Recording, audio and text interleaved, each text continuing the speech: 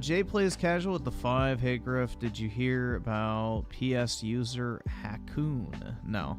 Getting his account and user data sold on the black market by a PS employee, and he got banned for speaking. I'd imagine he'd be able to get it back, so... But that's pretty wild.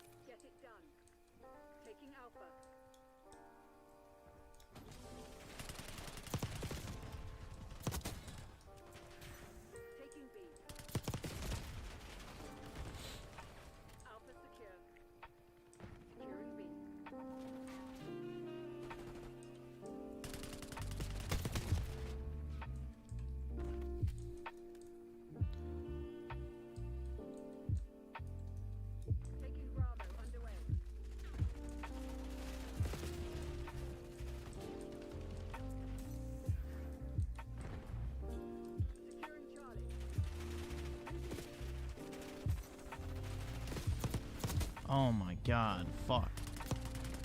Almost died. There we go.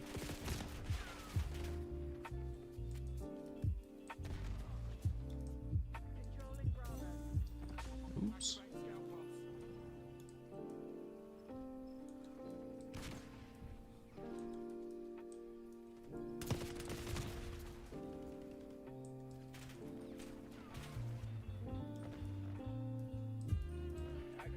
If you want me to, I'll switch to Final Fantasy Rebirth if you love it so much. I'm happy to do so, man. Just say the word.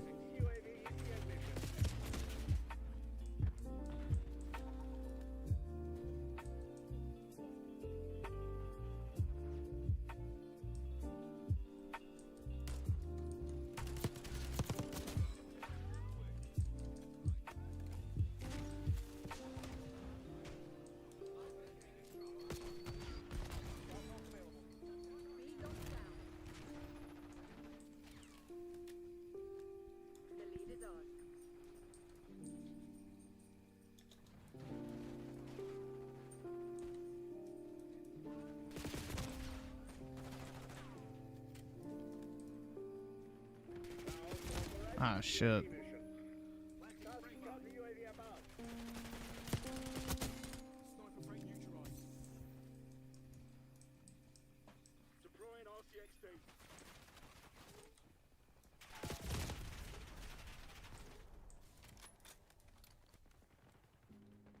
No, Trump has zero control over any form of media, whether it be movies, TV shows, the news, video game. None of that shit has any impact on who is the president. It's solely directed by who owns it. So unless like media companies are bought by right-wingers, nothing media related is going to change. In fact, it's probably going to get a lot worse. So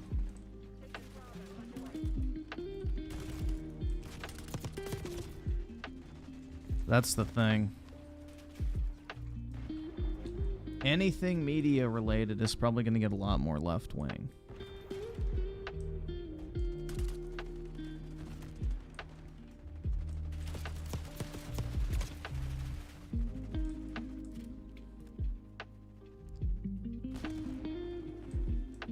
Not if they get rid of... Dude, you don't understand how BlackRock and Vanguard work.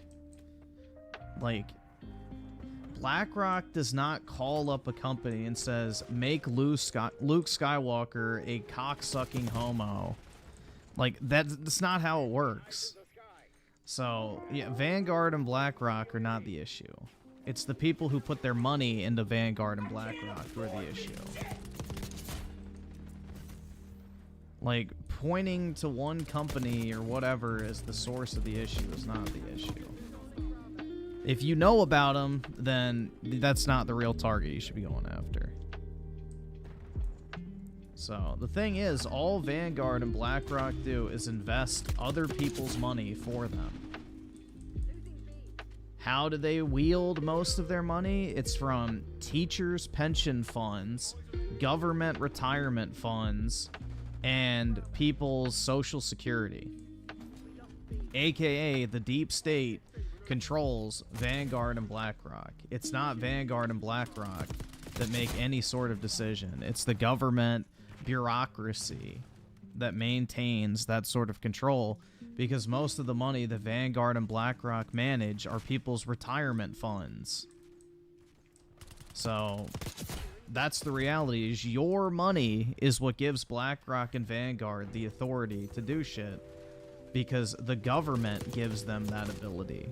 So it's not BlackRock and Vanguard, it is the bureaucracy in DC that makes these type of decisions. Vanguard and BlackRock are just an instrument that uses money in a way to boost up the stocks that play ball or not.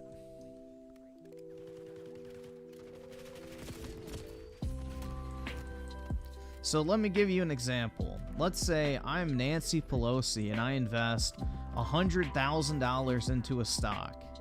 And, you know, the stock is like at $10. Well, Vanguard and BlackRock have hundreds of billions of dollars they can throw around. So let's say they stick $1 billion into that stock following her putting money into it. Well, what immediately happens is the price of that stock is going to skyrocket, allowing Nancy to cash out of that stock and make a fucking fortune, which then enriches the people who are actually in control of said investment firm. That is how those companies operate. It's not like, oh, well, if you make a fucking movie character gay, then we'll give you money. What it does is it allows for the transfer of wealth from normal people to the people who are on the inside, basically. So if you know where BlackRock is going to throw their money, and you can put your money into those investments before they do, you can make a fuckload of money. And that's how it operates. Which then allows you to take that money you made and put it into other stuff, rinse and repeat, and then buy up controlling stakes of large companies, along with other people who share a similar ideology.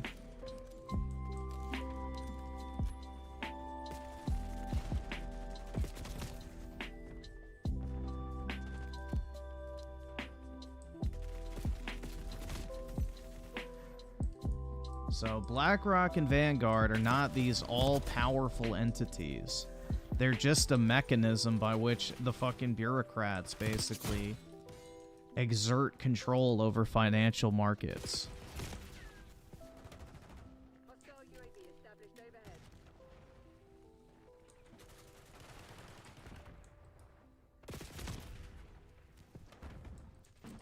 Because the reality is, if you truly believe, like, BlackRock is, like, this almighty and powerful entity that just makes money for everybody who's, like, a part of it, you can literally buy BlackRock stock, you can buy into BlackRock mutual funds or whatever, and have them manage your money for you.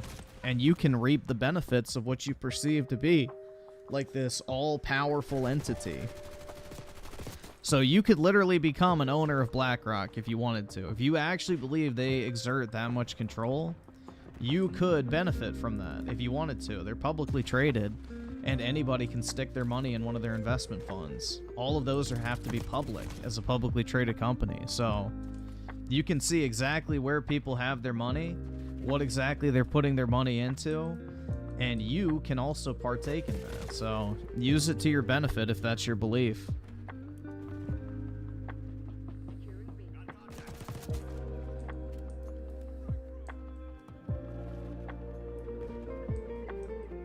So, yeah, it's not anything special. Like, people act like it's some sort of, like, fucking mysterious entity. It's like, no, everything they do is literally public. You can see every single investment they make, whether it be 3 cents or $3 billion. It doesn't matter what it is, bro. They have to file it. If their balance sheet doesn't line up, then you could fucking sue the shit out of them. So, yeah, no. It's like, I don't understand, like, yes, it's an instrument that people use, but it's not like this omnipotent fucking, you know, almighty company that makes every decision in the world. That is a misplaced theory. Theoretically, if you put enough money into BlackRock, you could tell them to not do ESG shit, but you'd have to have a controlling stake. But yeah, it's all the people in like the fucking deep state that have given BlackRock and Vanguard direct control over things like retirement funds, pension funds, 401ks, Social Security, all that type of shit. So those are the people that enable BlackRock and Vanguard to have any sort of control. And then in return, BlackRock manages their money for them and makes them money along the way. So, again, this is just an instrument. It's not the decision maker. Because there's a million smaller scale BlackRocks out there too that do the exact same thing. It's just that's one of the biggest ones. So it gets the most attention.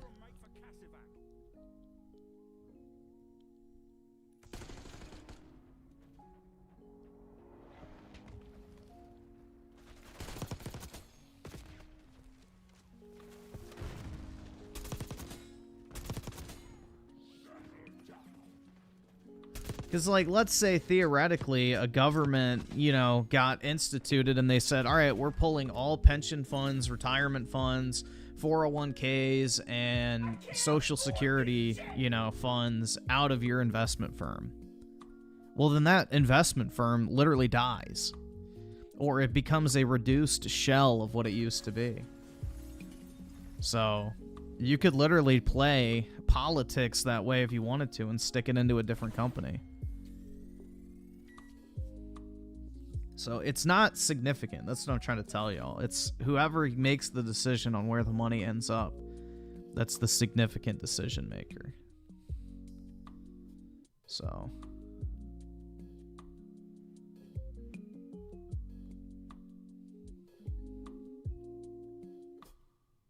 What's the point of Doge then if BlackRock can't?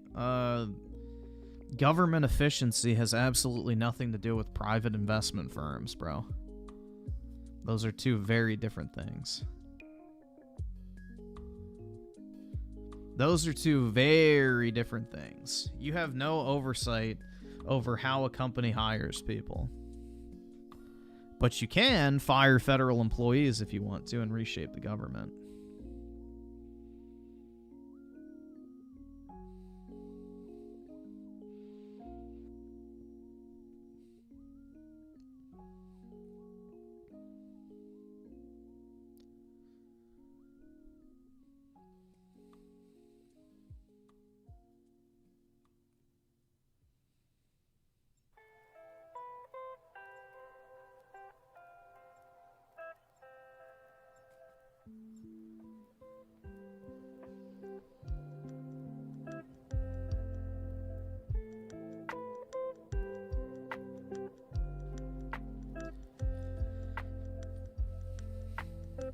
If Chad combines all their money with Griffin, we still wouldn't have enough to start an empire because the majority of us are broke. Yeah, probably. If y'all don't have any savings, then yeah. Money is power, guys, so.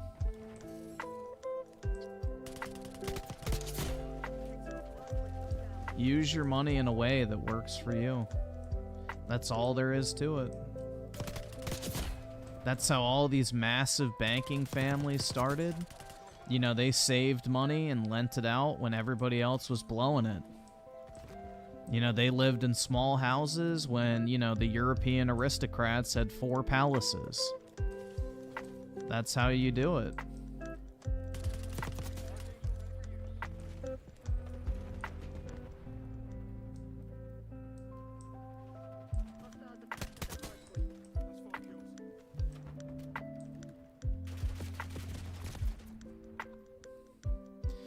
You have 3K in savings? That's respectable. Most people don't, so keep it up, man. Most people do not even have that. Most people don't even have enough money to cover a $1,000 medical expense. It would absolutely devastate them financially.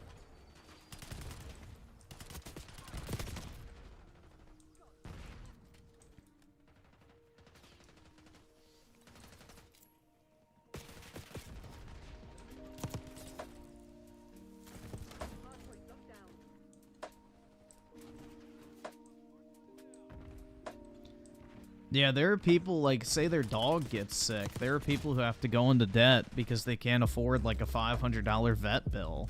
Like, it's crazy, man.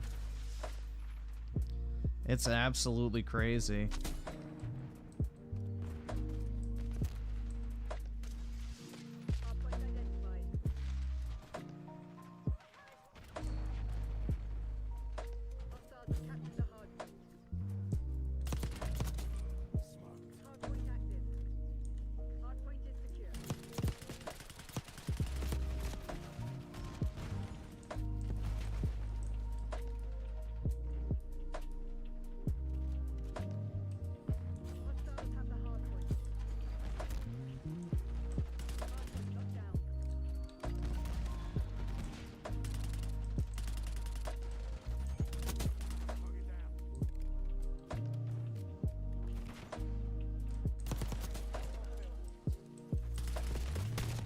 Shit.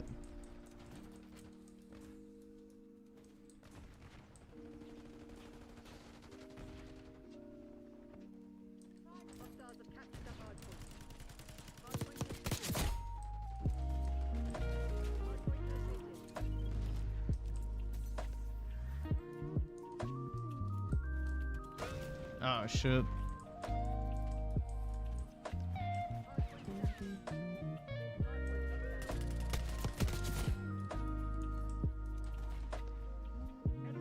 Yeah, well, that's what everybody says until it's their pet that gets sick. So.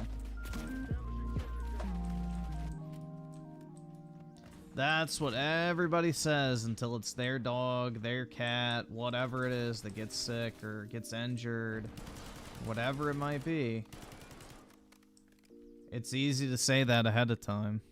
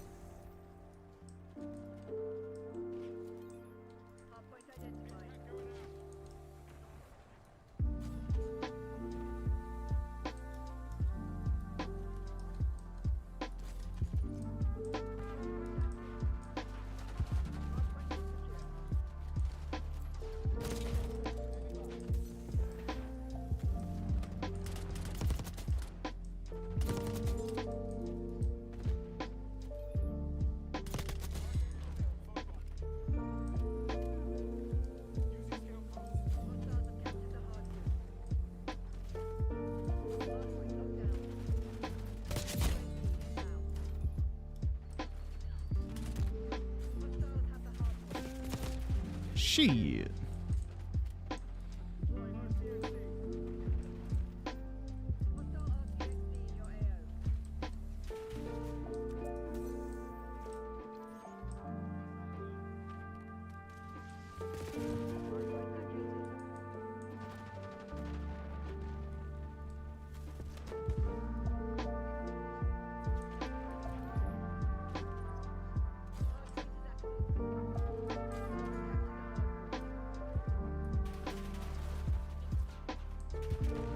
Nah, pet insurance is a waste of money. It rarely ever actually covers anything. It's an absolute bitch to actually get paid out on it, apparently.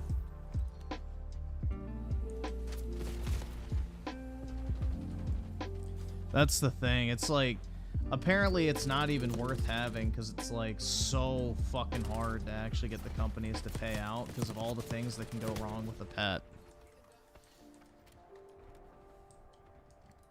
So, I mean, the thing is, when you get a dog, you just have to expect that you're gonna have to pay probably around $1,100 a year, and miscellaneous medical expenses just to be safe. Because, like, even if I go for a well visit for, you know, the dog to go get him his shots every year or whatever that you have to have, it's like $200 to $300, depending on how many he needs to get, minimum. Then if it's a sick visit, it's another $200. Then you're gonna have to, you know, pay for like grooming and all that type of shit too on top of it. So it's not cheap to have an animal.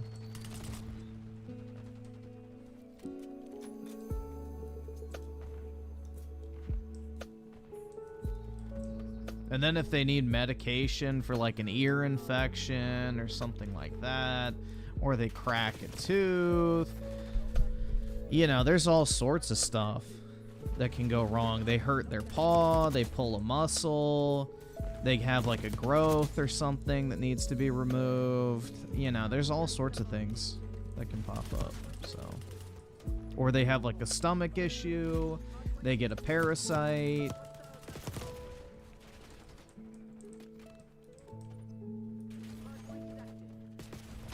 So it's not cheap.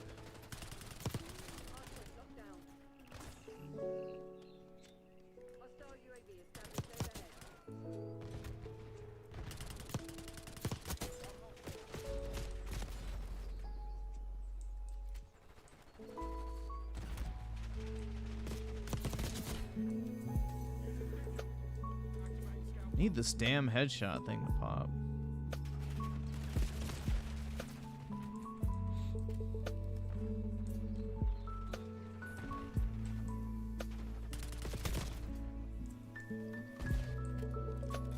Everybody should max out a Roth IRA. That should be your first priority the minute you get paid, is to make your contribution to your Roth IRA and max that out every single year. No matter what. Before you put money in a 401k, before you put money in anything else, max out your Roth IRA every single year.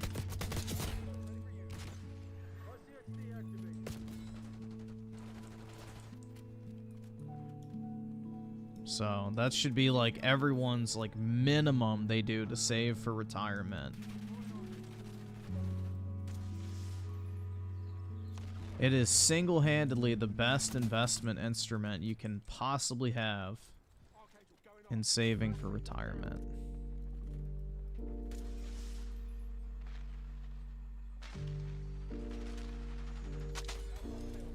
Ooh, nice. A quad feed.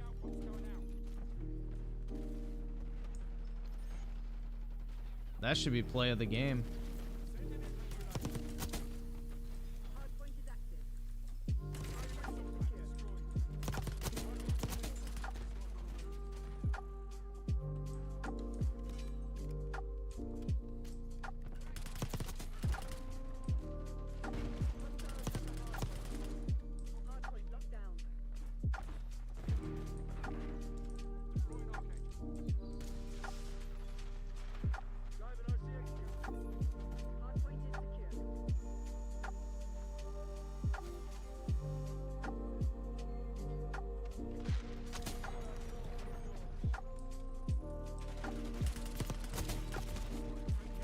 Shit, I should have just fired.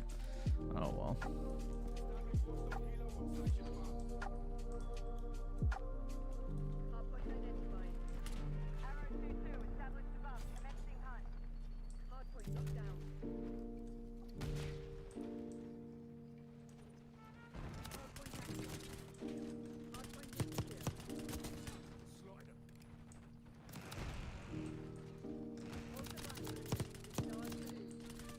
Nah, I'm not buying the battle passes, so I don't really care about Season 1.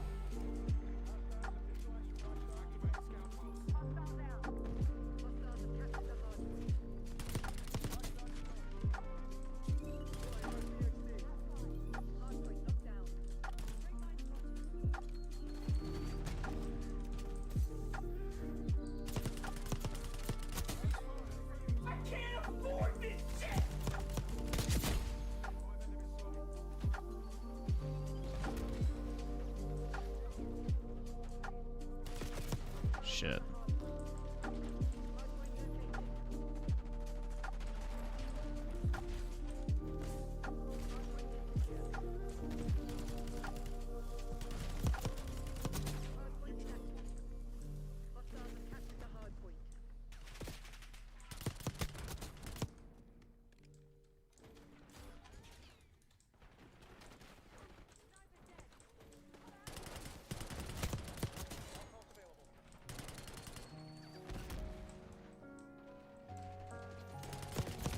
Shit.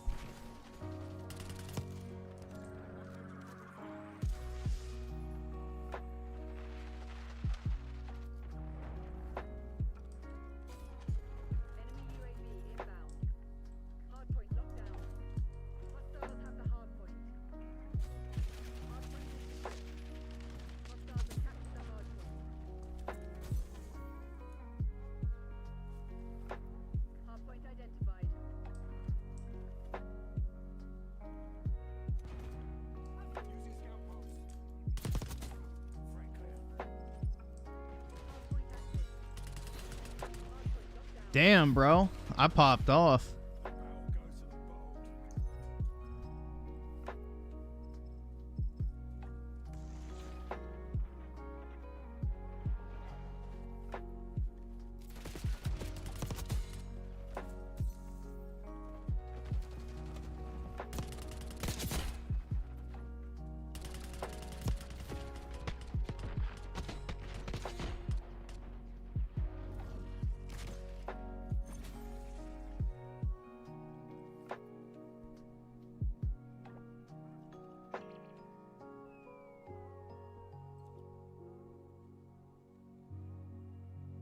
I don't know why they make all the women in these games fucking hideous, dude. They would sell so many more skins if they actually made them attractive. It makes no fucking sense other than the fucking woke bullshit, but still, it's like, why would you make ugly women in a video game? I don't get it.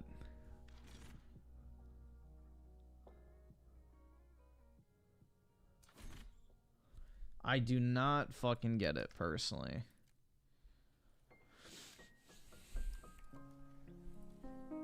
I really do not. But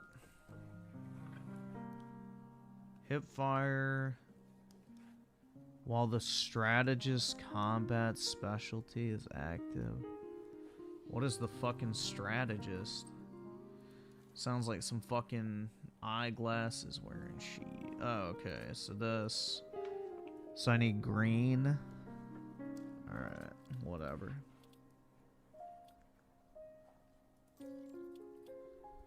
Perk.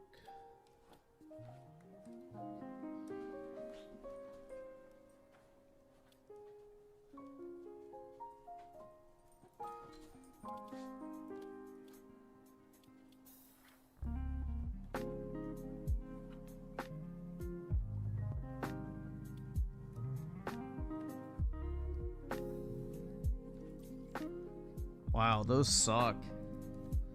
Oh well.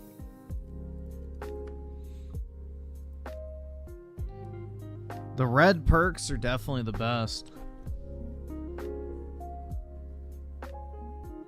Let's see. Let me read these super chats. So, Claus Mr. the 50, to the surprise of no one, Democrat women prove conservative men and women right by showing abortion is a commodity. Well, it's a choice. You don't need it. It's literally just a fucking optional procedure. If you don't get pregnant, there's no need for it. So it's kind of ironic. Women are directly proving the very thing they claim to need is not necessary.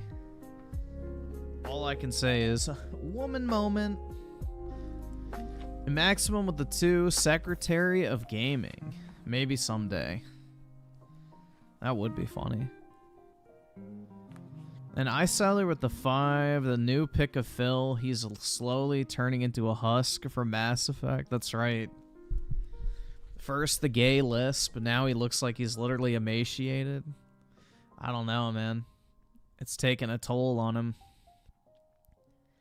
And May 1st burst with the 5. I'm going to a Rebirth concert this week. No other media franchise can compete with Final Fantasy music.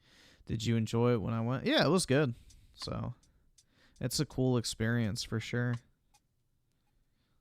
You'll probably see a lot of cosplayers. Yikes. But yeah, it was a good time.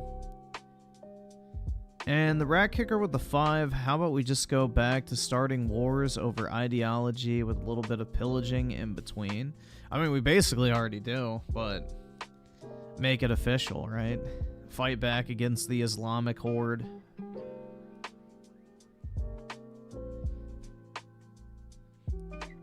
In May 1st burst with the 5, the establishment is not going to like Tulsi being director of intelligence. Hopefully she survives. Yeah, I think she'll be alright. The big one is the CIA appointment. So I'm guessing he's saving the RFK appointment for sometime either this week or next.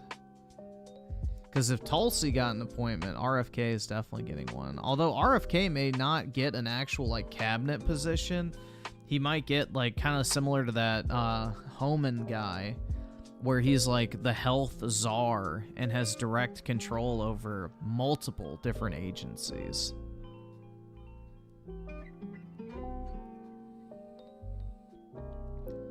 So that might be the thing, is he comes in and has like basically the president's authority over specific agencies instead of being an actual cabinet member, which is technically better because you don't have to be confirmed.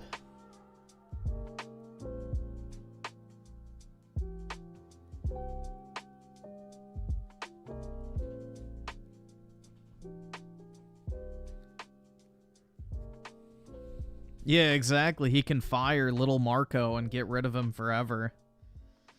And then, you know, I heard Trump's daughter-in-law, Laura, is going to be the replacement for the Senate, which would be really cool.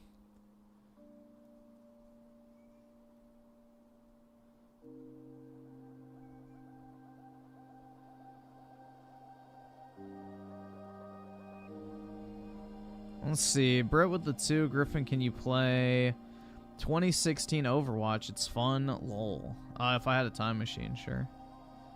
And Oski Woski with the 5, play Reaper, please. Oh, we can maybe switch a little bit. Possibly. And Juan with the 5, sup all you. Where is that?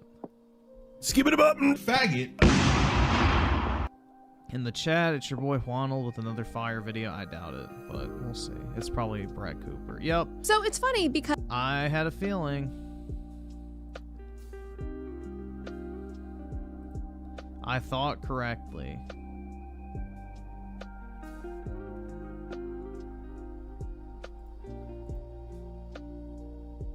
Fem Shapiro.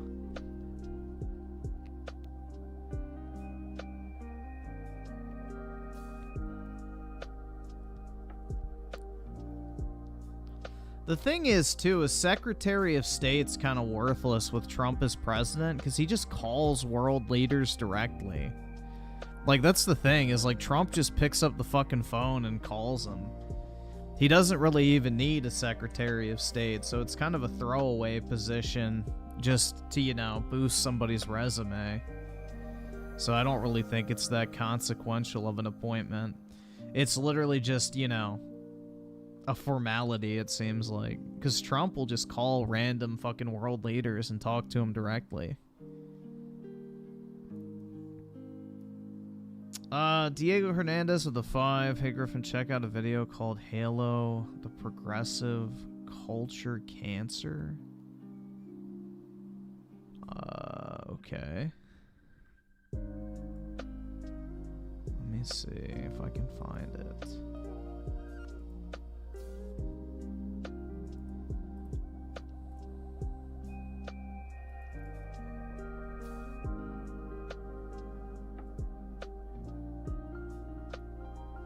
Okay, yeah, I got it.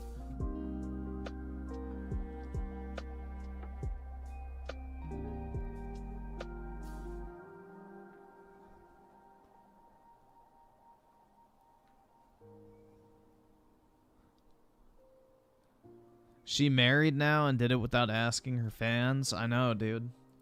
I had a special bank account set aside for the day that I was ready to buy the engagement ring to propose to her myself, and then all of a sudden, man, It just destroyed my entire world. Out of nowhere, she's engaged. Like, what the fuck?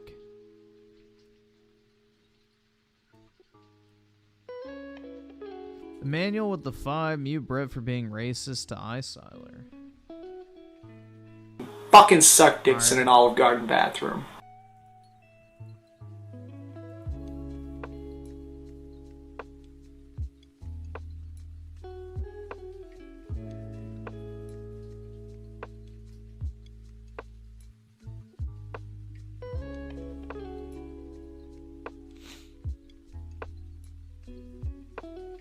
Yeah, the thing is any job in the Trump administration, you're literally just, you know, basically stepping in for when Trump doesn't want to do it himself, essentially, because Trump is very hands-on with everything.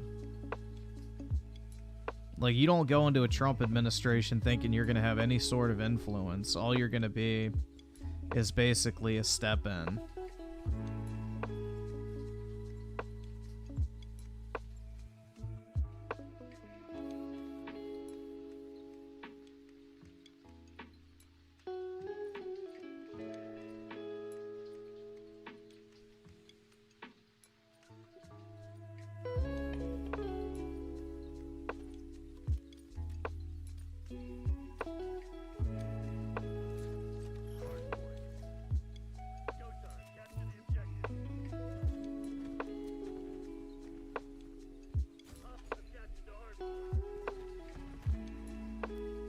Grab her by the pussy? Who are we grabbing, man?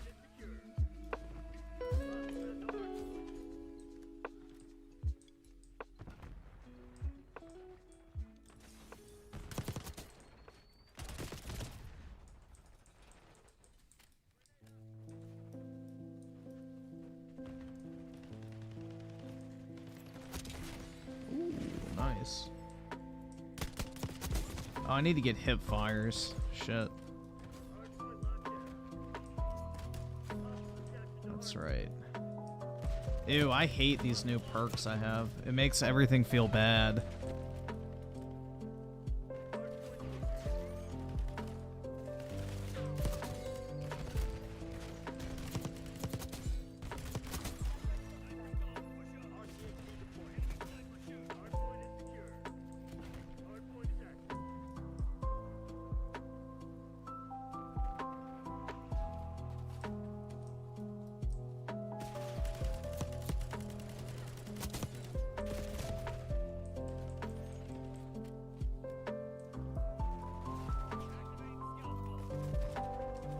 Yeah, I hate most of the operators. This is the only one I don't mind. They're all ugly or diverse.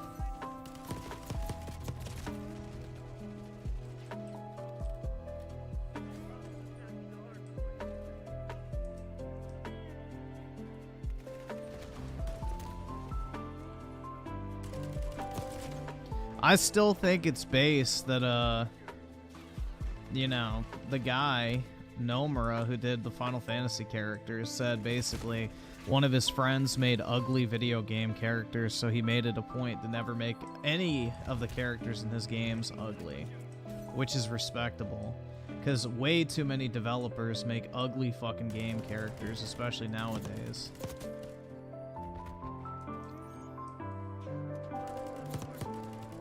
Nobody wants to look at fugly ass fucking women and crusty ass looking dudes, bro. I don't know.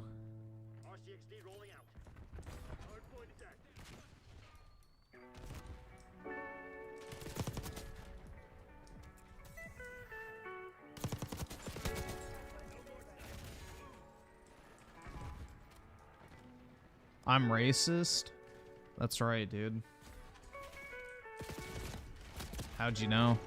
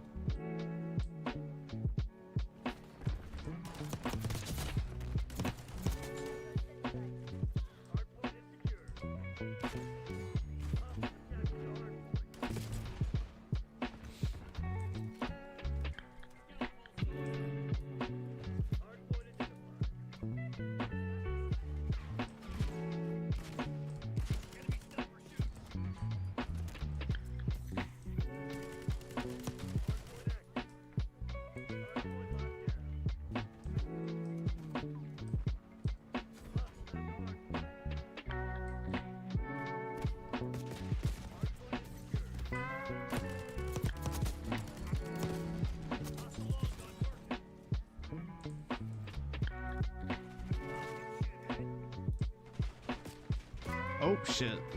I got stuck on that railing.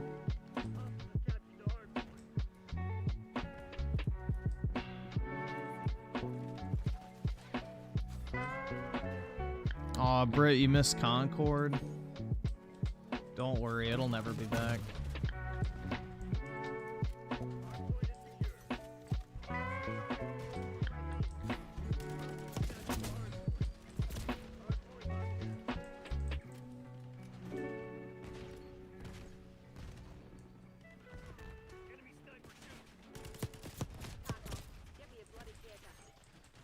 Anime figures are for weirdos? Yeah, I don't like anime figures.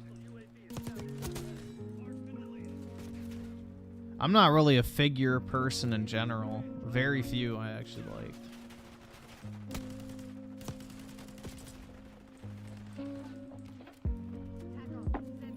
Nah, action figures are fucking hideous, dude, with like the joints and stuff. They look bad. I hate action figures personally.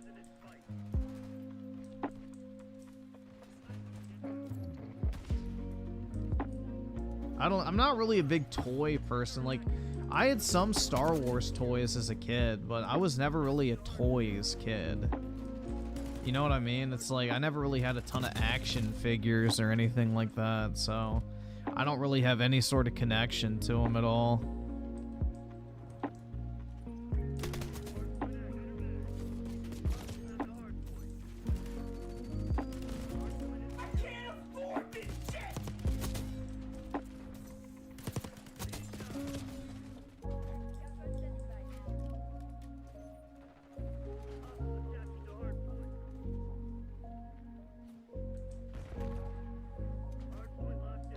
Yeah, I had Legos as a kid. I had, like, when I was really young, I had, like, this massive set of, like, wooden blocks that I would build shit with.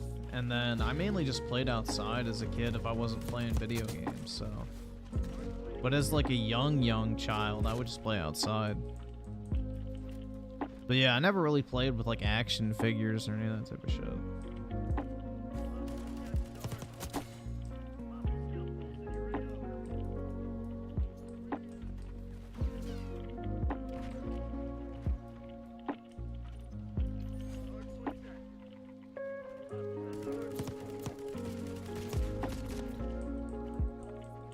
I didn't really like Legos that much because it was like, okay, you built it once and then what? That was it.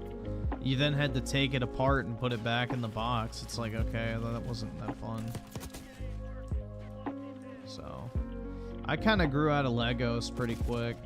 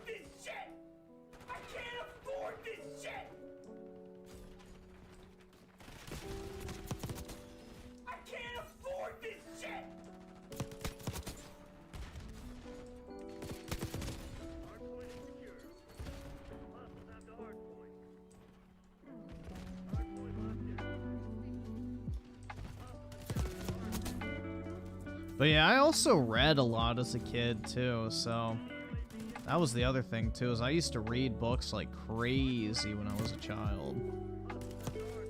So I used to be able to like speed read. I could get through a book in a day, no problem.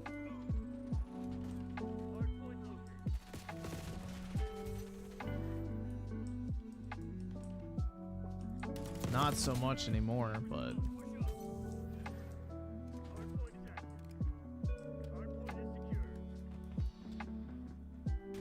I can't read as fast as I used to.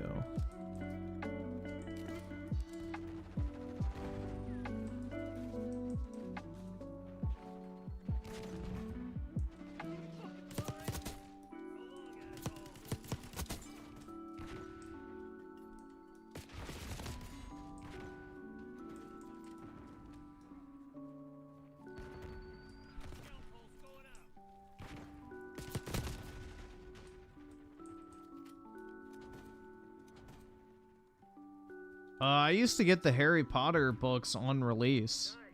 Like, I remember I got the last one like a week early. They accidentally shipped it out early to my house. And it said, like, do not open before whatever date. And yeah, I opened it, because who fucking cares? But yeah, I got the last one like a week early.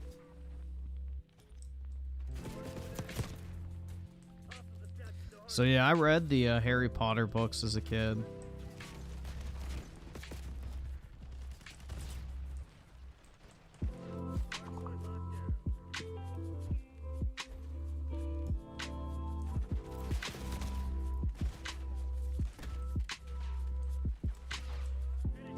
I may not have ever gotten the video game early, but I got the last Harry Potter book early, so I guess that's something, right?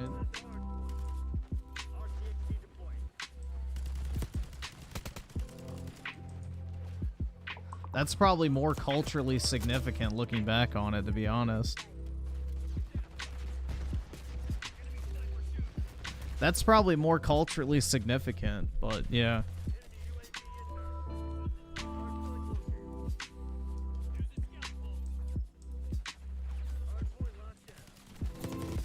If I had a YouTube channel back then, I could have made a fuckload of money spoiling it.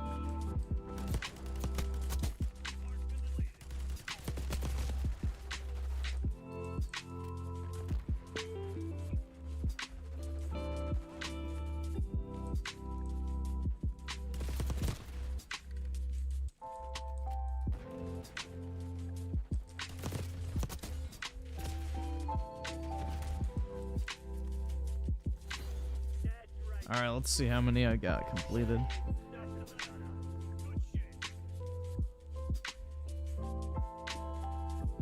Let's see. So 88 Krager with the 5. Look at who Trump is picking for his cabinet. What happened to draining the swamp? What do you mean? The people he's picking are very good for draining the swamp. Which one in particular are you talking about? And Mr. Kill Jr. with the 5. I'm Catholic, so I actually like saint and archangel figures. Nobody can say Archangel Michael stepping on the devil isn't badass. Fair enough, man. And Icyler with the 5. Speaking of Legos, Horizon is getting scorched. Around a 60 meta. All complaints, it's too short, don't play those, so yeah. That's because the original Horizon has 0 actual fucking content. Horizon is a slop tier movie game that has 0 actual substance. It's a boring, walking sim, Ubisoft clone with way too much dialogue and a lukewarm fucking story, so it's not surprising. Because those Lego games, think about it, they take entire Star Wars sagas and boil it down to like little slop missions and stuff. So there's like hardly any material to work with Horizon because most of it's filler. So that makes sense. There's not much substance to a Horizon game. It's all dialogue, cutscenes, and fucking Ubisoft shit. That's not surprising at all to hear.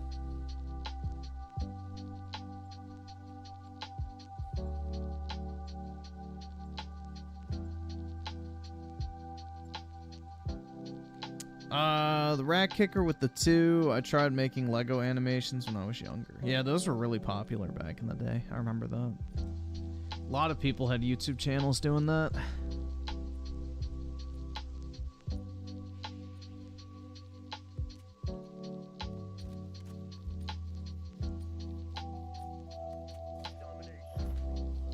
Yeah, basically Horizon is like Avatar in Ubisoft game format. That's literally Horizon, is beautiful visuals, great special effects, shitty story with a Ubisoft open world like format. That's it. There's like no actual substance to it. It's just visual porn with a bunch of filler. It was a graphical showcase title, and that's it.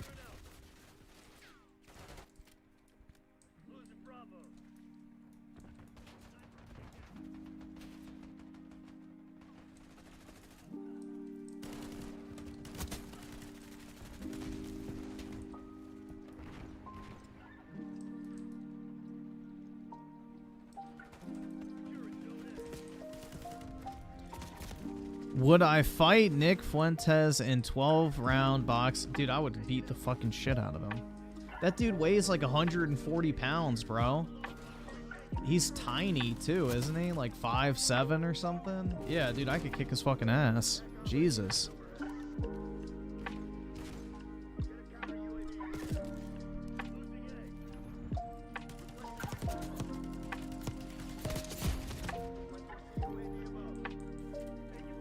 He'd pepper spray me? Oh no!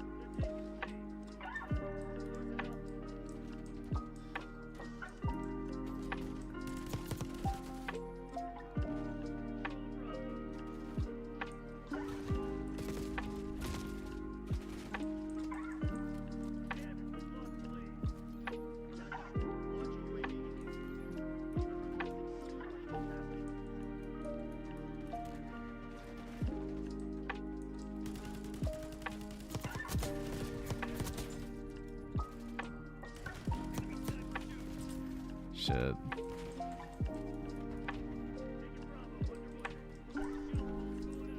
I don't have the hands? I don't know, bro. I think I could do it.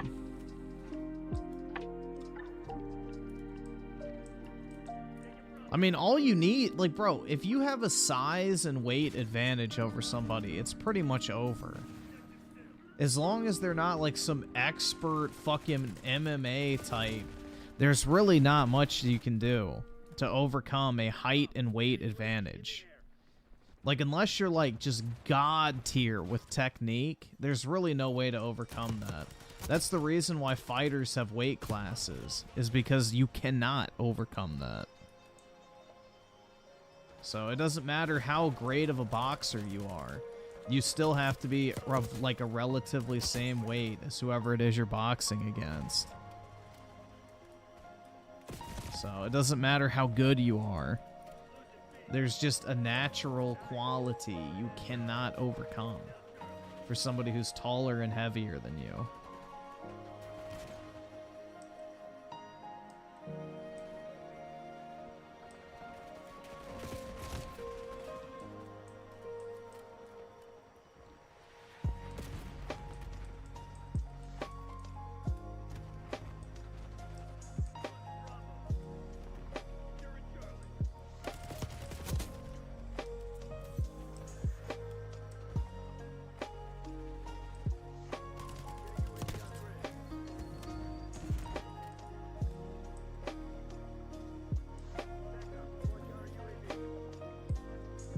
No, Boogie would be easy because he's morbidly obese. That's different. I'm talking about people who are like of a normal weight.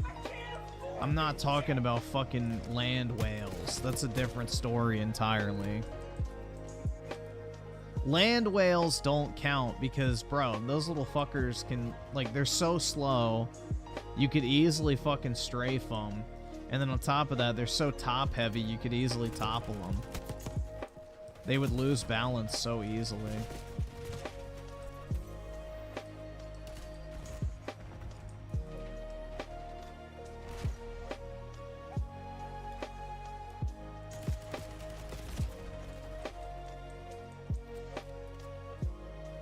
If Boogie charged you, you wouldn't have it. Yes, you would. You'd have 10 minutes to step out of the way.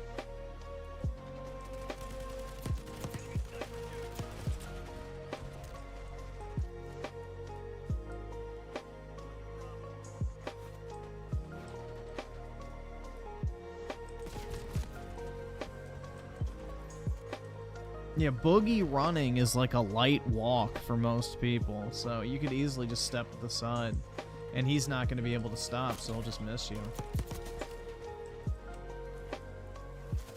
It'll be like those boss fights where the boss charges you, and then they hit the wall and then get stunned.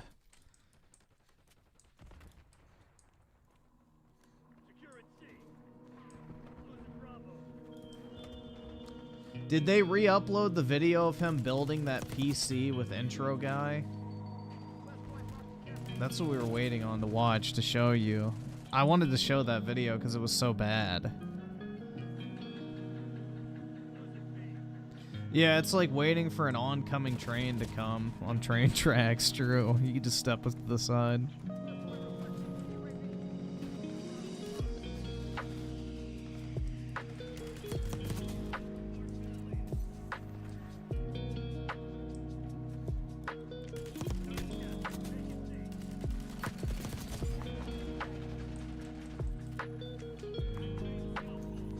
Dude, I'm just hip firing and I'm still positive. That's kind of crazy.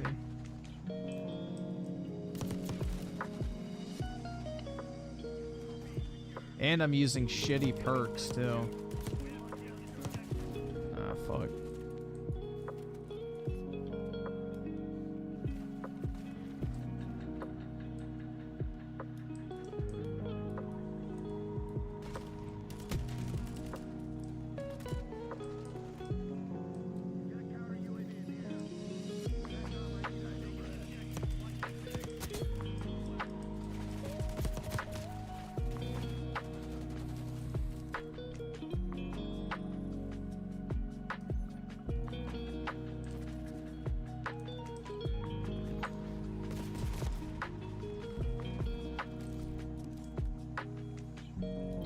Did I watch the video of Mr. Beast, Logan Paul, and KSI in a pod? No. I don't really care for any of those three.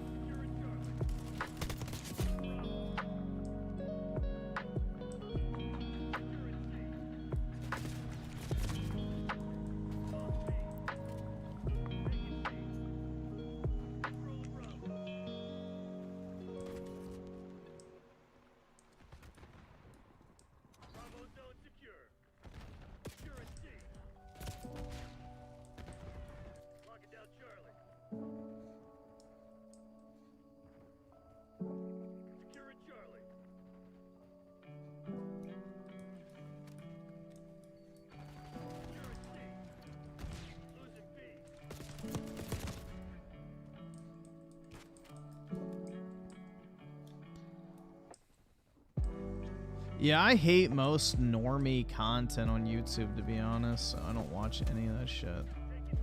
I've never watched a full Mr. Beast video, and I'm proud of that fact.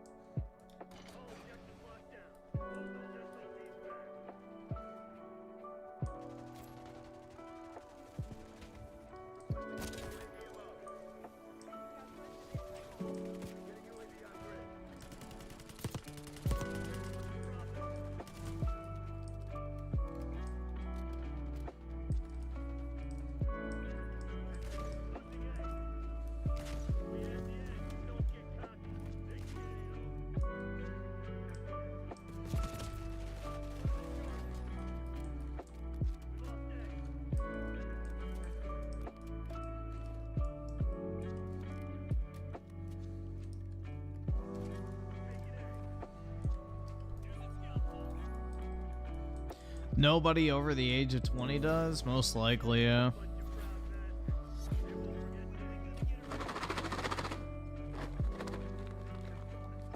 don't know. There's just nothing interesting about. In this video, whoever can leave their hand on a stack of money wins it. It's like so fucking gay. I don't know.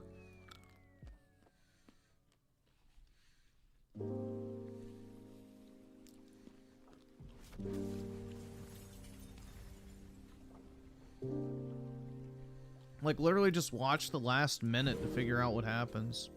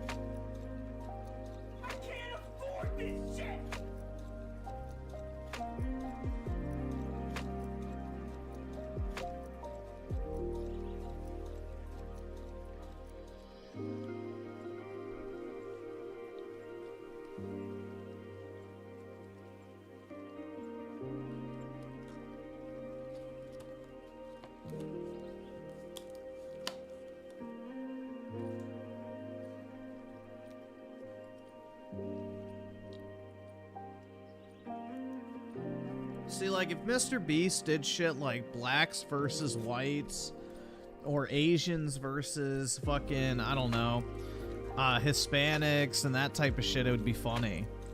Like, that would be genuinely entertaining. But like, oh my god, your favorite Goy Slop content creator versus your favorite Goy Slop content creator.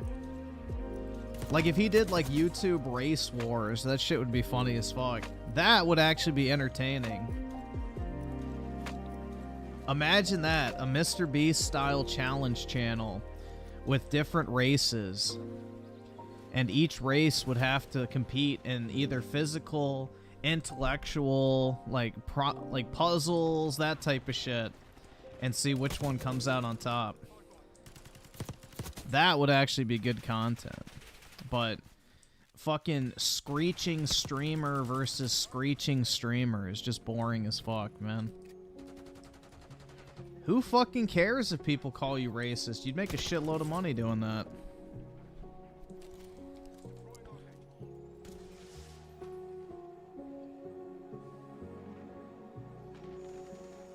They call him a pedophile defender now anyway, so what's the big deal?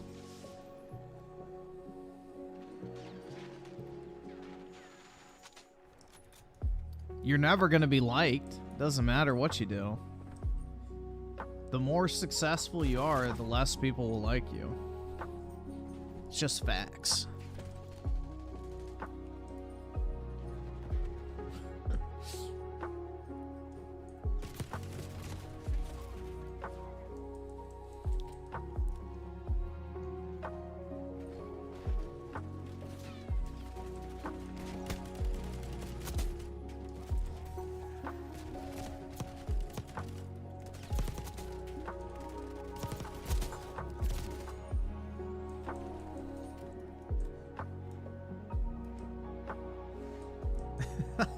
The first episode could be understanding the concept of per capita.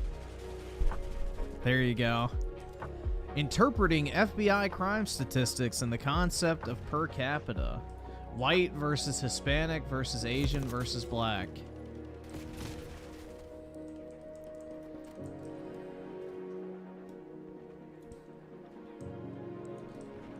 There's your video.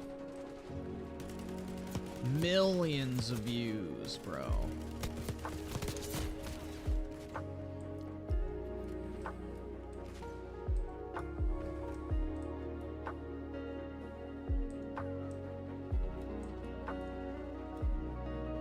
Billions of views? Possibly. More than Gangnam Style, bro.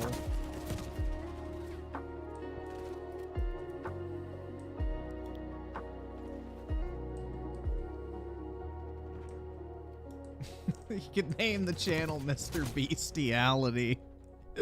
Bro, that would actually be fucking funny. Mr. Bestiality, and it's like race war content. Obviously, the white women would win. There you go.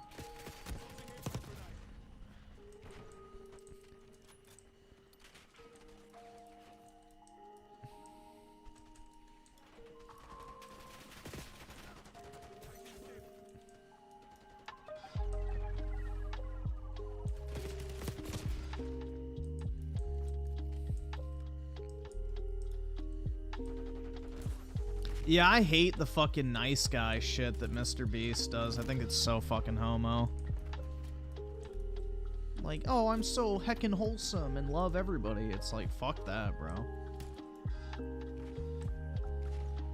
You're not a real person.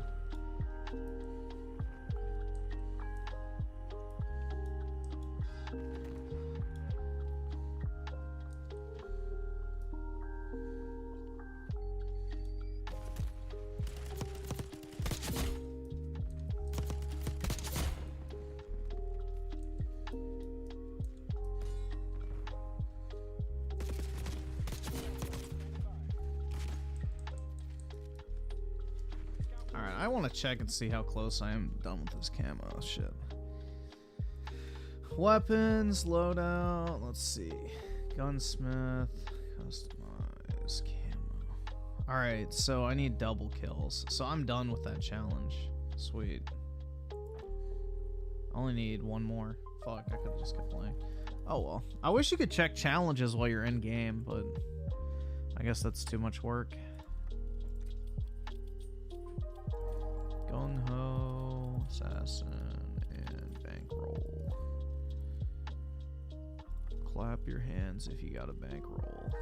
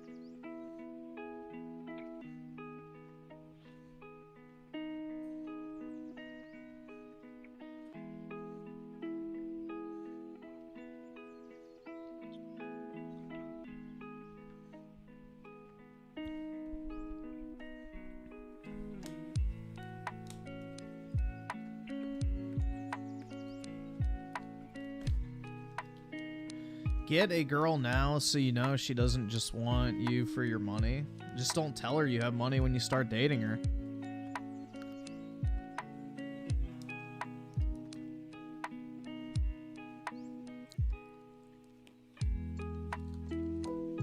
How the fuck would a girl know you have money unless you tell her you have money?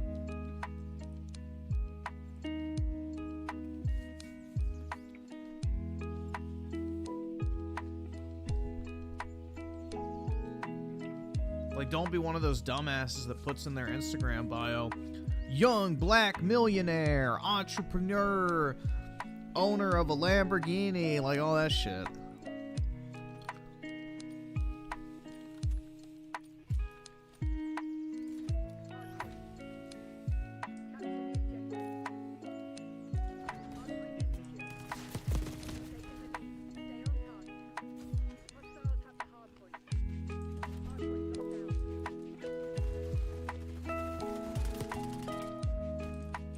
People only know about as much about you as you tell them, so just don't tell them.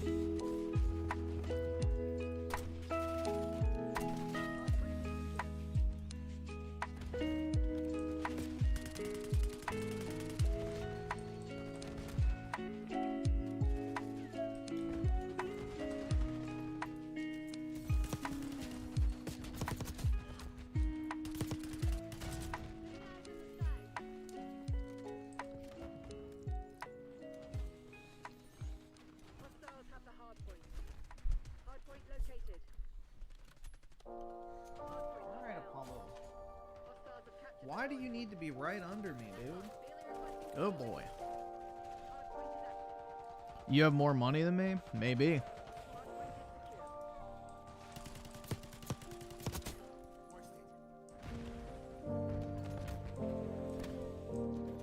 Bro, it's actually crazy. I just checked something like the other day. Apparently, I have like all these Evolving Skies like Costco bundles that came with like an Evolving Skies ETB and like a Pokemon 10 that I got for 30 bucks at Costco each. They literally are going for $200+ now with shipping. So I have 94 of them, which I paid 30 bucks a piece for. And now they're worth over $200 each. It's like fucking insane, man. I've got like almost 20 grand worth of fucking Pokemon boxes just in that alone. So, that shit's insane, man. I've only had them for like 2 years too, so that's like an insane ROI.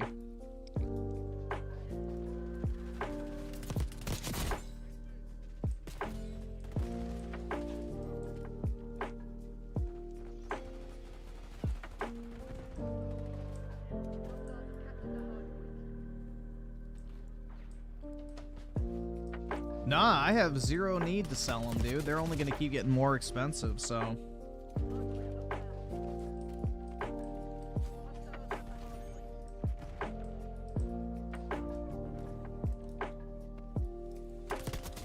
The more people open of them, the more they cost, so.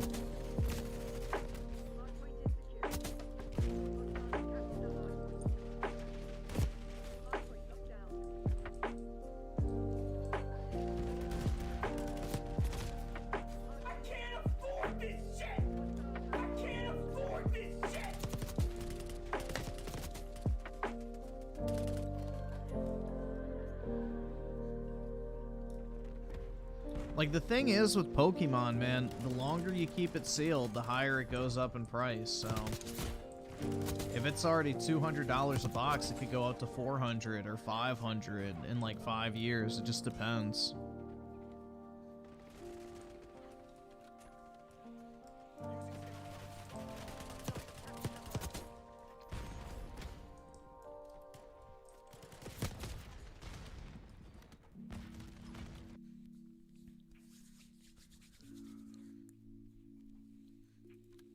Let's see, so weapons.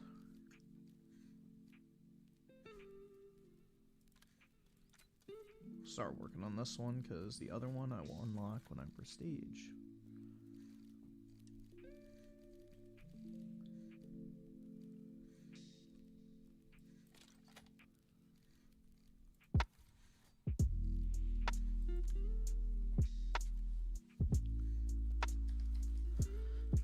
Alrighty.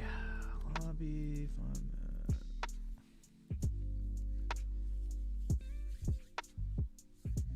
let's see, Icyler with the 5. Colt has been in the Twilight Zone all day. Uh-oh.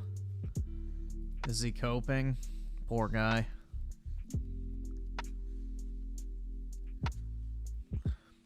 Exclusives as we knew it are changing. PlayStation 4 Chan leak says Sony's confirming a partnership to port their games into Nintendo platforms. Do you believe this?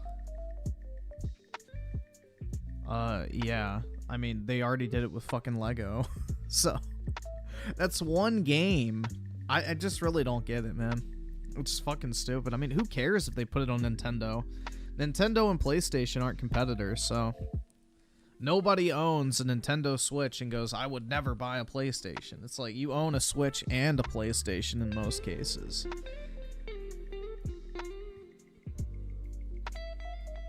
Most people who have a Switch also own a PS5, so, or a PS4, whichever one, but yeah.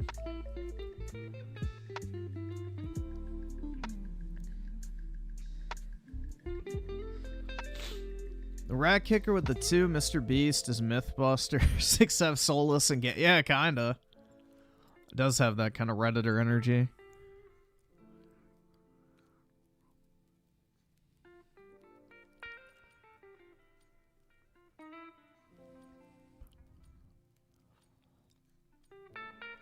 I am 27 like Griffin. Hopefully you aren't single like me. Or an incel virgin loser, dude. The sexually frustrated edgelords like Griffin Gaming love it. Hey, Griffin, you're pushing 30 and saving yourself for marriage? You know what I call that? You're a fucking incel who just can't get any. Griffin. Yeah, hopefully you don't fall into that camp, man.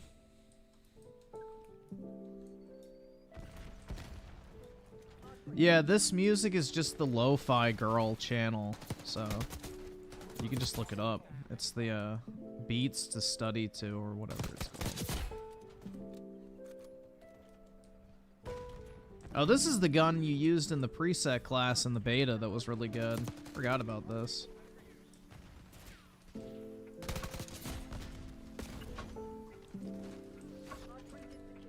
Is the Christmas lo-fi one live? I can switch it to that. I just have this one like bookmarked, so I just click on it whenever I open a Chrome tab.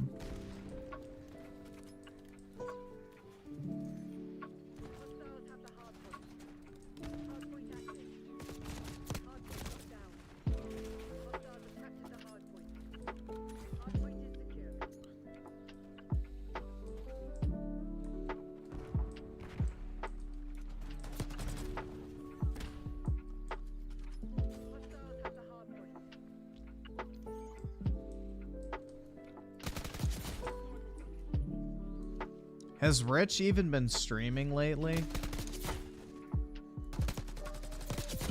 Considering he closed his main channel down to focus on his live streaming, he doesn't seem to do much of it.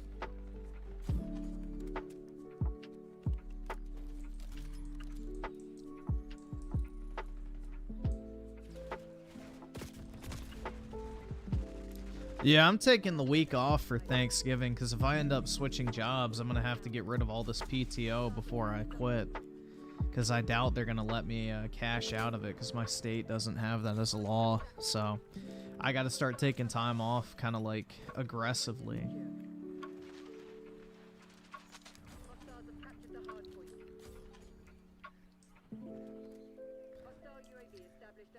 He streamed last night and watched more film. Oh, Jesus, bro. Fucking sad.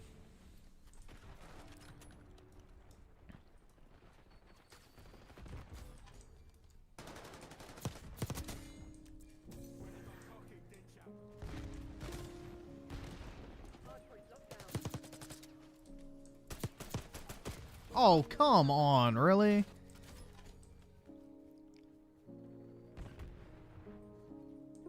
No, I'll still be streaming. I just am taking PTO off from work to burn my balance, because if I leave this company, I won't be able to take it with me, so might as well get paid to do absolutely nothing. And at least I can sleep in, I guess. But I'm not, like, going anywhere or doing anything. I'm just taking time off, because I have, like, 7 weeks worth of time off already.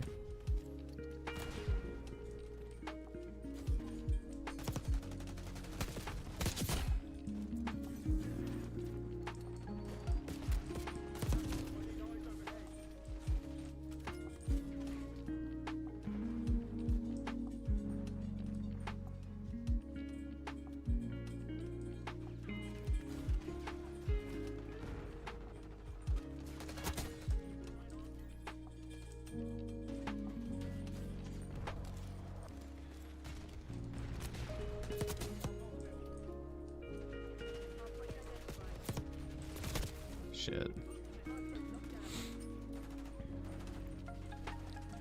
No, I'm not quitting my job to do a passion. I'm quitting my job because I haven't been promoted in 2 years, so it's time to find a different position at a different company. Because it'll be at least another year before I'm up for promotion again, so the only natural thing to do now is switch jobs, so I gotta apply to some different places.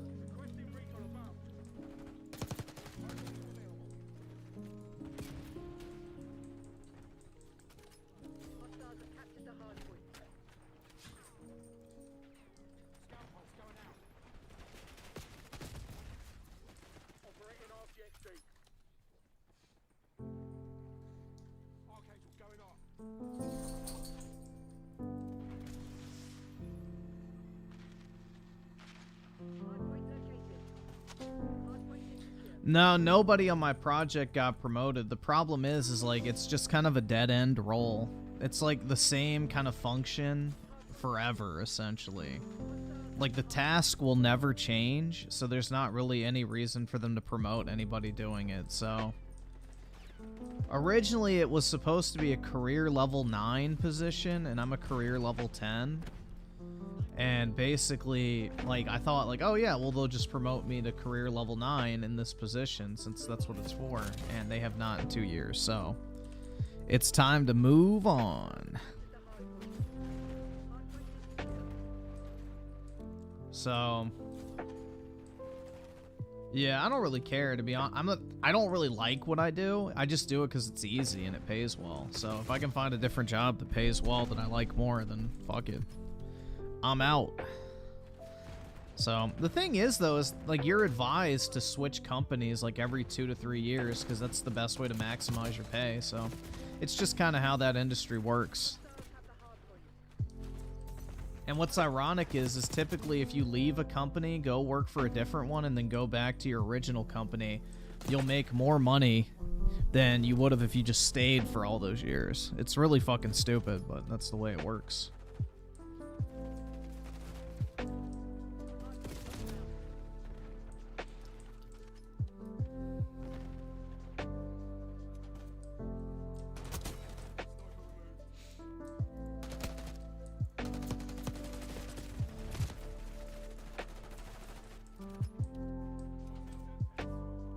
But yeah, I'll see. I gotta, I guess, like, touch up my resume and shit. But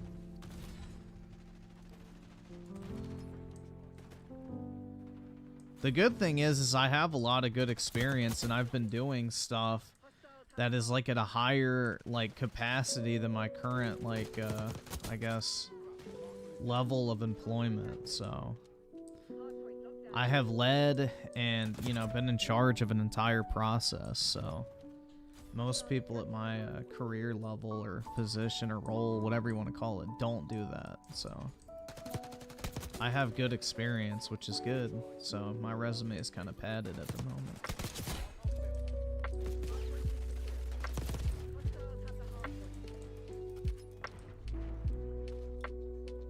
We'll almost likely have to look at Excel all day regardless of what I do. It's just I want to get paid more money to do it. Especially because they want me to pick up the job of that one person that just left my team too. It's like, yeah, fuck that. You want me to do another person's work and you're not paying me more or even promoting me? No thanks. Like now I really have no incentive to stay. So yeah, I'm gonna just see like what type of jobs and stuff are out there and then hop on over to a different company possibly.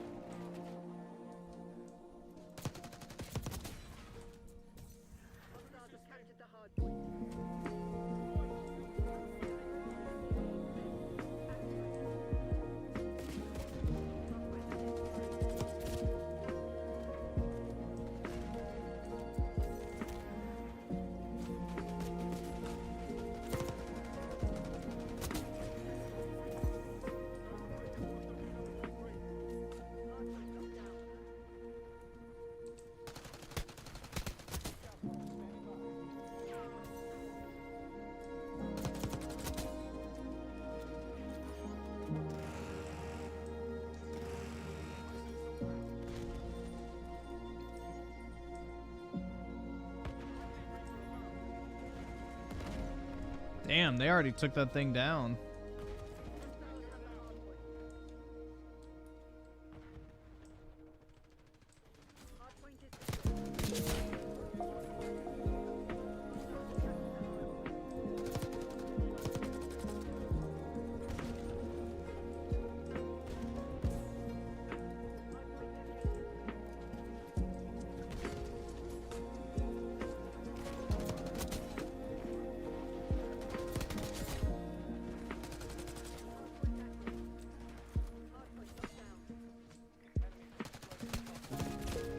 I like this SMG though, it's really good.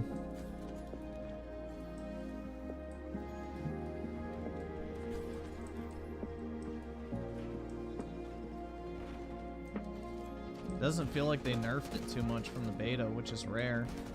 Because typically they have like an OP-ass SMG in every single beta, and then they fucking nerf the shit out of it. Let's see. I hit somebody? Yes. 2.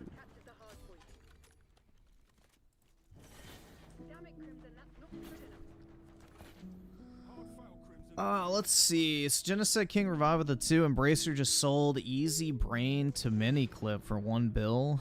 What is Easy Brain? That sounds like the site to get some fucking sloppy top. I don't know. What is Easy Brain?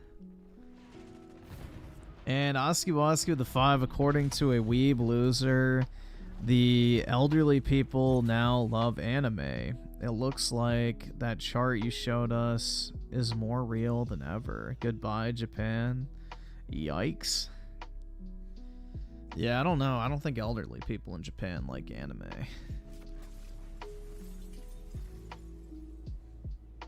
But Japan, I think, what? There's like 40% of their population's over the age of 60 or something. It's pretty insane. And CIA with the 2, replaying 7 remake before I replay Peak Birth. Nice, man. Very cool.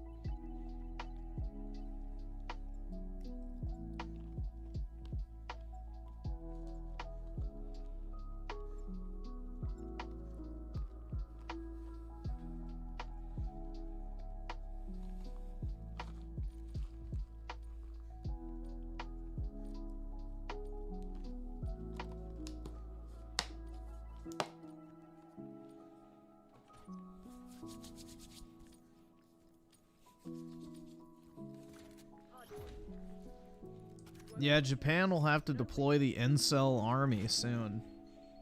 They'll just start rounding up a bunch of, you know, weebed out white dudes and just, you know, assign them state-mandated girlfriends to repopulate the island.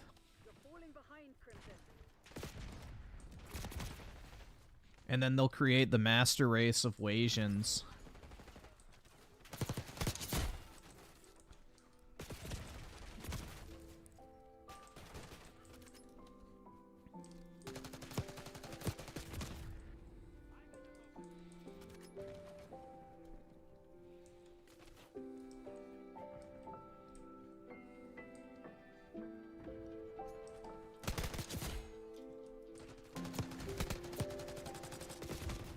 That or they'll just start breeding people in like fucking labs.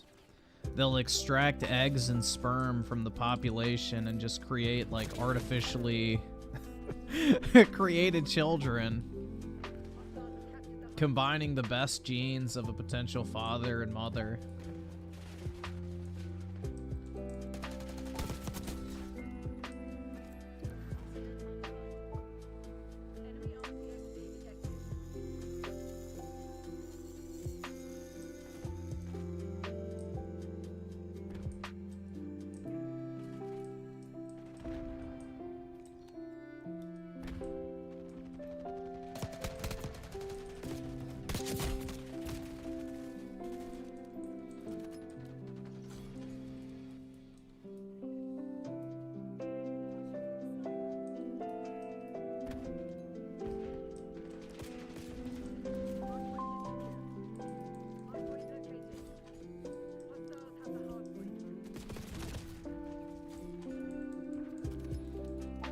You volunteer? Well, just go take a trip over to Japan and try to wife up some Japanese chick. Bro, Japanese women in a lot of cases will pay Western men to take them on dates. Because they're so desperate for a husband.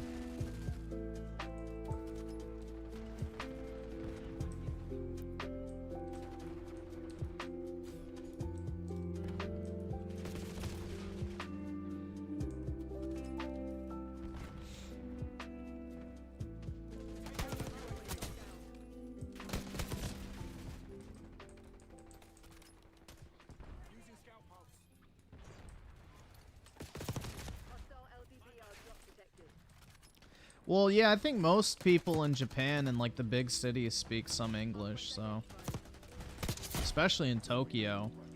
English is like a standard language taught in all of Japan, so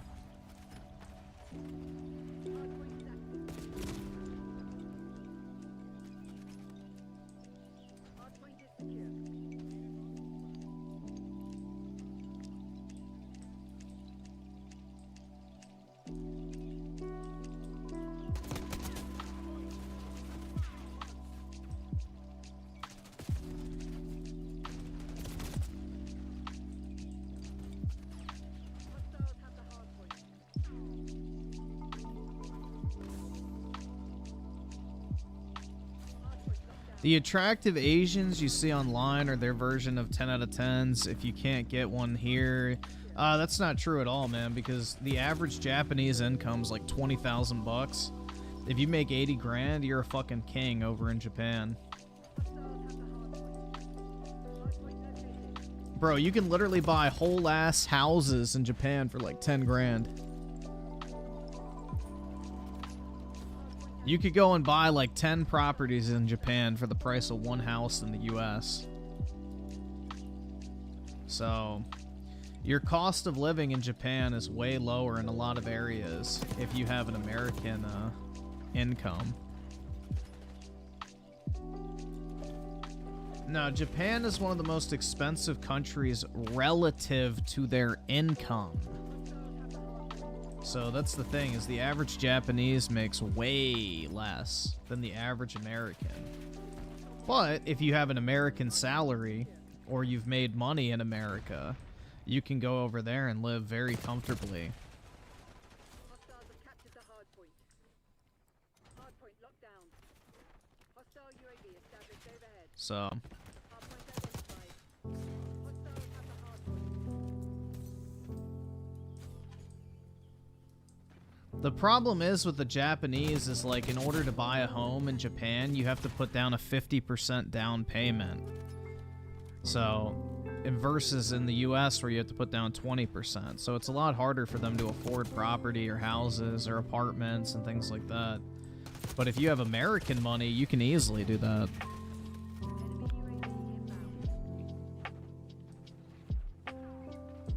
I think PewDiePie did it because he got sick of getting recognized, not to mention Europe is a fucking shithole nowadays.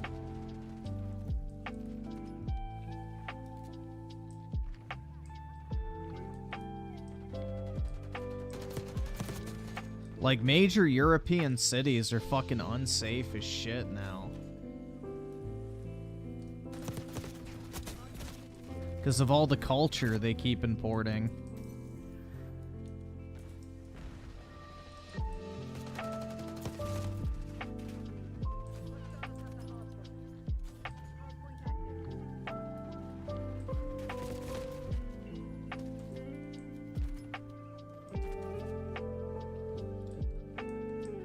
Yeah, what is it? Like every hour there's multiple rapes now in London alone? Incredible, man. Every hour there's multiple rapes in London reported. Think of all the ones that aren't reported. Hostile UAV established overhead. No, he lived in Britain.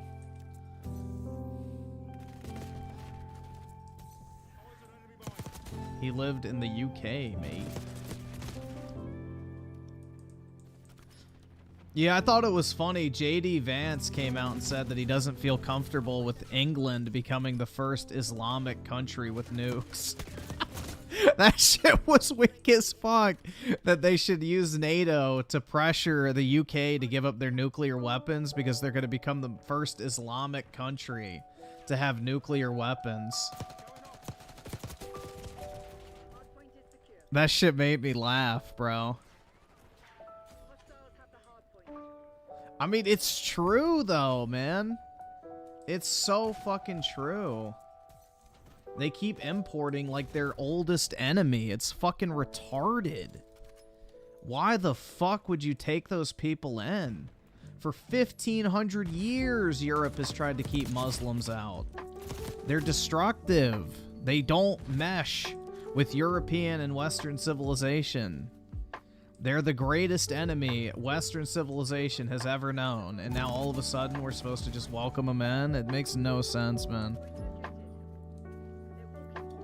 They're not interested in sharing. Hardpoint is secure. Yeah, they refuse to integrate. They want the natives to integrate. Hostile RCXD in your AO.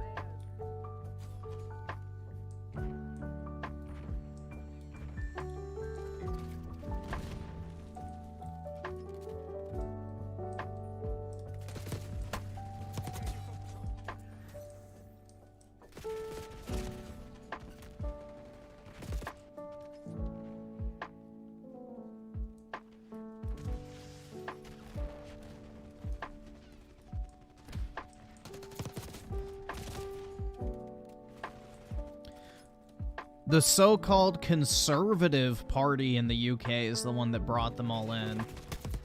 Because of the decreasing population.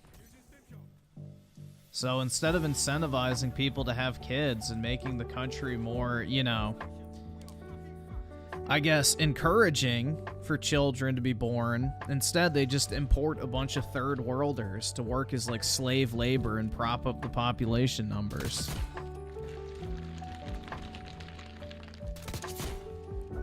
So the so-called conservatives of the United Kingdom are the one that's imported all the Pakistanis, the Indians, and the Syrian refugees.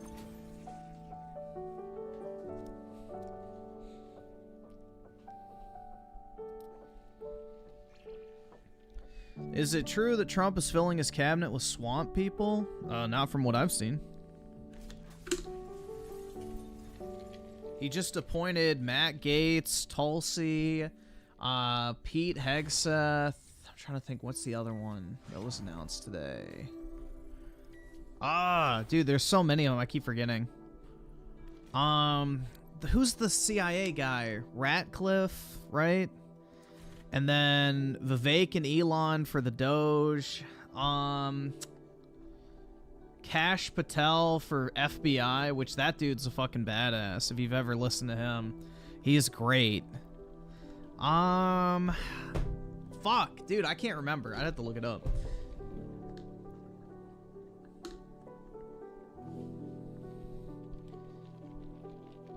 Marco Rubio hasn't been confirmed yet, I believe, right? Has Trump actually posted him? Until Trump announces it on Truth, don't believe it. He deliberately leaks shit.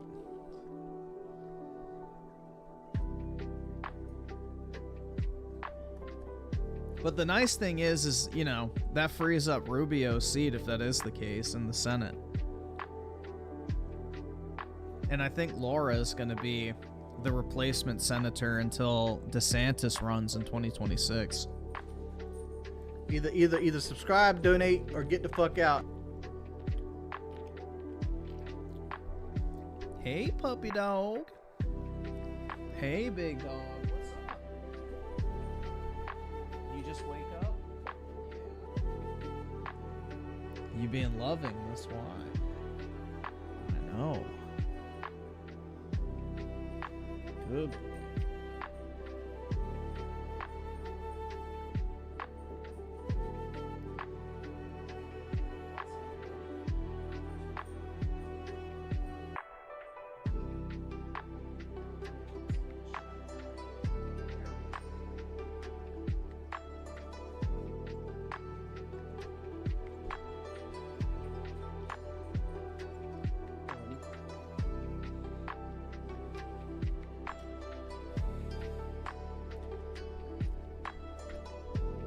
Good dog.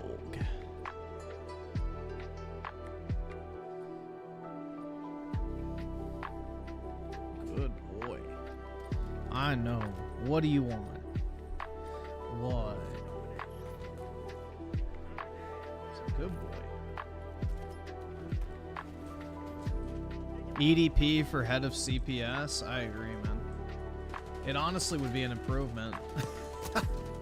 Which is sad to say. Most of those child protective services people are in beds with like the Epsteins and, you know, Ghislaine Maxwell's and Diddy's of the world, unfortunately.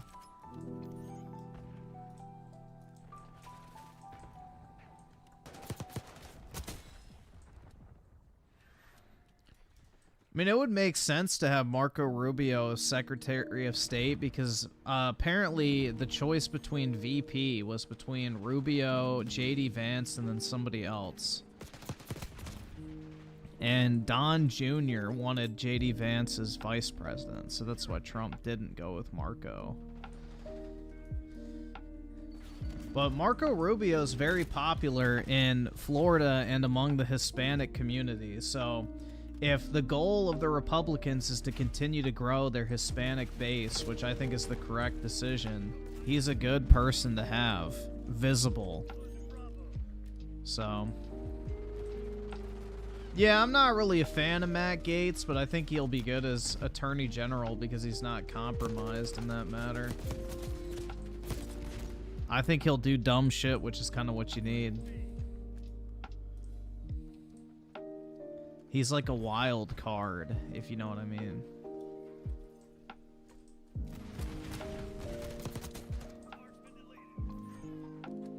But yeah, I'm not the biggest Matt Gaetz fan. I think he's a wee bit of a grifter, but whatever.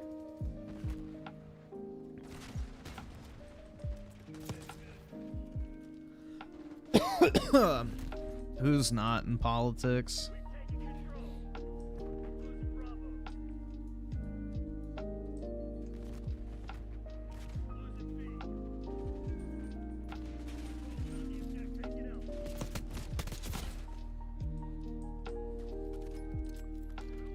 But my Israel, dude, I don't really care about Israel, to be honest. I'm not one of those fucking pearl clutching, you know, rightoids, quote unquote, that have like a massive fucking tent in their shorts with their hate boner for Israel. I really don't fucking care about them.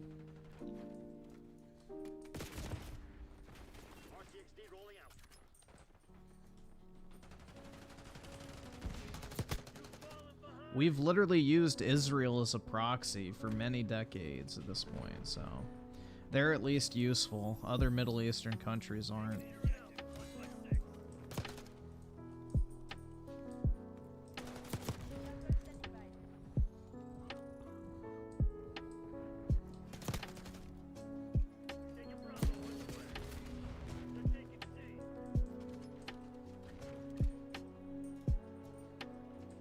Yeah, I honestly, bro, if Ukraine got flattened tomorrow, I wouldn't care. Just send the skinny white chicks over here. That's all I ask.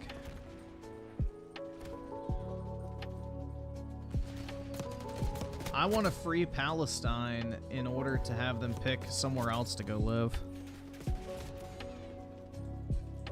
They can go live in any other Muslim country, but... Oh wait, none of them want them. Why is that? Why does no other Muslim country want to take Palestinian refugees, I wonder? If they're such a peaceful and wonderful people.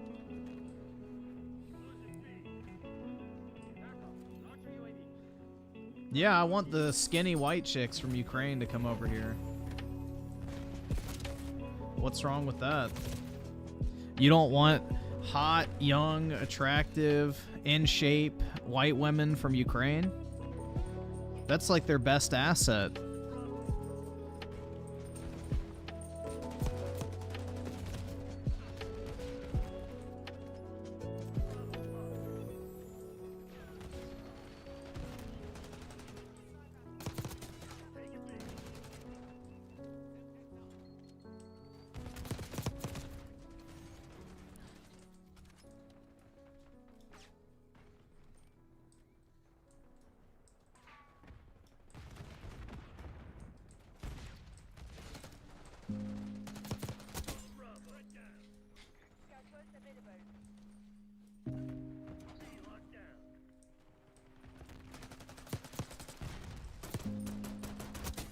Ooh, got him.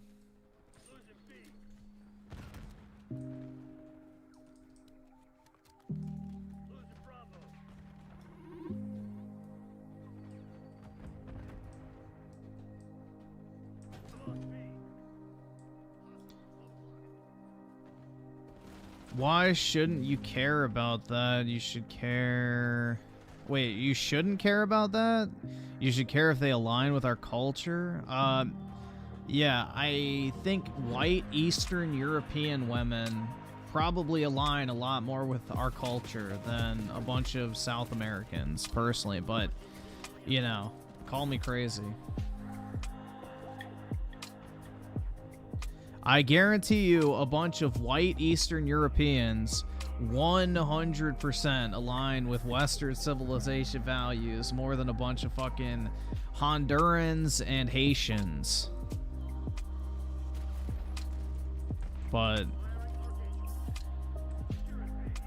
maybe I'm wrong.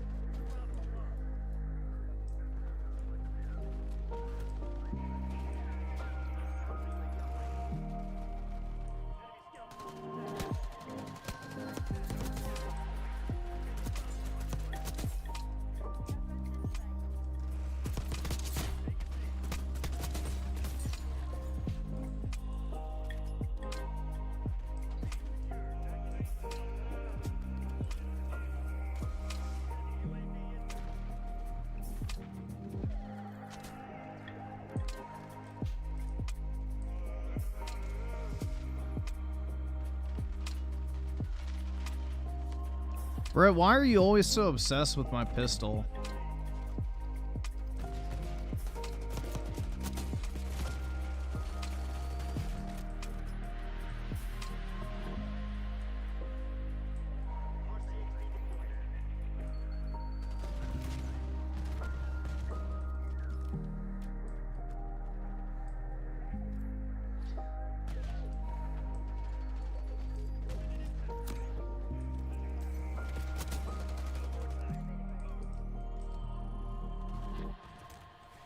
It's funny how you pull it out and start shooting it, lol.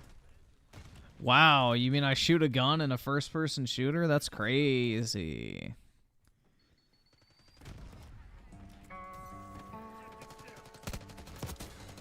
No way, it's almost like that's what you're supposed to do.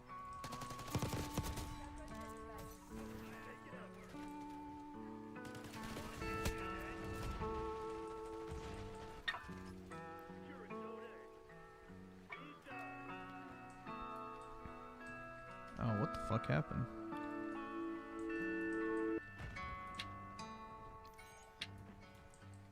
Huh, that was weird. My, like, Chrome tabs just, like, opened 3 fucking new tabs for no reason. I don't know why. Obviously some input with COD was fucking with it.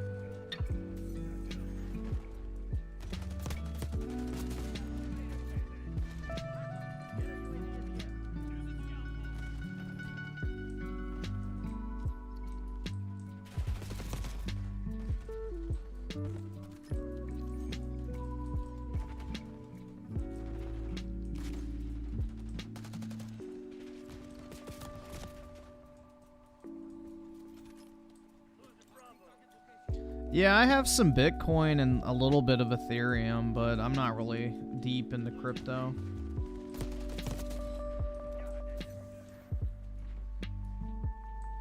I bought Bitcoin when it was 3,000, so I have some still.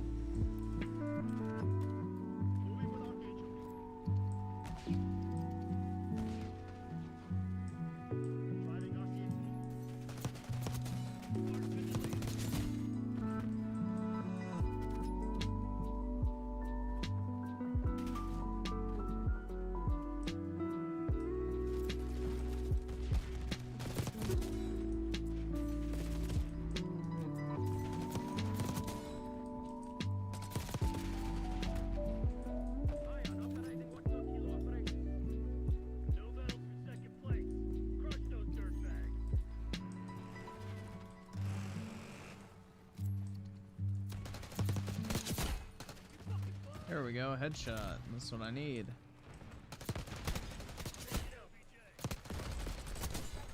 Nope.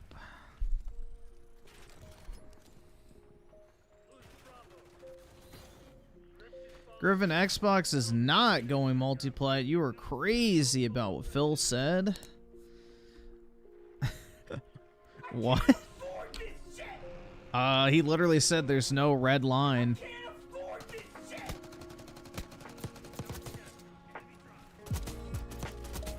Oh, there you go, Britt. Look what's play of the game.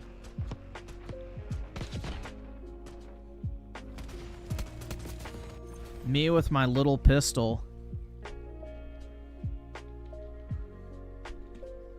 It's not about how big the pistol is, it's about how well you can use it.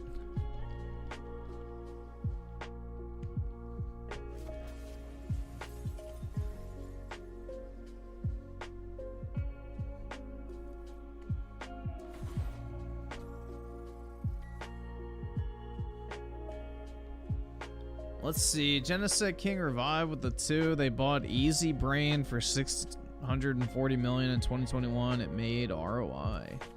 What is Easy Brain though? It sounds like a app to get easy fucking head.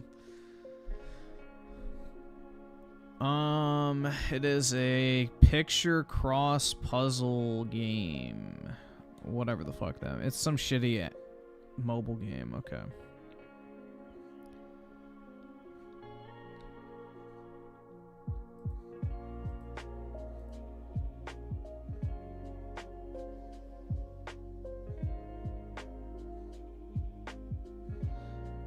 I don't think they bought it for $640 million, man. They bought it for $640 million plus debt and a minimum of $125 million in additional consideration. So they may have actually lost money on it, depending on how much debt they had when they were purchased.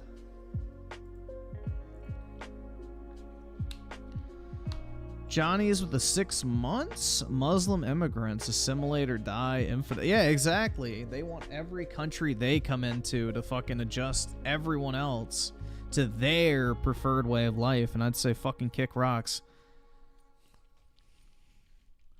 But we have a bunch of dipshit leaders all across the world that, you know, capitulate to the Islamic, you know, way of life, which is just very sad to see.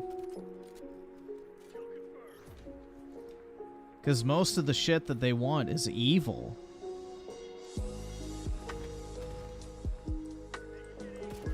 Like, it's not a kind ideology. It's very oppressive.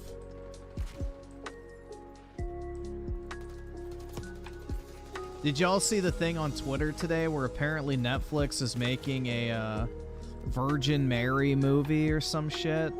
And a bunch of fucking Palestine retards are upset that a Jewish actress is playing Mary.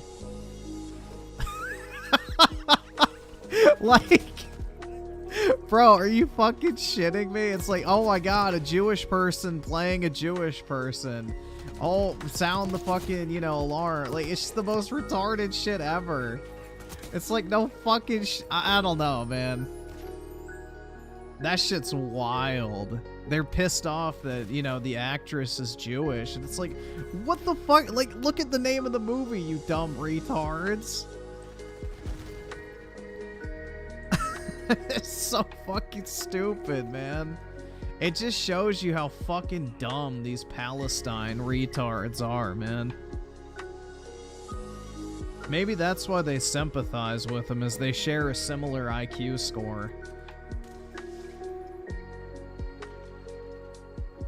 Maybe that's what it is.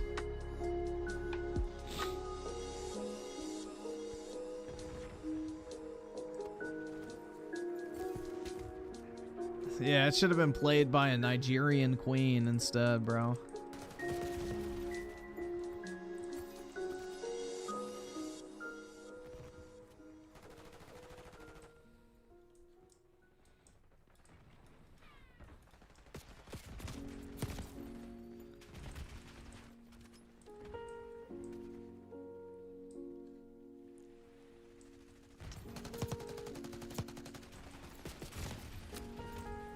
Yeah, if Natalie Portman still looked the way she did in Star Wars Episode 1 and 2, then I would simp, but no bueno nowadays. She's too old. She's like 40, right?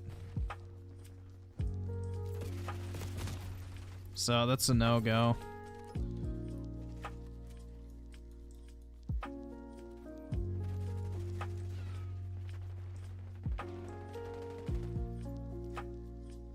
Yeah, where was it? I think it was Iraq, where they lowered the age of consent to 9 in order to be in accordance with the Quran.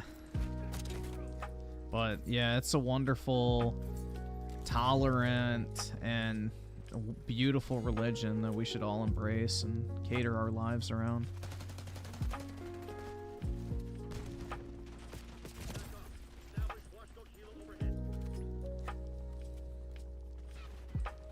Dude, I am not into older women, so if you're into that, that's fine. She's too old for me.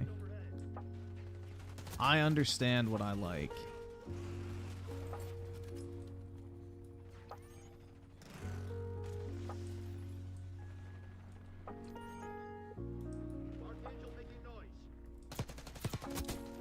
Wasn't it that he married her at age 6, though, and then fucked her at age 9? It's like crazy, man.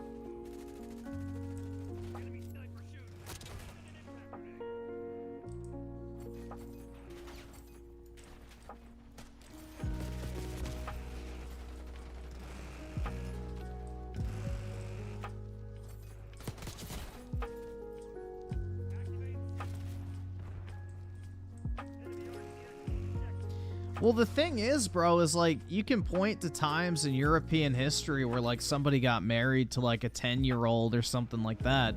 But the difference is you wouldn't live together until you turned 16.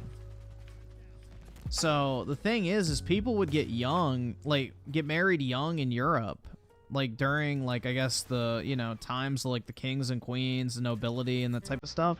But the person would never move in with their husband or wife or whatever until they became of age. Like, they would get married for, like, strategic purposes, but you would never even live with the person you're married to until you turned, like, 16. The Muslims are like, nah, man.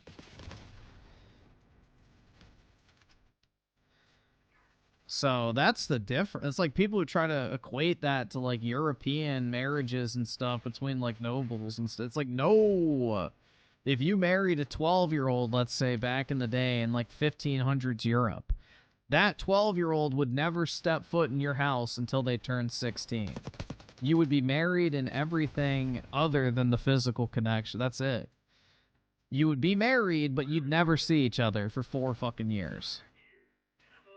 Whereas in Islam, you know, they're banging the fucking 10-year-olds. It's creepy, man. It's disgusting. Yeah, it was like a transaction. Well, it was more of like a, basically an alliance type thing.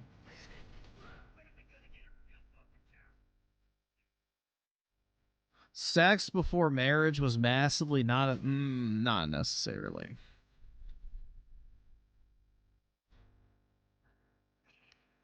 That is not true at all, FYI. People were just as promiscuous back in the day as they were today, guys. You were banging as soon as you hit puberty back in those days because people didn't have Netflix, people didn't have video games, most people couldn't even fucking read. So guess what you were doing? You were eating, sleeping, getting drunk, hanging out with friends, and fucking. So, yeah, dude, there's a million ways women used to fake bleeding on their wedding night. Like, they would take, like, a small, like, needle and prick the inside of their, you know, cooch in order to simulate the fact that they lost their virginity so that when the sheets were inspected the following morning, there was blood to show that they had bled and that they were a virgin. Like, bro, no. Back in the day, guys, it was probably way more common to just have casual sex than it is now. Because think about it, they had no porn at all. So everybody was like a massive fucking horn dog 24/7. Think about that shit. Zero porn. The only way they would be able to have any sort of sexual gratification is by having sex.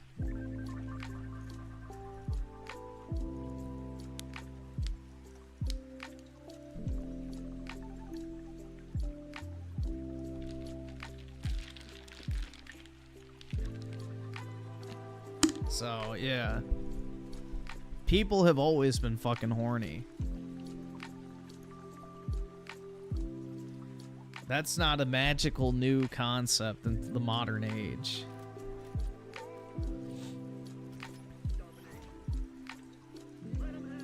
Yeah, nobody had books, cards. I mean, sports were still a thing. And, like, maybe you'd play dice or something like that, but... yeah, like, there was very little to do. You would work, eat, sleep, and bang. That was basically life back in those days.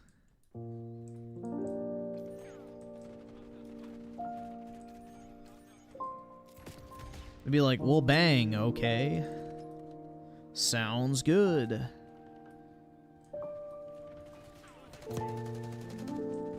So... most people did not play music. Most people couldn't afford a musical instrument, man. Musical instruments were incredibly expensive back in the day.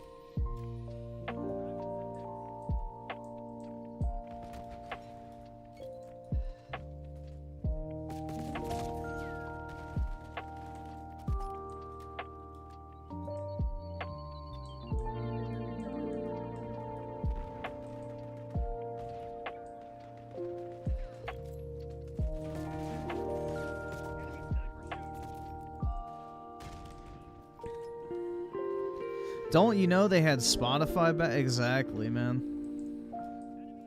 Exactly.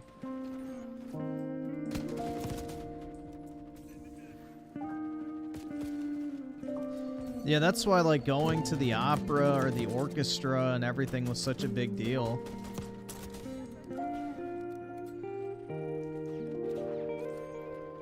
They had sports, but they were way smaller scale and less frequent. I mean, that's what the Colosseum was for, so it wasn't just for gladiators and stuff. They would have, you know, like chariot races and all sorts of stuff back in the day, back in like the Roman times. The French played tennis back in the day.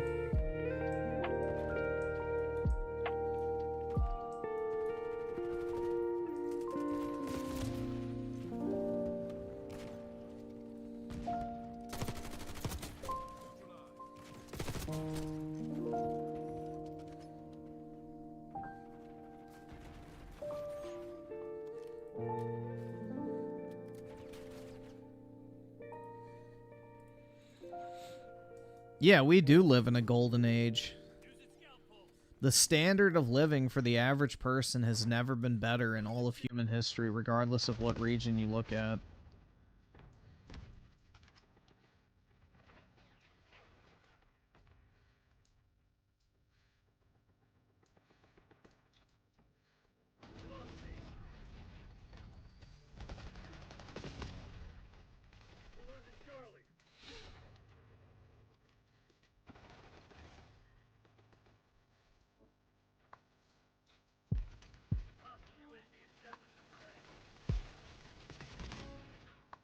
Like, the standard of living in the US, especially, has never been higher in any other country. I mean, we have access to more shit and more resources and a steadier supply of food and everything and opportunity and ways to make money than any other group of people in any, like, recorded time in history.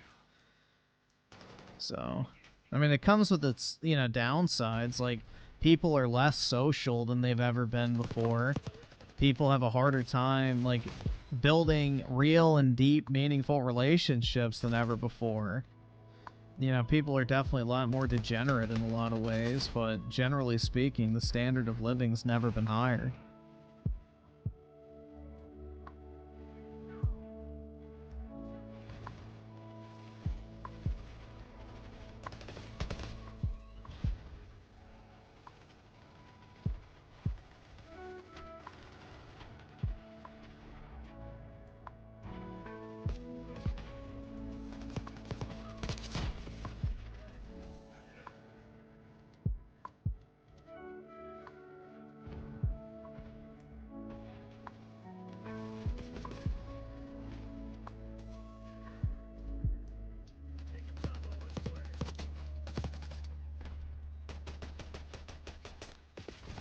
shit.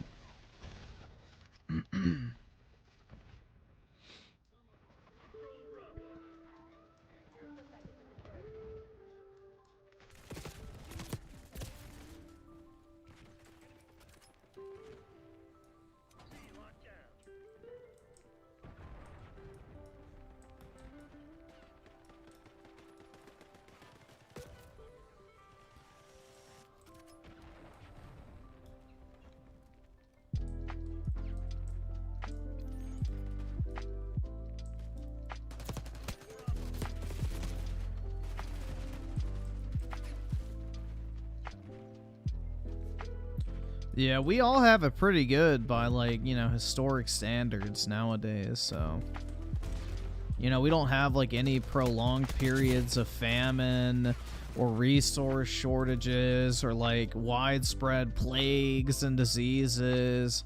We don't have, like, mass casualty wars anymore. Like, things are pretty good for the most part. The average life expectancy is doubled. So...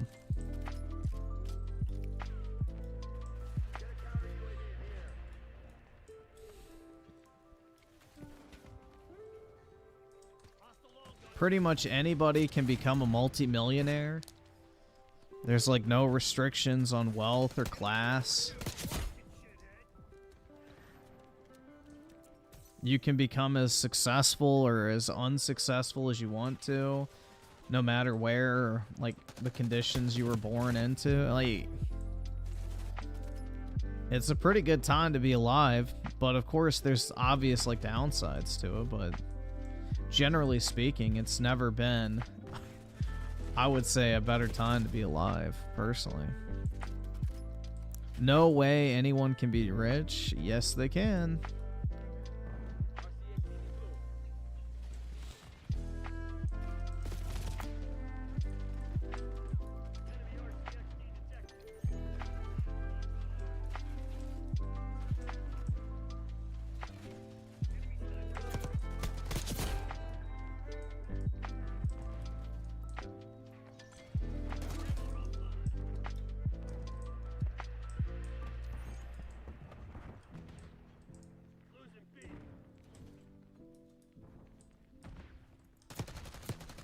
Well, dude, we live in a time where people don't want to have kids, not where they can't. So that's different still. But yeah, I agree. People should have more kids.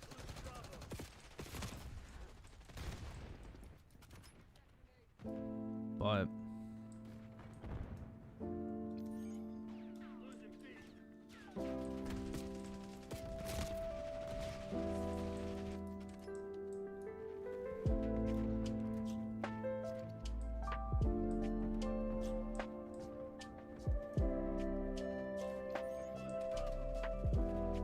So it's not a scenario of people not being able to have kids, it's that people are choosing not to.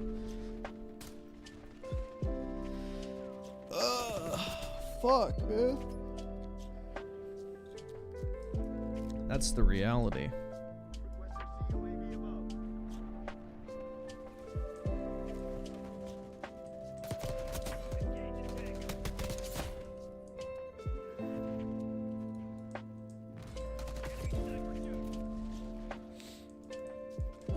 Sexually frustrated people, like, yeah, exactly, man, who just can't get any. It's sad but true. Maybe someday, guys, a girl will like me for who I am.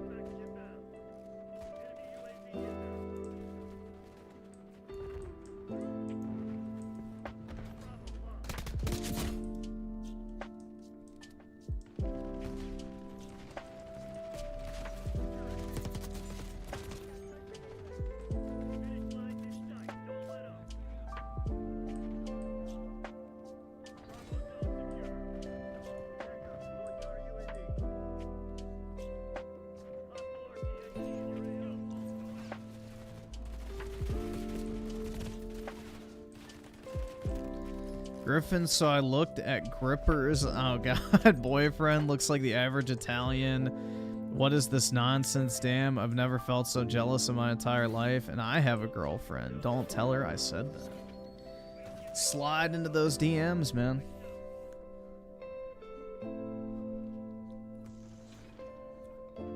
So like, hey, do you got an unwashed bodysuit you could send me?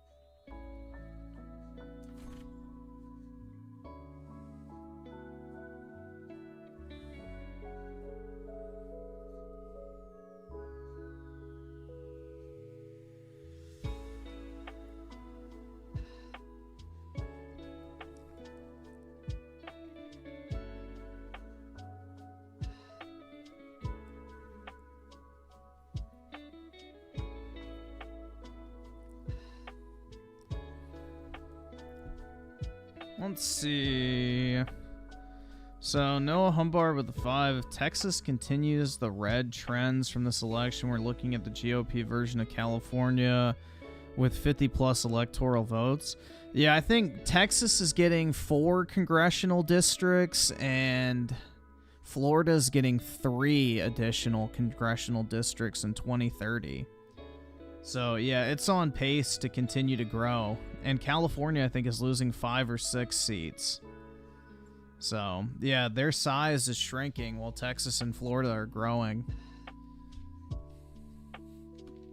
So Texas and Florida are way more important.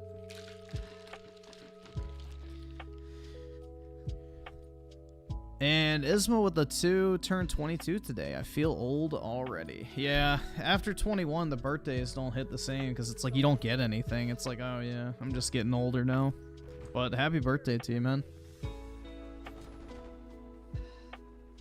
And Daryl's on with a 5. Griffin, I need a PS5 Pro. Can you buy my old, dusty, dirty PS5 for $500? And I will pay PS5 Pro the difference. Thank you and love you, cutie. Nope, we're not dating, man. You can only take advantage of someone that you're dating. Duh. Come on now.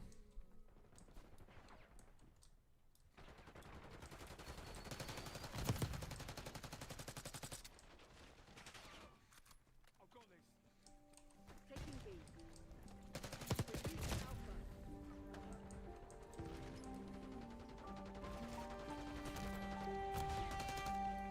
Taking Bravo underway.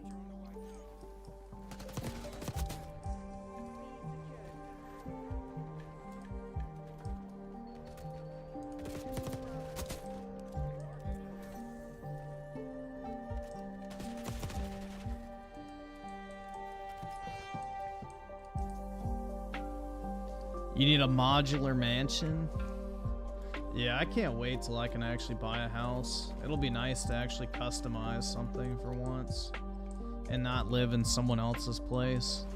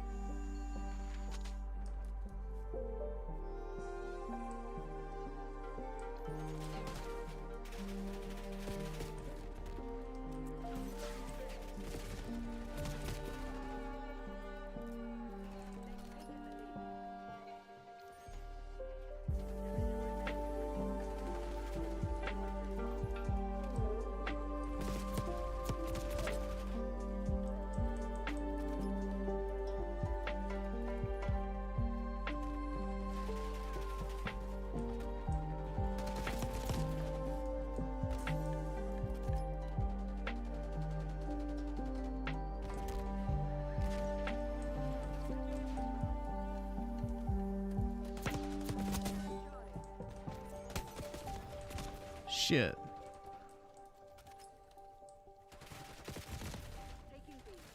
Daryl's number the 2. Don't RTU on me. We've been talking more than 2 times.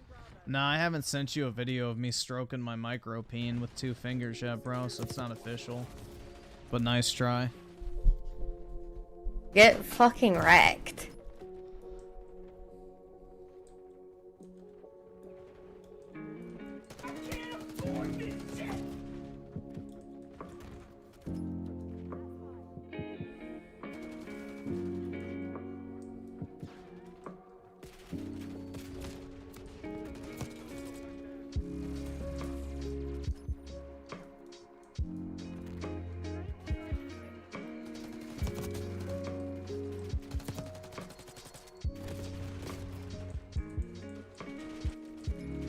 I did not see the video. I just heard the description, so.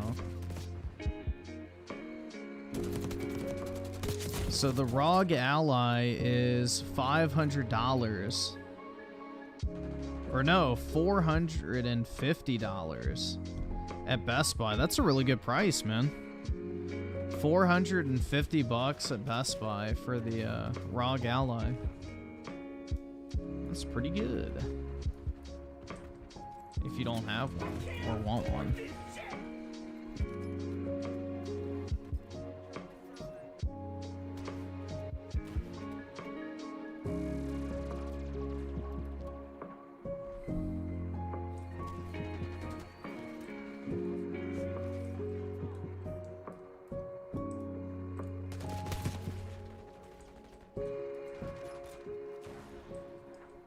The dog ally, that's right.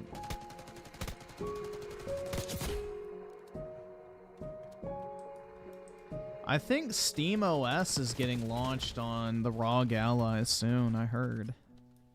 But I don't know when that'll be. I'm sure it's not a huge priority for Valve.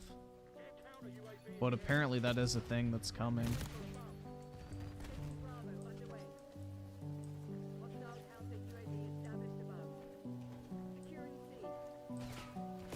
I really wish there was something I wanted to buy, man. It's been a while since I've ordered anything.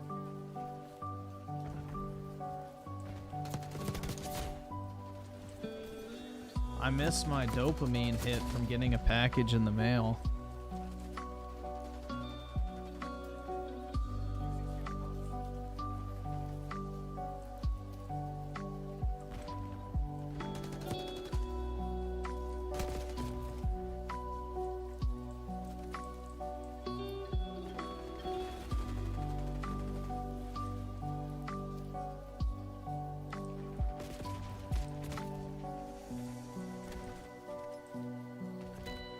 There's not any more Aerith cards I need right now. I'm waiting till that Tears of the Planet set comes out, but that comes out in March. So I won't be buying anything really until then. I have everything I want as far as that goes. There's not really anything I want to buy right now, which sucks, bro, because I love buying stuff.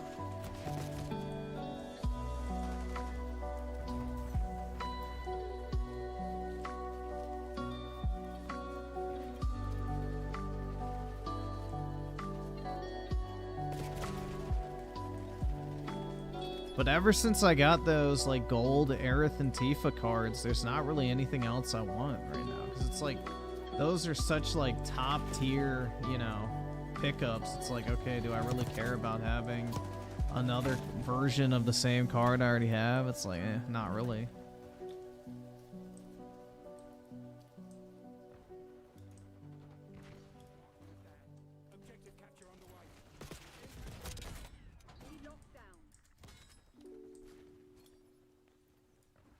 Get a wife, that's something you want.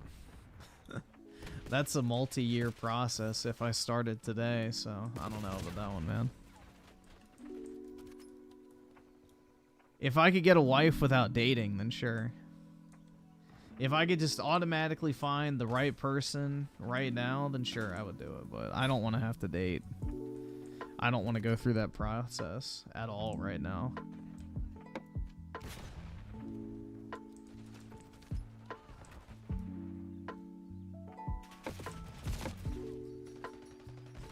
The last thing I want to do is waste a shit ton of time on dating apps and then going on fucking first dates and shit, so I'm good.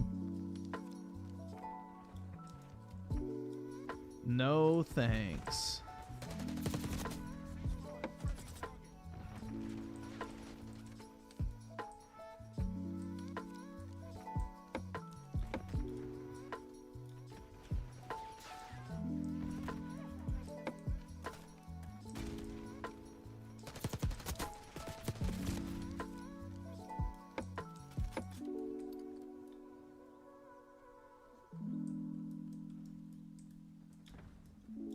Locking down Charlie.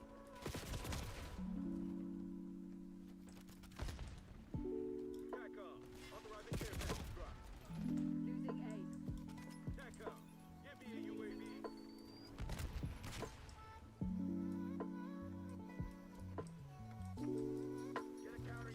Doesn't really matter how much money I have, because it's like, it's that point I still have to meet somebody, so.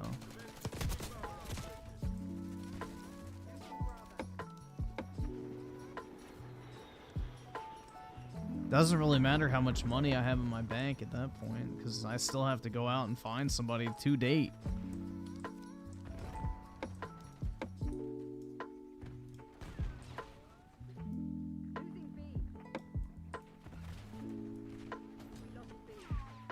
Lost B. Let's see, what was that?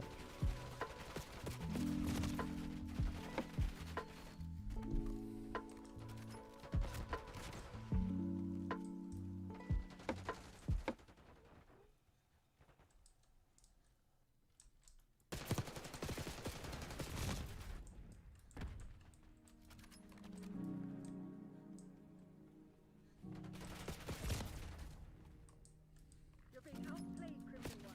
Step it up.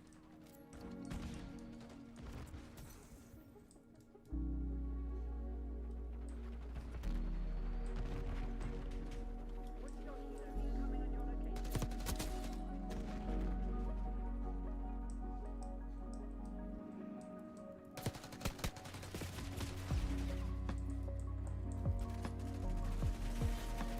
Arranged Stacy still bangs. Yeah, arranged marriages are fucking stupid. But yeah, I'm pretty sure those do have like one of the highest rates of infidelity too, because nobody's happy in them.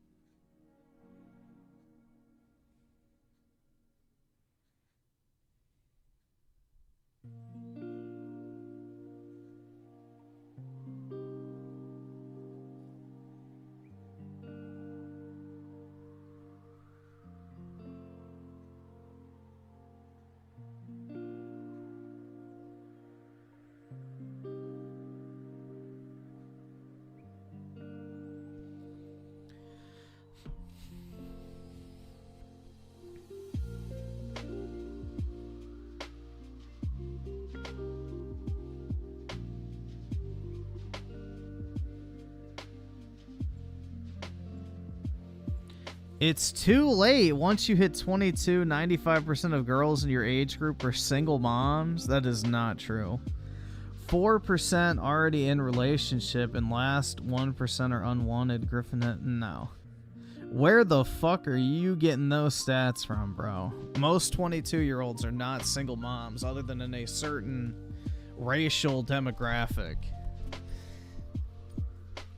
Maybe, but even then, that's probably still a stretch.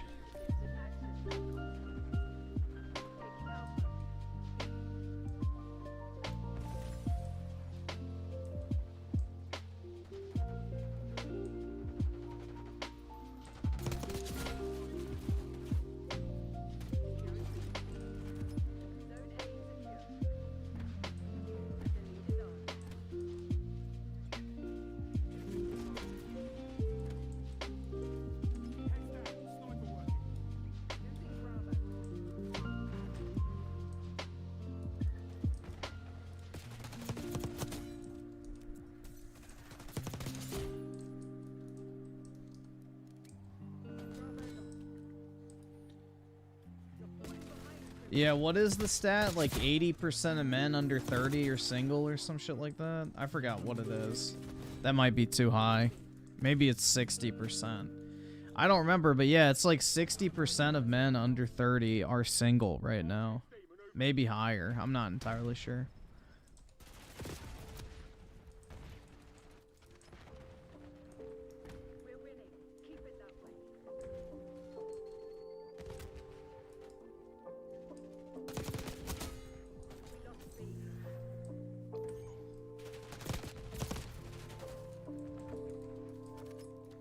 What about over? I have no idea. I just saw the under 30 stat.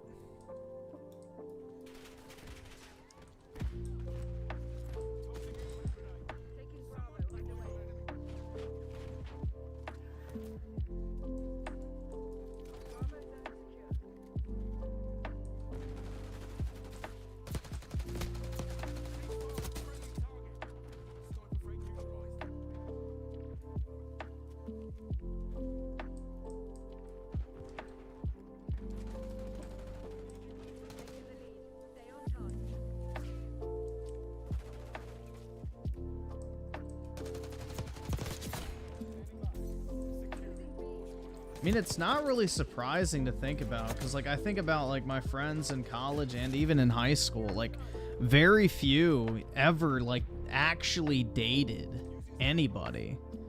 Like I would say maybe 1/10 of the guys in my like high school class had like an actual girlfriend.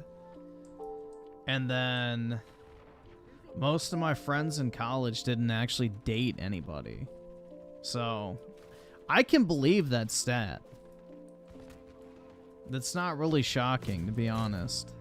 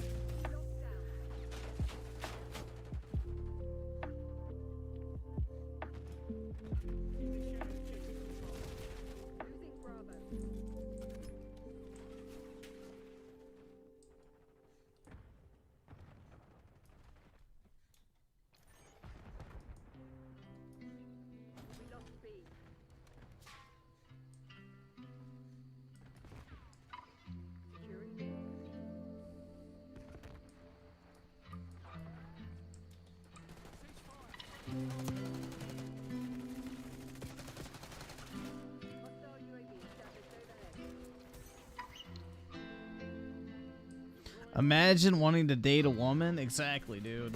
That's gay. Isn't that what Nick Fuentes says? It's gay to like women because they I forgot what it was, but yeah, he said like dating women is gay, which, you know, self-exposed right there. Griffin needs to get his face sat on so he can shut up. Damn, bro. You want me to die of like suffocation? Jesus.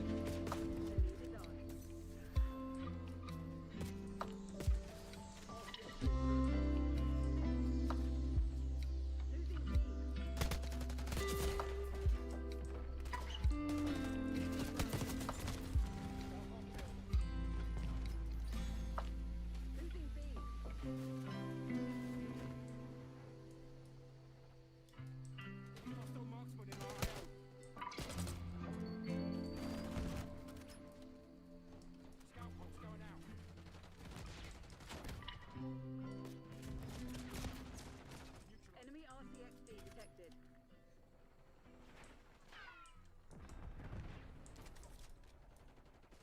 We're losing Alpha.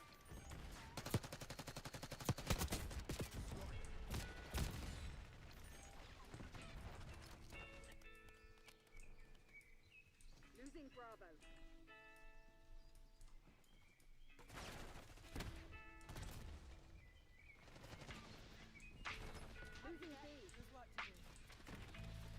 B. Bravo lost. Losing A.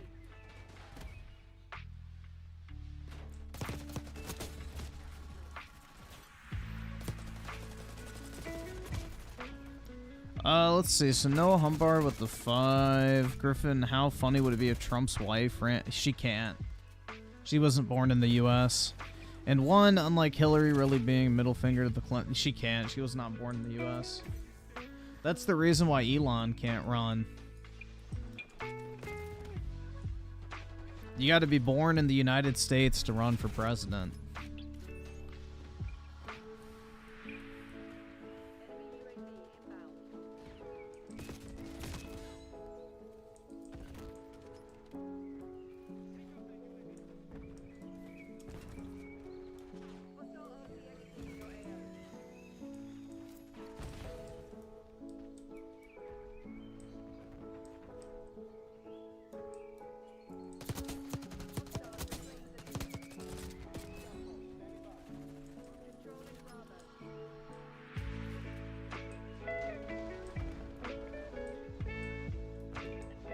Yeah, but Ted Cruz was born to 2 U.S. citizens, so it's like a technicality that if you're born to 2 U.S. citizens in a foreign country, then you can still run. But if your parents aren't U.S. citizens, then you can't run for president unless you're born in the country.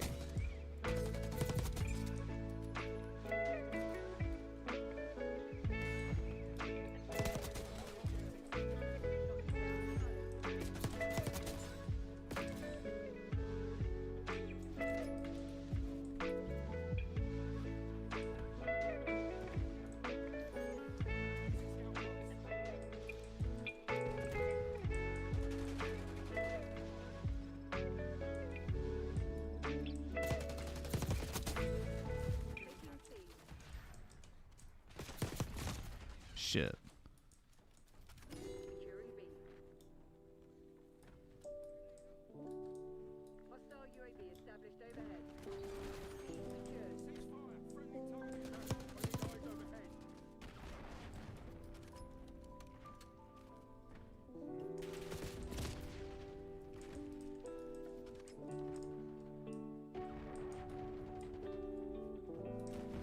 Oh, look, we got Donald Trump in the lobby.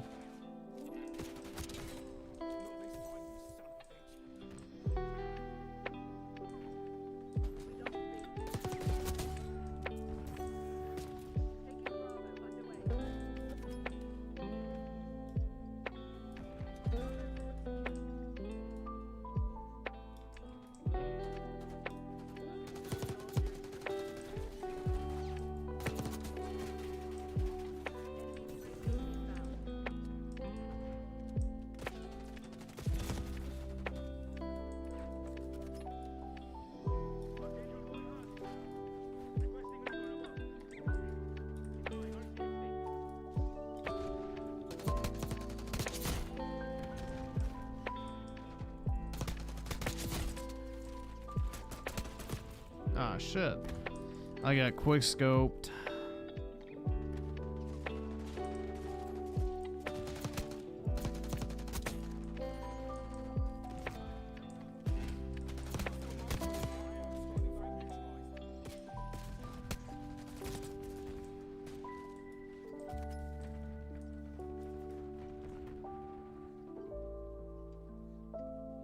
I guess 27 is good to avoid draft. Well, I don't think the draft is going to be happening anytime soon for the next 4 years, so I think you should be fine. I don't really foresee Trump getting us into a massive full-scale war.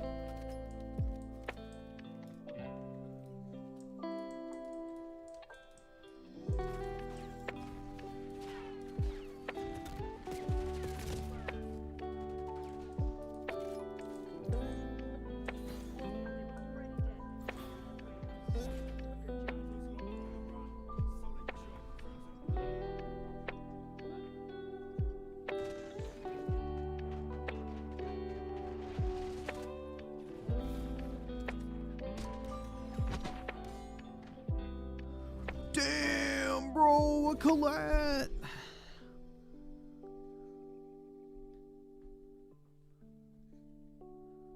Time to focus on living instead of being a doomer now. Yeah, being a doomer's gay as fuck. Danger Zone Gaming with the 2. Ted Cruz's father was Cuban.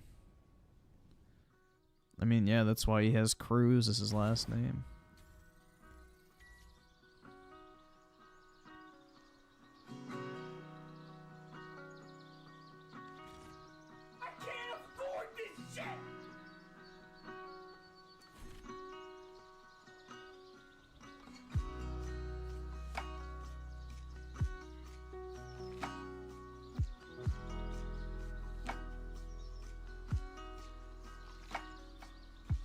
Yeah, I don't know. I can't be a doomer, personally. Black pill's gay.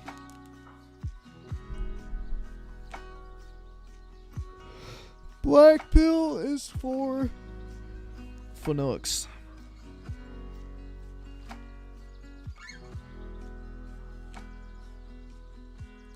Manual with the 2. Look at Juan's link.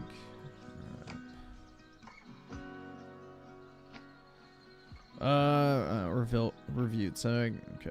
I'm becoming a Republican and I'm goddamn proud of it. Good night. Yeah, he's just trolling. That's just bait.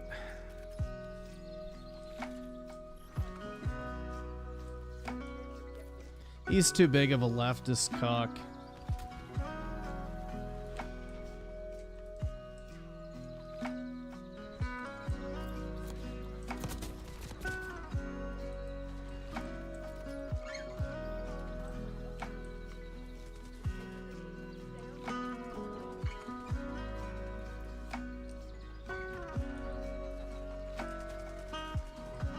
Black pill content is pretty funny.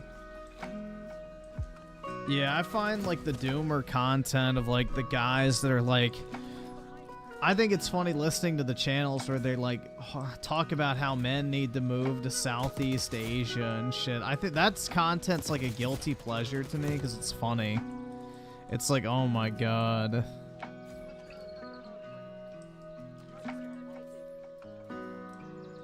That shit's so fucking funny. Is like these like pseudo alpha male types that literally have to resort to banging third worlders talking about, you know, how fucking hyper intellectual they are. That type of stuff makes me laugh. But yeah, I guess that's like the only doomer content I watch because it's funny. Or the content how it's impossible to be a man in 2024 or whatever. I think that shit's funny too.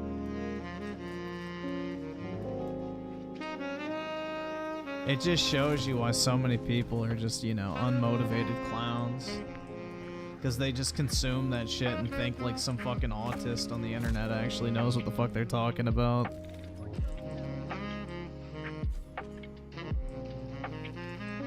It's like, yeah, take the advice of some no-life on fucking YouTube who's never actually done anything, and then base your entire worldview on that. That's a great idea. What could possibly go wrong?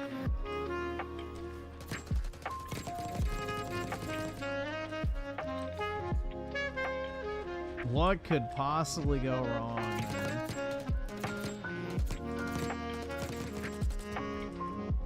Base your entire worldview on some doom poster who has never actually accomplished anything, doesn't have a job, has zero like accomplishments or anything significant they've done in their life, and it's like, yeah, that'll set you up for success, alright? Like, if you want to listen to some guy who's made like tens of millions of dollars building businesses and things like that, okay, maybe that's a little more valid. But yeah, some random autist on the internet who's never actually had a job is not exactly the information source I would go to shape my worldview.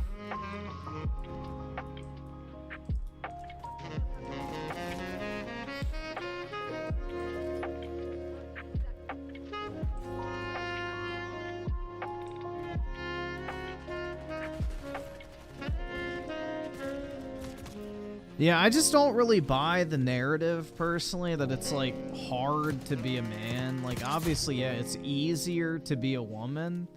Like, you're just naturally given more opportunities in today's day and age, but that's only if you go the hyper-traditional route of, like, college education to corporate job pipeline. So, I don't know, man.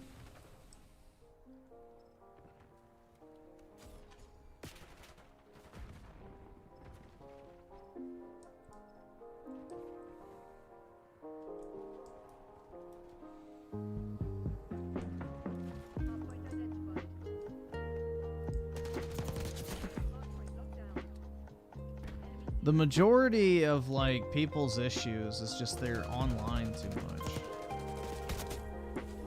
And I'm definitely guilty of that, too. I spend way too much time on the computer. But most people's problems in life would go away if they just, like, literally touched grass. Put down the TikTok, put down YouTube, Reddit, whatever it is you're on all the time. And just like, you know, please touch some grass. You know? Please touch some grass.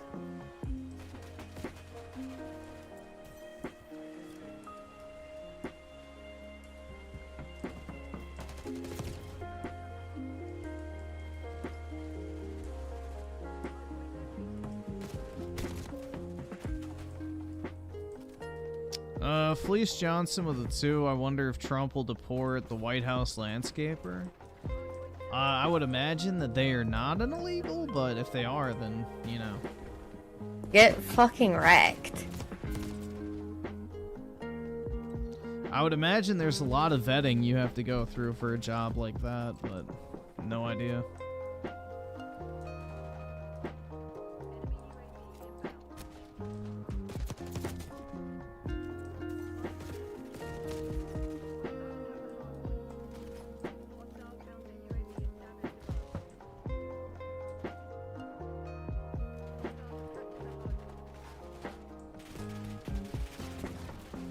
Yeah, the whole attitude towards people who have a job, I think, is really fucking toxic. Like, these fucking gurus who have never actually done anything except talk about the shit they've never done. you know, they all go like, oh, 9 to 5s for suckers. But it's like, yeah, you would literally have no money if it wasn't for the people with 9 to 5s watching you.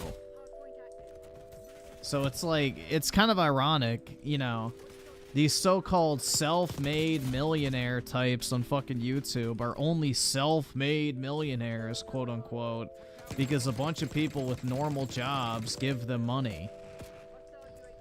It's like you're literally nothing without the people who work, like, propping you. It's just really idiot. I don't know, man. People listen to the wrong types of people. They get information from all the wrong places.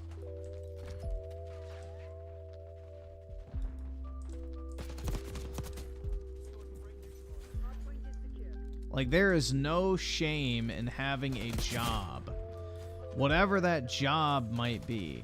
The shame comes in if you have zero ambition. There is no fucking shame in having a job that pays the bills and provides for you. There is no fucking shame in that. And this, like, whole attitude where it's like, unless you're a social media fucking influencer making $10,000 a month from your fucking MacBook Pro and the fucking, you know, I don't know, desert of Dubai or some shit like that, or trading cryptocurrency. It's like, that's just the most retarded shit ever. Like, that's the only career path that's, like, acceptable. It's fucking retarded because the people who make that possible are the people who have normal fucking jobs. Yeah, drop shipping. Yeah, dude.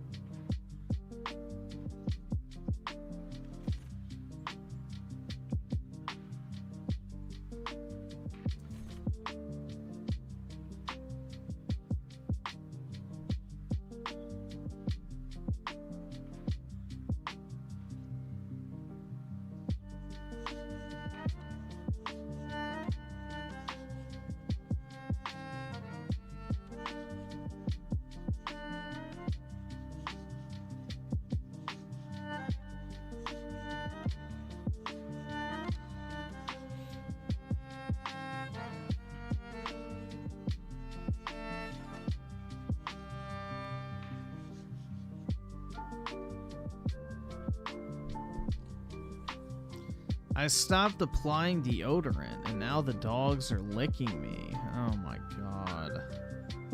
Nasty.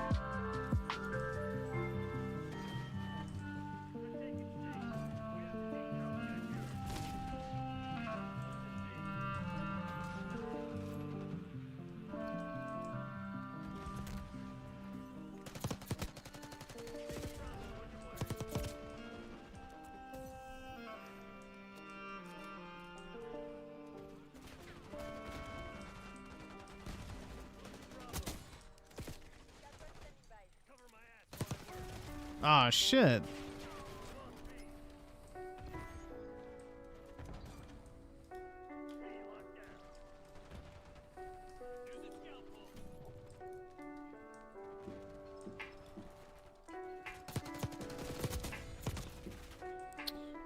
Fleece Johnson with the 2. I think it would be hard to go back to an old COD. Not really, but it would be hard for various reasons, because the old CODs have shit PC ports, and I really can't play first-person shooters with controller anymore. I fucking suck at it. So that would make it really hard, and then also, most of those old CODs are just infested with cheaters, so you can't really even play them anyway.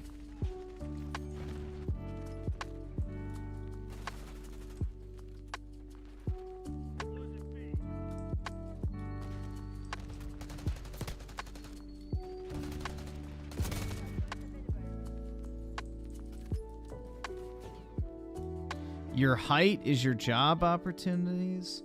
Yeah, the more attractive you are, that's like an actual stat. The more attractive you are, the higher the chance of getting promoted and hired for jobs is. But yeah, that's a given. That's anything in life. The more attractive you are as a person, the more people want to be around you in general. So the easier the time it is you're going to find to make friends, to find like a wife or girlfriend or whatever, like, you know, just the more attractive you are as a person, the more other people want to be around you. That's just a given. So use that knowledge to better yourself.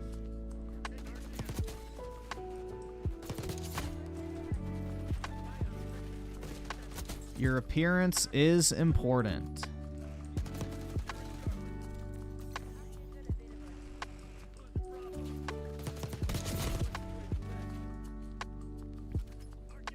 Oh yeah, well staying up late doesn't help your appearance at all. But luckily I don't interact with anybody on a daily basis, so I'm good.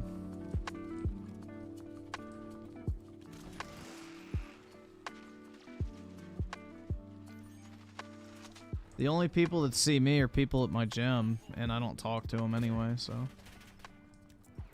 it don't matter.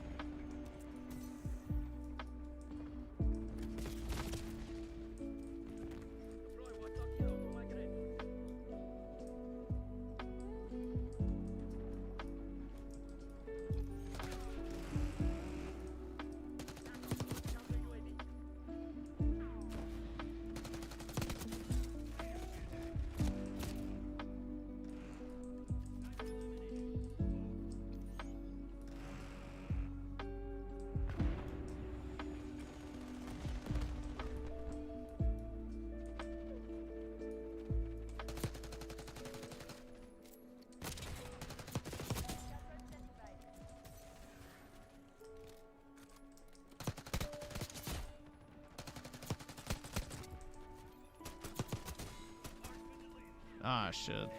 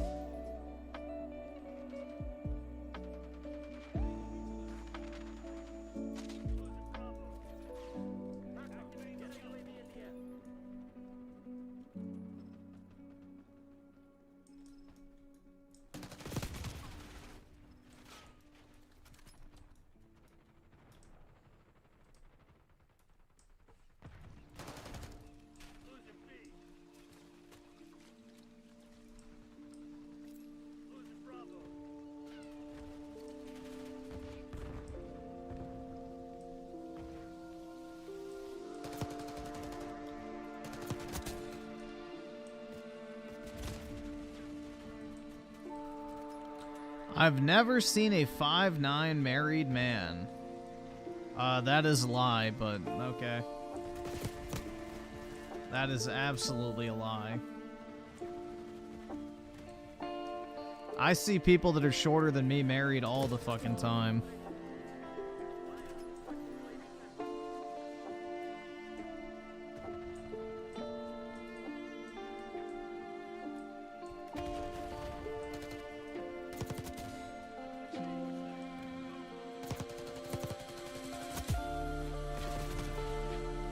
Have you guys noticed this though? Like if you ever go to like the mall or something, usually the only types of people you see out in public are couples.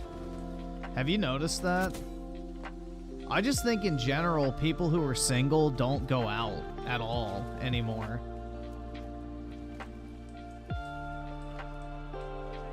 I feel like that's the case.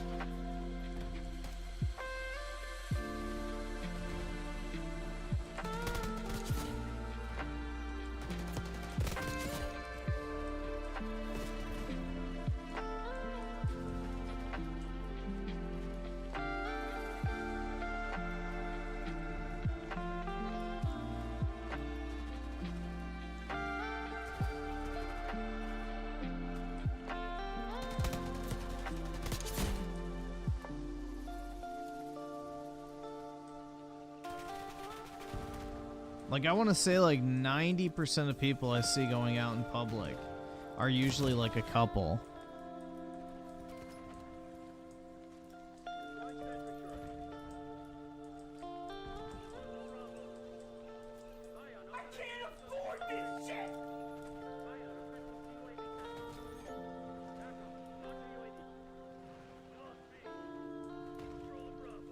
Oscar Rodriguez with the 2 singles are on Tinder and failing at love? I guess. I don't know. But yeah, it's just something I've always noticed.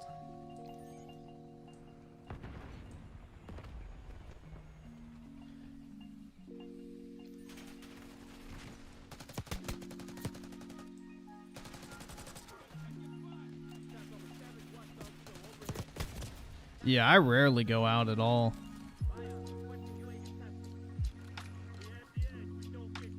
The gym, grocery store, and walking my dog is about it.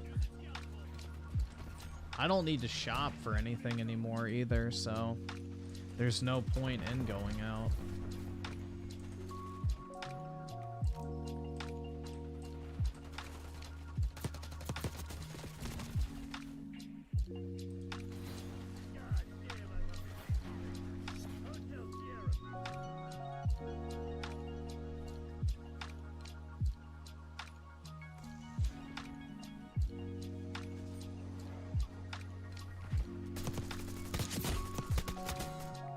All your malls closed?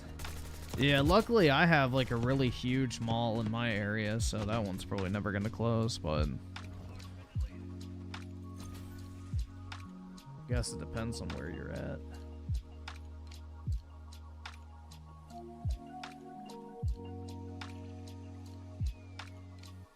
So if you lived in a Bay State, you wouldn't I don't need to buy anything. That's the thing, is I don't need clothes, I don't need shoes. Like, the only thing I buy is groceries, that's it. There's nothing I need to buy.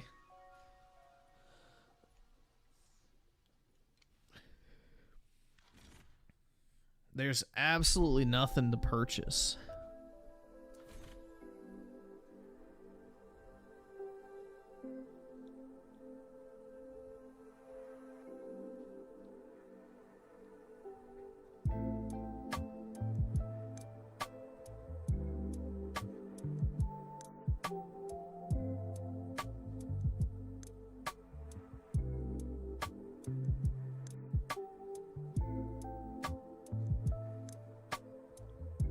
Well, the thing is I don't go anywhere, so I don't need to worry about clothes.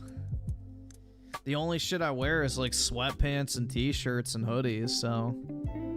And those rarely ever like get damaged or whatever, so.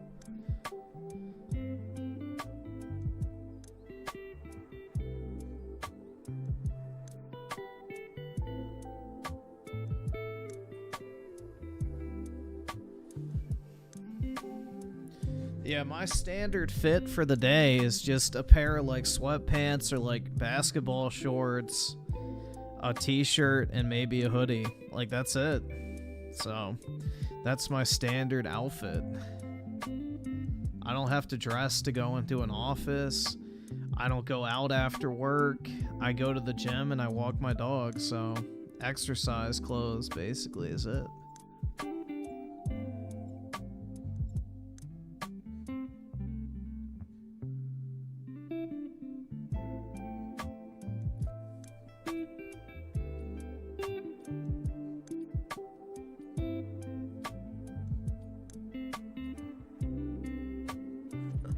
No, I'm not wearing a fucking wife beater, bro. No Goku wife beater for me.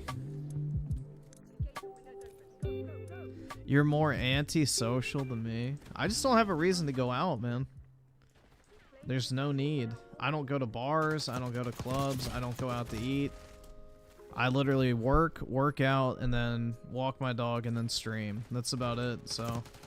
And then on the weekends when I'm not working, I just sleep.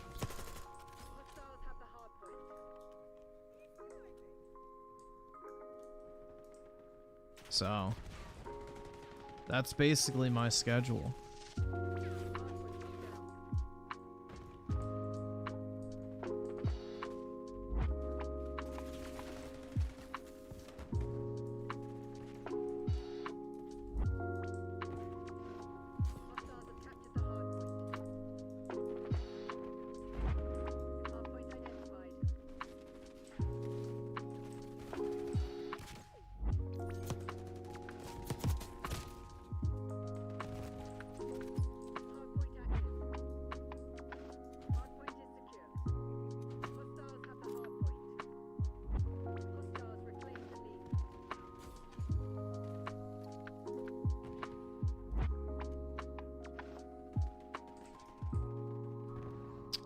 Oscar Rodriguez of the two, a flannel, even an old navy flannel.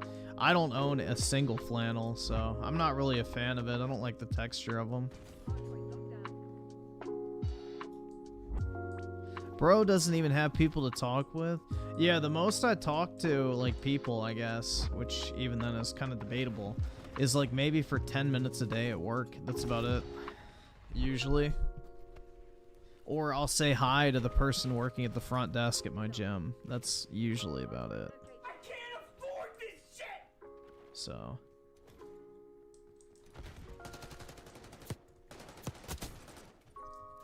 Hardpoint is active. Hostiles have captured the hardpoint. Hardpoint is secure. He's accumulating wealth better than most everyone here. Hopefully. Fingers crossed. We shall see.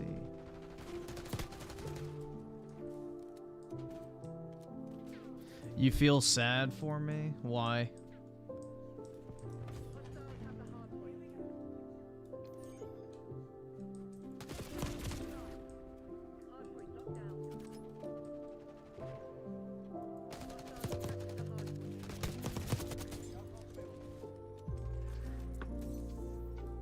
hardpoint. Hardpoint is secure. Hostiles have the hardpoint. Hardpoint identified.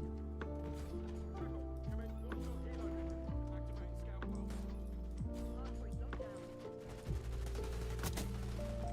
Hardpoint active. Hostiles have captured the hardpoint. Given up the lead.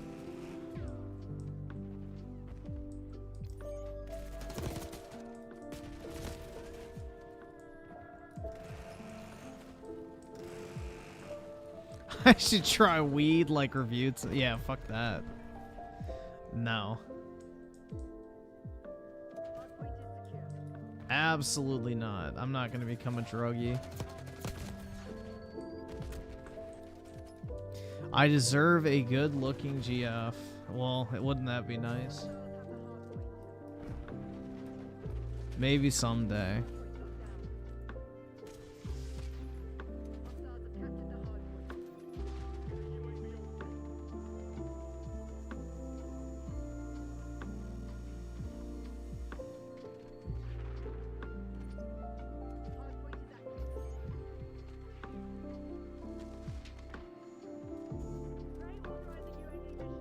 nobody.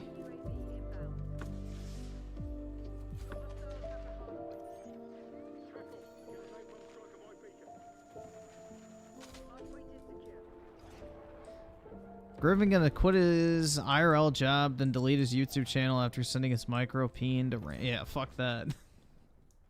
Dude, I'm not retarded enough to send a fucking dick pic.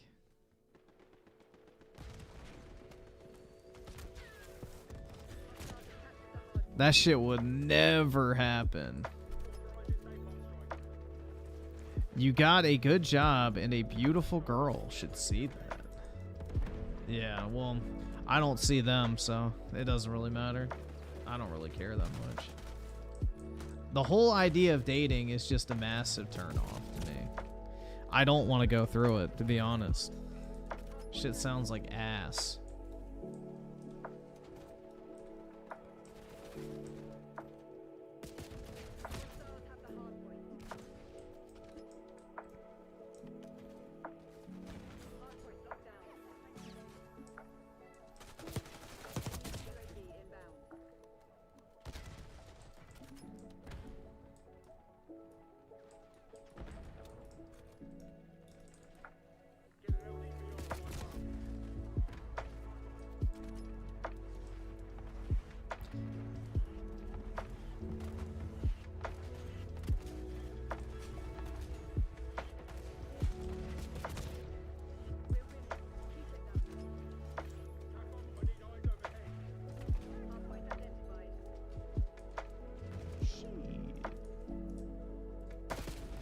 Nope. Modern dating is cringe, I guess. I don't know. I haven't partook, so I can't say. But it seems to be. I don't know, man. Just the idea of having to deal with dating apps and shit sounds horrible. So, for the time being, I'm fucking good.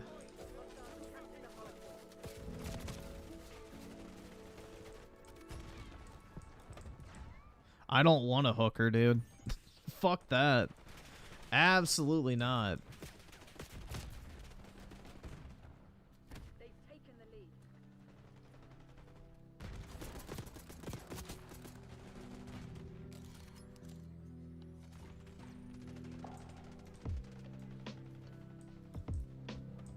Hardpoint locked down. Multiple hostile UAVs detected. Hardpoint located. Enemy RCXD detected. Taking the lead. Stay on task. Hardpoint active. Hostiles have the hardpoint.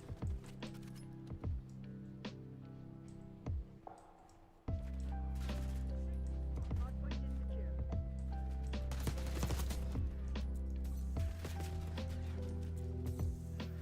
Hostiles have captured the hardpoint. Hostile counter UAV established above. Enemy UAV inbound.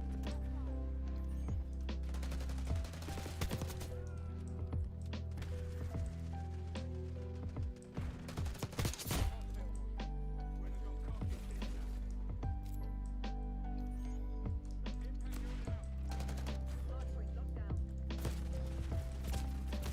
Ah, fuck, man. Hostiles have the hardpoint. Hardpoint identified.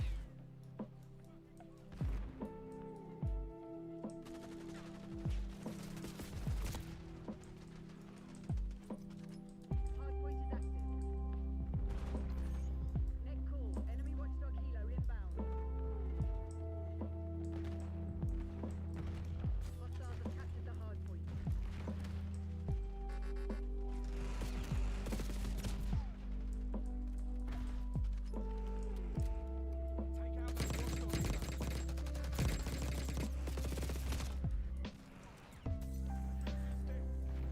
The leftists are turning on each other? Oh, I know. They are.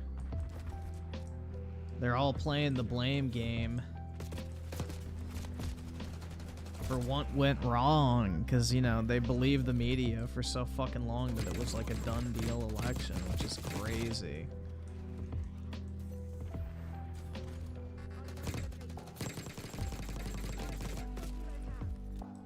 Enemy UAV inbound.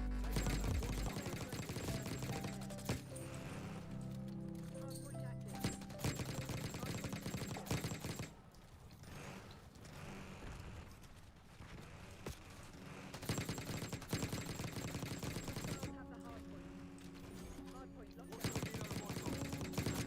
Jesus Christ, man, that took so long to kill.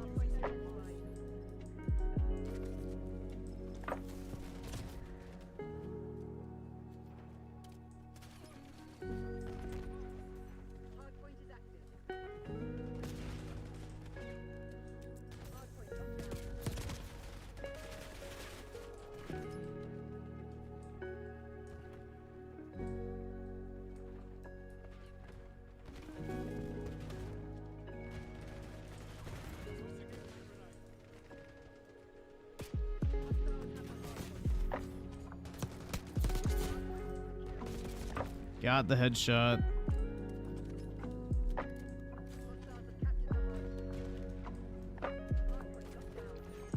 That's all that matters.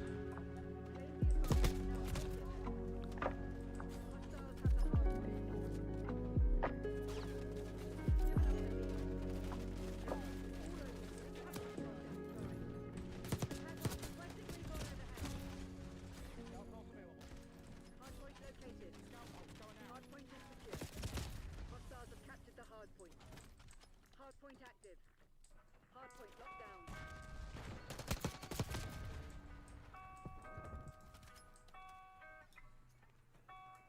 Hostiles have the hardpoint.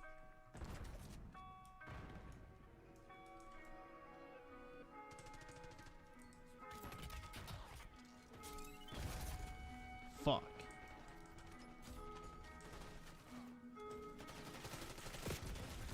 Oh, come on, bro. I was standing past that trophy system. Enemy UAV inbound.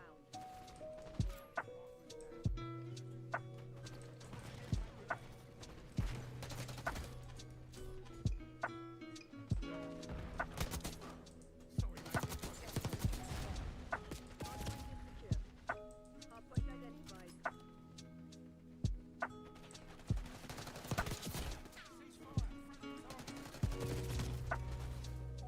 Hardpoint is active.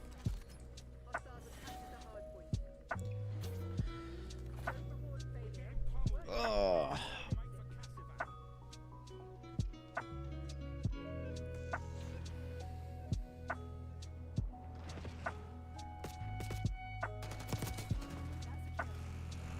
Let's see. Fleece Johnson with the 2. Can we watch Super Xavier? I don't know what that is. Let me see. I don't know what that is, so I can't say yes or no.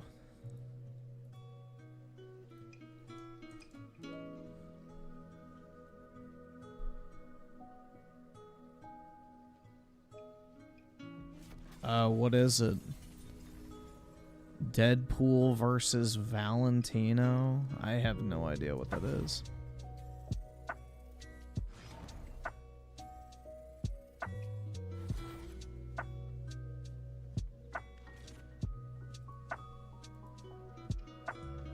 Yeah, I don't think there is a revolver in this game. Treyarch doesn't typically put revolvers in their game because they're fucking gay. Yeah.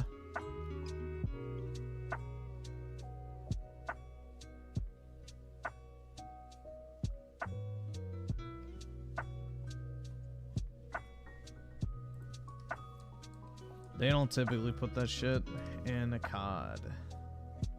Quit the desktop.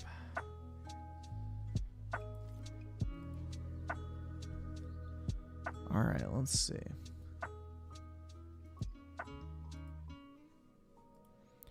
I guess we'll just get this shit out of the way. And then we'll do other stuff. We'll do the recommendeds first, get those out of the way, and then we'll do real shit.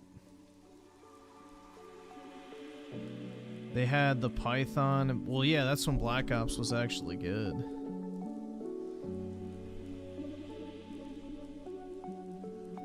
That's when it was actually... Well, dude, Sledgehammer had that fucking sick-ass one-shot pistol in fucking Advanced Warfare that was so fun. I forget what it was called, but that shit was cool.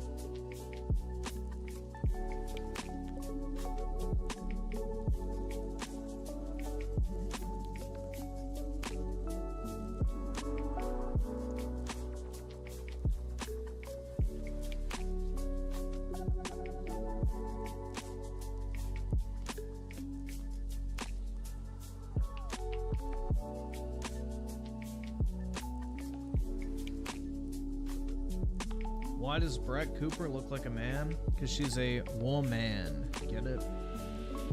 Ha ha ha.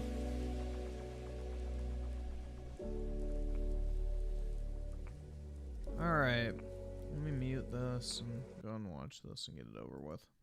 So it's funny because we often say that politics is downstream from culture, but sometimes culture ends up being downstream from politics. When Roe v. Wade was overturned, women across the country said that they were swearing off casual sex, they would be more careful with the men they were sleeping with, they were going to get on birth control as a rebellion, not really realizing that that is kind of the solution to literally everyone's problems. Less casual sex means fewer babies. You want to abort happier women, healthier America. And now with Trump winning the election in America and half of American women believing that they are being stripped of their rights, they have decided to rebel yet again. And at first, this maybe seemed healthy, but then it took a turn for the worse. And we really need to address the 48% of white women who didn't vote for Trump because I do not think they're okay. Before we dive into the story though, make sure that you like this video, subscribe to the comment section channel if you've not already, and of course, ring that notification bell to make sure that you stay up to date on all of our episodes. So first of all, I just want to set the scene for you guys because this is what these women were acting like the day after the election. Just watch.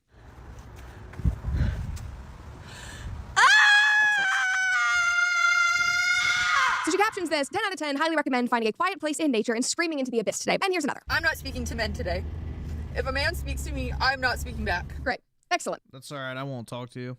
This might be hard to believe, but are you aware that nobody gives a shit? So obviously they are not doing well in the slightest. But you know what? Like I said in my episode about why I voted for Trump, they're angry. I understand. They wanted Kamala to win. It sucks when your candidate does not win. We all went through that in 2020. They are being dramatic, emotional women per usual. We'll just let it blow over and then we'll get back to business. But then they kept going. And next, because they were so angry at men, they started posting about how they wanted to, decenter the patriarchy from their lives. And if men were going to vote to take away their rights to have abortions, which again is not happening, then they were once again swearing off sex. Wow, what a revolutionary idea. I've decided that cigarettes don't count today, and I honestly might go get a tattoo.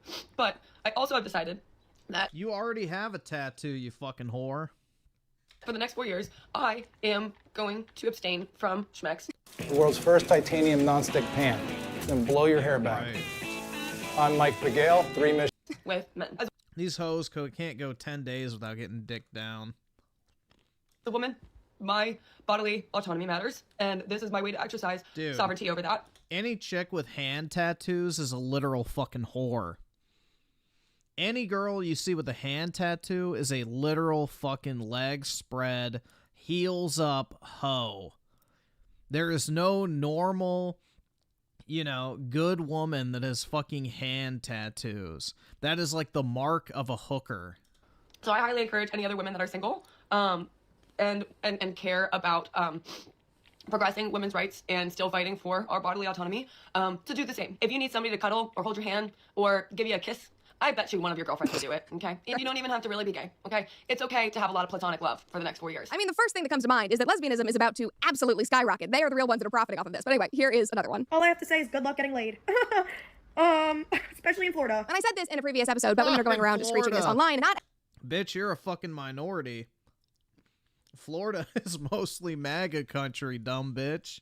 every man is only considered with getting laid. So good luck to you. It's probably better that you're staying abstinent. That is a good thing for you mentally. Not all men care. This girl posted another video that was very similar. She said, if men won't respect our bodies, they don't get access to our bodies. Okay, this is why this is actually a good thing. You're abstaining from sex because you do not want to risk getting pregnant with somebody that you're not ready to start a family with. You don't want to sleep with a man who does not respect your body. Ladies, like, keep it up. This is fantastic. This is exactly what you should be doing. I know that you think that this is some sort of protest, but come on, you are literally helping everyone. Some guy tweeted and said, women on here are threatening to stop having casual sex and warning us that they'll start making sure their partners align with their values. How is the entire culture fixing itself from this one event? I can't explain it. Another person commented and said, every few years, the feminists reinvent traditional values and act like they discovered electricity. I 100% agree, but the thing is, this never sticks. Another person commented and said, am I the only one who remembers 2016? This has happened before, and the women did not, in fact, fix themselves. Yeah, they tried this in 2016, and after the high of the attention wore off and everyone moved on, they went back to normal. They tried after Roe v. Wade was overturned, and guess what? That did not stick either. And they're doing this so that they can get attention and feel that moral superiority that they so desperately require. And you might be thinking right now, okay, Brett, it's ending here. They're going to do this. They'll move on in a few months, but no. Well, think again! I mean, maybe they realize that they can't do the same thing Griffin gonna go to town on these hoes? Bro, I don't talk to fucking women, so I don't give a shit. they've done 2 other times before. So now they're actually adopting something that we've talked about in previous episodes, which is the Korean 4B movement. And this is why I was so excited to do this episode, because I love when things overlap and we can do like a callback to another episode. But basically, TLDR, feminism is rampant in South Korea. Their birth rate is plummeting. Nobody's getting married. Nobody's having babies. And feminists really made this worse by creating the 4B movement, which means no sex with men, no dating, no marriage, and no children. And many of these women make that their full-time job, so they can also add no money to the list. They literally mooch off of their fathers, which just makes it even more comical. Anyway, women in America have adopted this movement. Here's a few headlines. No dating, no marriage, no children. Interest grows in the 4B movement to swear off men. Boycott men. South Korea's 4B movement gains traction in the U.S. after Trump's win. Trump's election has women swearing. Yeah, exactly. I don't even talk to other men. I don't talk to anybody. So this shit doesn't have any impact on me. Off with men. But the thing is, guys, American women couldn't just stop there. They needed to feel special. They needed to do something that was unique and just a little bit different. So they decided to start shaving their heads to put their own spin on this movement. Just watch. Just woke up this morning feeling spicy. You guys feel spicy? Because I do. All right.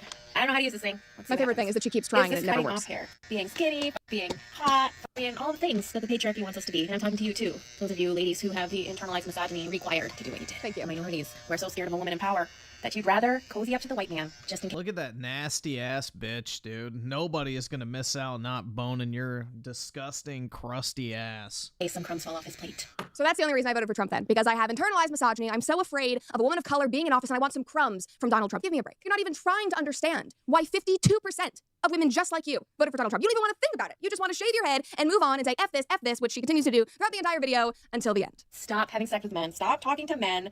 Divorce your husbands. Leave your boyfriends. Leave them. They don't give a shit about you. And I promise you, come over to the side. I will bake cookies. I will shave your head if you want me to. How did we go from Britney Spears shaving her head to that being like, oh my gosh, she's really having a mental breakdown, to now this being some kind of female empowerment rallying cry? Did we forget what happened 20 years ago and what we all thought about it? Like, how has this changed so quickly? Now, I know that there is a real psychological term for this, but this entire thing just screams, I'm unhappy, I'm insecure, and I want other people to feel as unhappy and insecure as I do. Like, she's literally urging women to leave their husbands, to leave their boyfriends, to be single and happy like her. I mean, she'll bake you cookies, she'll cuddle you. You just need to leave men and shave your heads and not be hot and skinny, because obviously all of that is terrible. I'm sorry, this is not a woman who wants the best for other women. A woman that genuinely wants the best for other women would be telling them about Thrive Cosmetics, which is exactly what I'm going to do right now. Thrive Cosmetics Beauty Stand.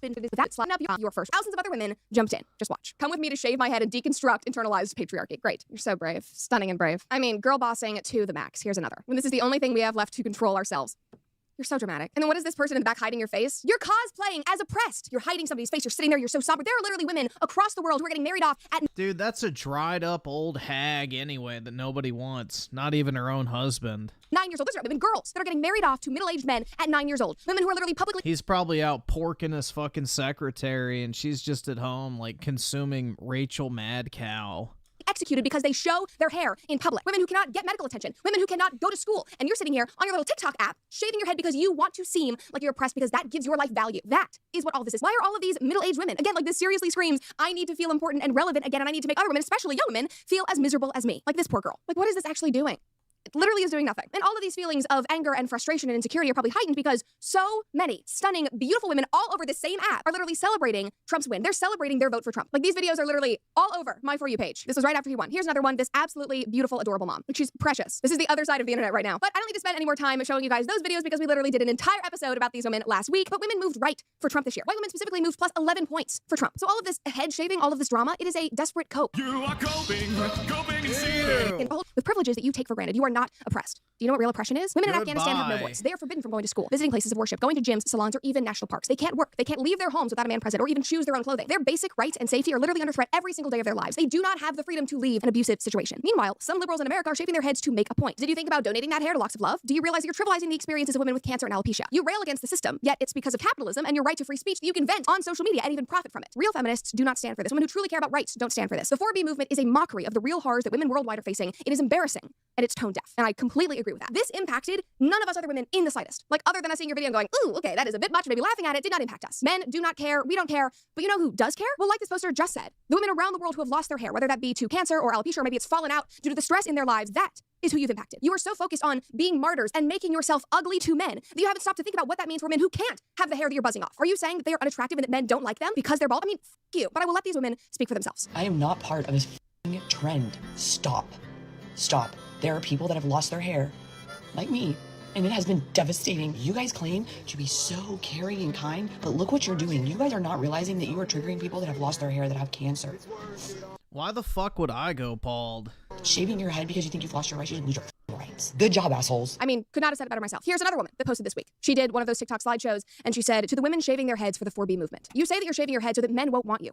But does that mean that men wouldn't want women that have struggled with hair loss due to alopecia or chemo? Your actions are very selfish, and it's only affecting women that have struggled with hair loss. Should we not be able to feel loved by a man? Should men not want us because we're bald? Y'all are making it seem like being bald is a bad thing, and it's really aggravating me. People make fun of bald people on a daily basis, yet don't want to be made fun of for being overweight, ugly, etc. I have fought too long and hard to normalize bald women. Us women with hair loss don't take your words kindly, and in fact, you're definitely making it harder for us to feel loved. So please, before you go shave your head, think of the women who have went through traumatic experiences losing their hair, learning how to love ourselves again, allowing others to love us, and actually feeling loved by others. Y'all are undoing the work that bald women have worked so hard on. Per usual, the party of political correctness and inclusivity and moral superiority finds a way to belittle and trash a group of people that actually deserves love and deserves inclusion so that they can feel important. And that's really all this is. You want attention and you want to feel important. So here you go. Here's 15 minutes of attention for you. I hope you realize you were acting like ridiculous, entitled pricks.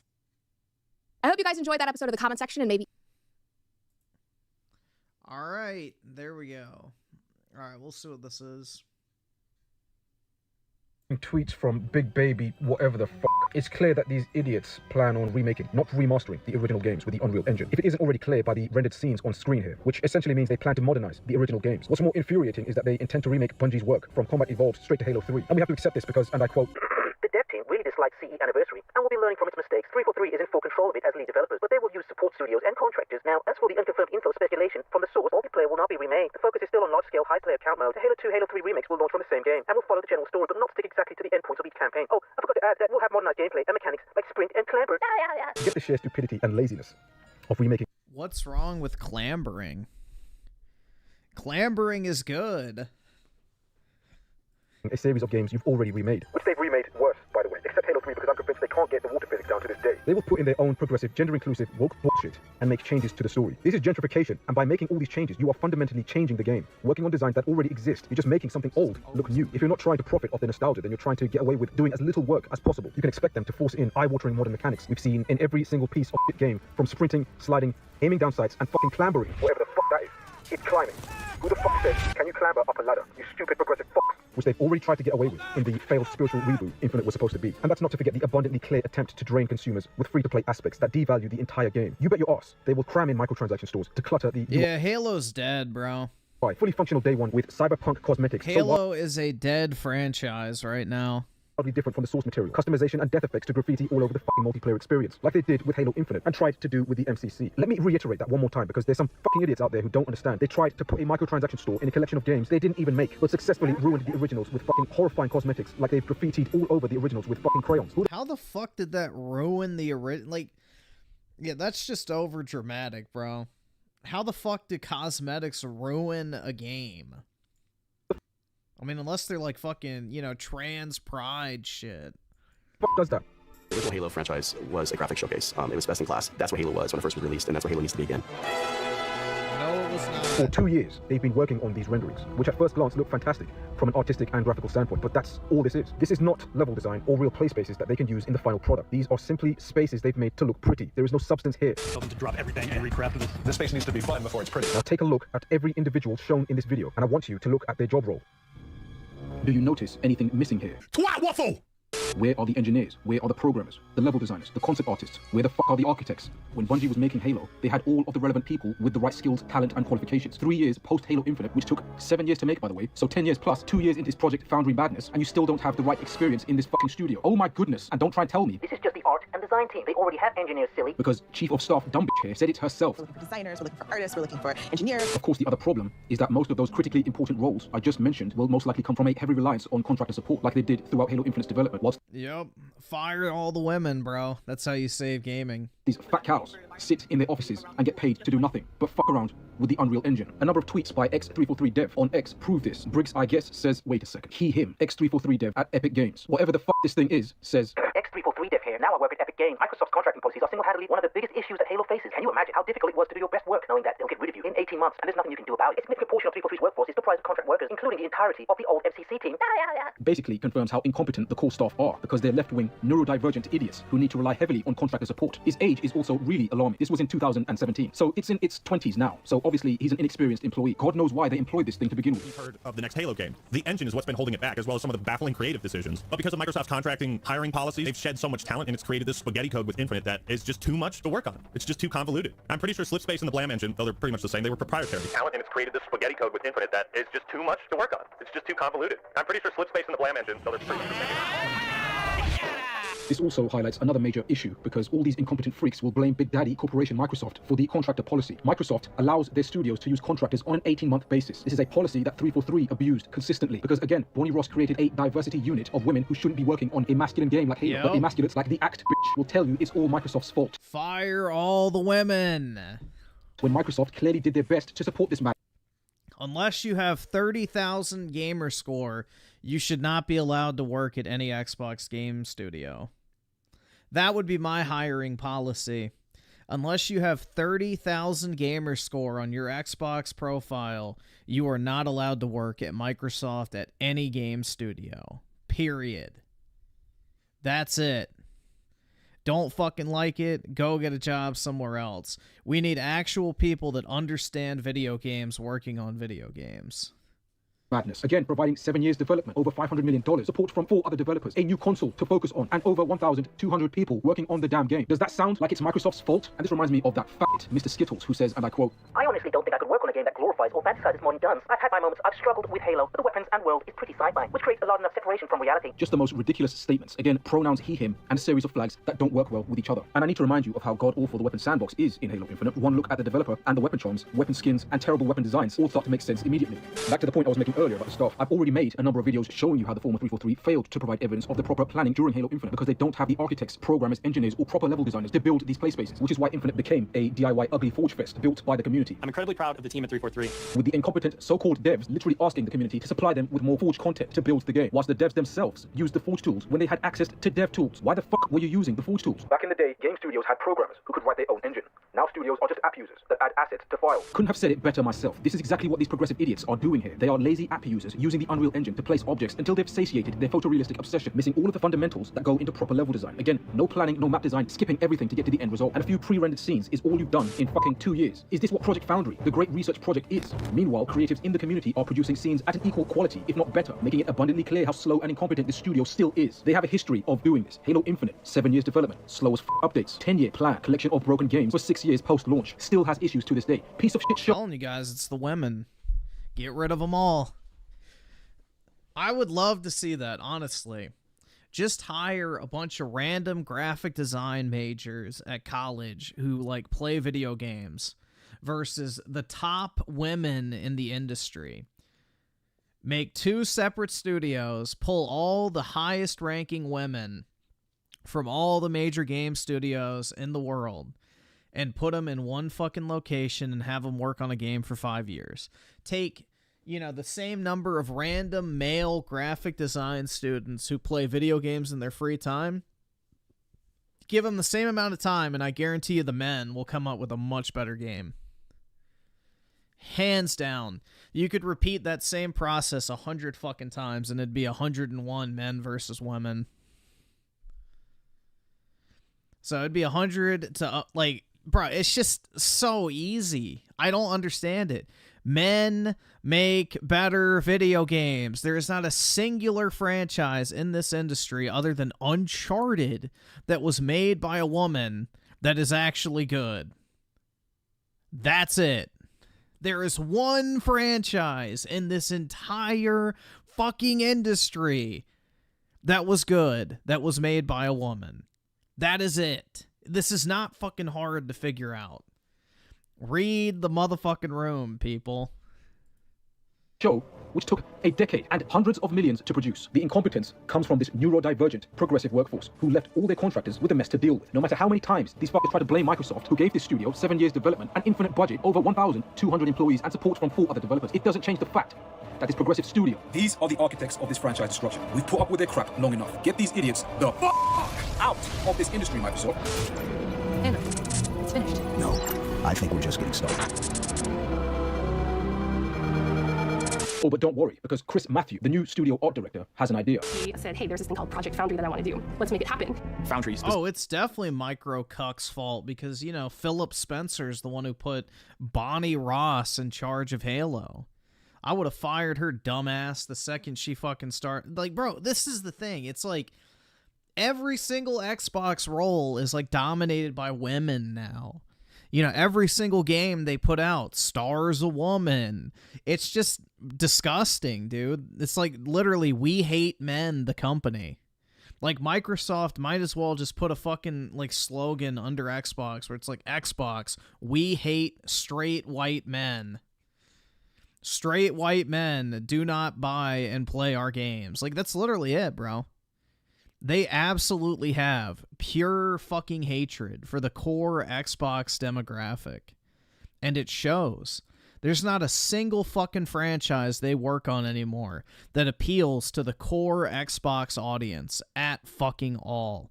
Gears of War has become feminized. Halo has become feminized. Fucking Fable is now turning to be a fucking feminized game. Look at all their new IPs. Indiana Jones looks like fucking garbage. What else? Starfield was woke garbage. What else? Redfall. That was like some hipster, homosexual San Francisco garbage. Like, everything is just junk.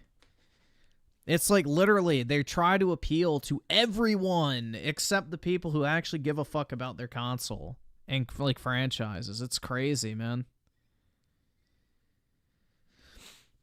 It's absolutely crazy. Specifically, is based around the same concept of the Foundry in Halo lore. It's the place where Halo rings are born. It's not a game, it's a research project for our studio so we can prepare ourselves for the next steps of making Halo.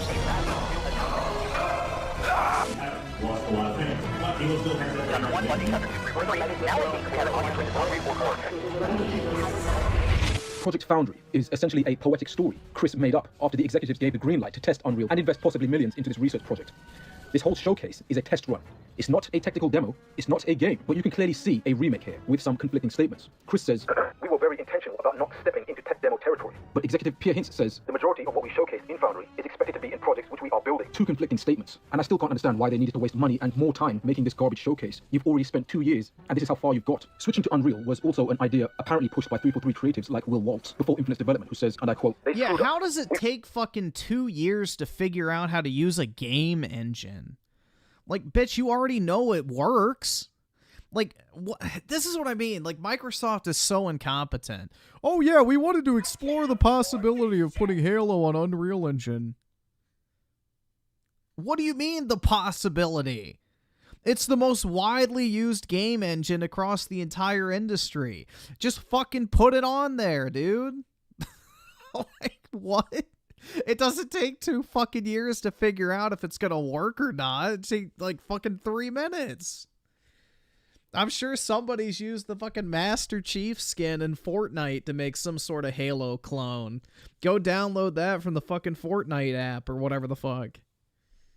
We fought for years for them to switch to Unreal, even before Halo Infinite's production started, and all throughout it, the directors and Pierre fought against it with the rest of them. Pierre came back, laid off the loudest voices for Unreal, and some of the best developers in the industry, us, and then finally took our advice. Feels good. He also goes on to say the studio is creatively limiting and advises against working there. Caleb Newcomanish, an ex-343 dev, had also made a bunch of Halo work on Unreal, also pitching the idea around Infinite's development. And according to Bloomberg's Jason Schreier, who spoke to past and current developers at 343 Industries, the production process on Halo Infinite was so truncated that there were multiple visions for the game at different points in development. One developer told Bloomberg it felt like there were 4 to 5 games being developed simultaneously, thanks to a chaotic development cycle that saw contract workers cycle in and out on an 18-month basis. Bungie's team were proficient with the Blam engine they developed, but 343's team constantly shifting thanks to the studio's abuse of Microsoft's 18-month contract policy. The real issue was the lack of manpower, and no surprise there because CEO Bonnie Ross at the time had thrown the whole studio's weight behind a diversity unit instead of focusing on talent that could actually get the job manpower, keyword.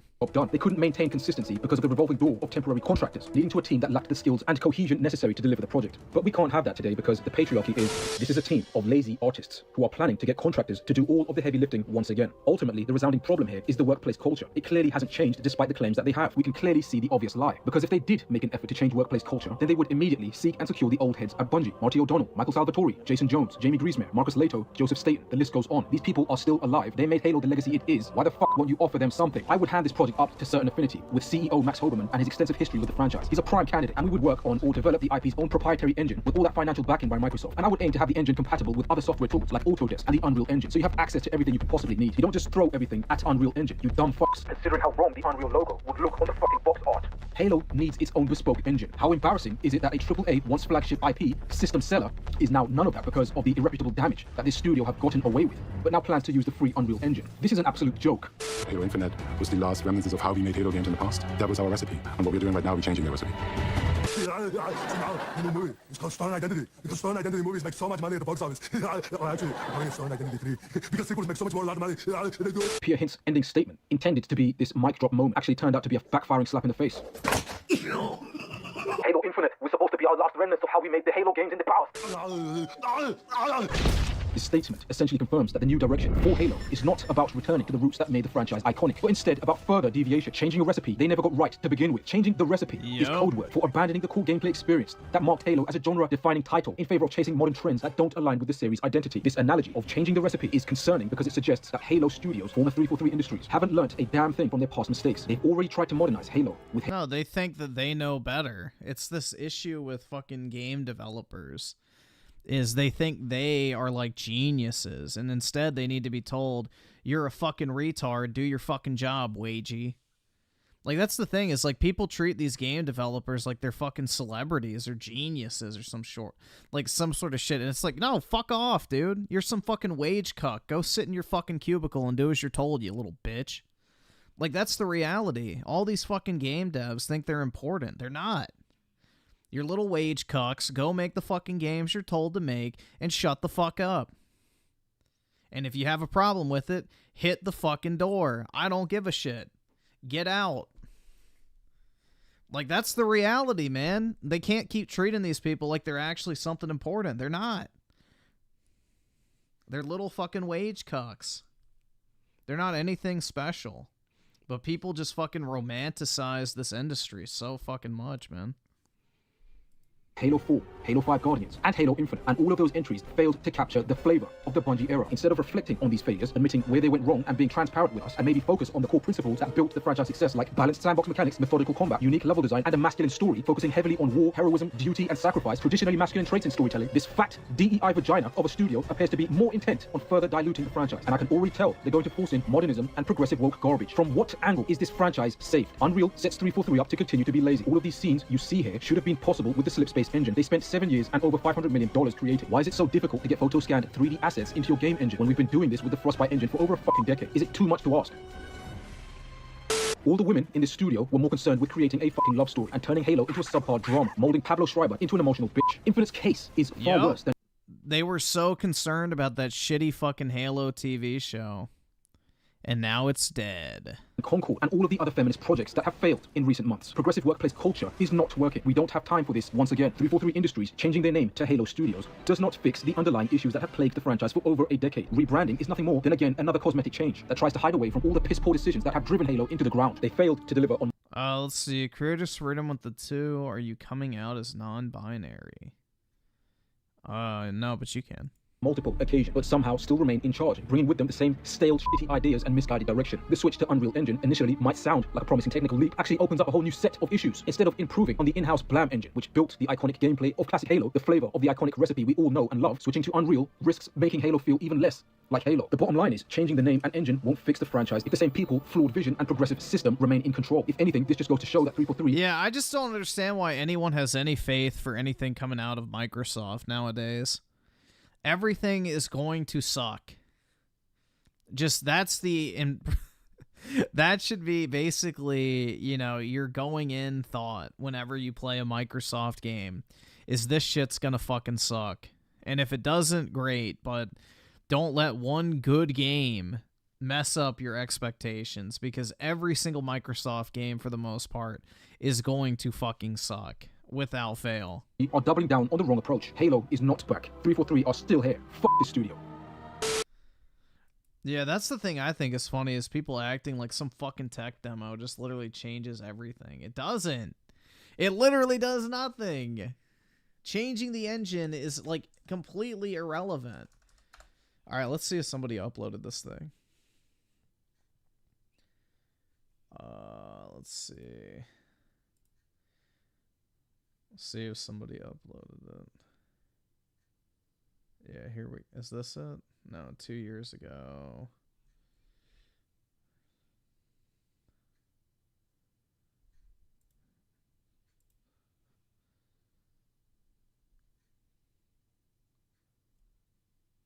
I guess nobody re-uploaded it.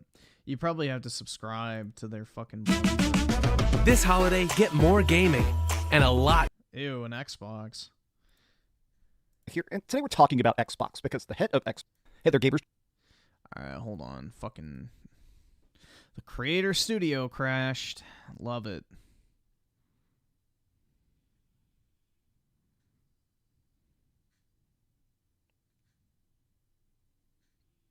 Yep, Amy Hennig is the only person in the entire video game industry that, as a woman, created a successful video game franchise. That's it, dude. That is the only woman in the entire industry that has made a successful gaming franchise. One. There's nothing else. That's what's crazy, dude. It's like, why are we pretending that this is not a male-dominated industry and that men don't make better games? They objectively do. The stats do not fucking lie. There is only one successful franchise that has been created by a woman in the video game industry. It's crazy. Games on the 360 that sucked is better than anything like... Yeah, dude. Games that are like 5 out of 10s from back in the 360 era are like 7 out of 10s by today's standards, and it's really fucking sad. Mr. Keska here, and today we're talking about Xbox, because the head of Xbox, Phil Spencer, just did an incredibly in-depth interview with Bloomberg, where he talked about the fact that there will no longer be Xbox exclusives.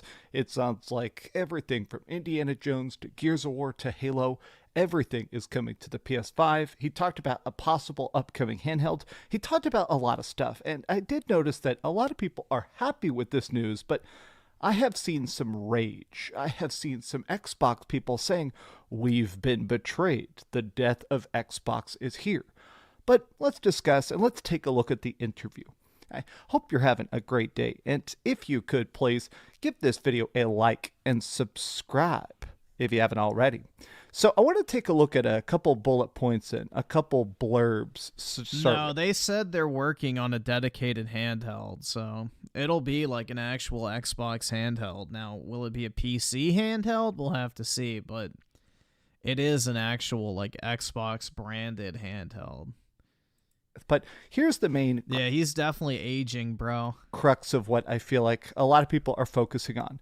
Phil Spencer will not rule out any Xbox exclusive making the jump to PlayStation. Now, the reason I find this to Look be... at the likes, 343. That's kind of funny. ...such a fascinating quote is because at this point it does seem like... I don't think Phil... Yeah, they must be upping the estrogen supply in the Microsoft water system, so that's why he developed his lisp and, you know, his shriveling away. Is fully in control of Xbox. I mean, that makes sense. He isn't Mr. Xbox. He is an Xbox employee. The biggest Xbox employee, but still... What? Phil is fully in control of Xbox. I mean, that makes sense. He isn't Mr. Xbox. He is an... He isn't Mr. X. Hold on, I want to hear the full thing. Making the jump to PlayStation. Now, the reason I find this to be such a fascinating quote is because at this point it does seem like I don't think Phil is fully in control of Xbox. I mean, that... on paper he is, yes, but... He fucked up the division so much that Microsoft's overall leadership stepped in and said, nah, you're done. So he spent way too much of their money to basically shrink the division. That makes sense. He isn't Mr. Xbox. He is an Xbox employee. No, he's not. He's the head of Microsoft Gaming. He literally is Mr. Xbox, dude. Everybody who works at Xbox answers to him. He is Mr. Xbox, if you want to call it that. Biggest Xbox employee, but still an employee nonetheless. He is still working for Microsoft. And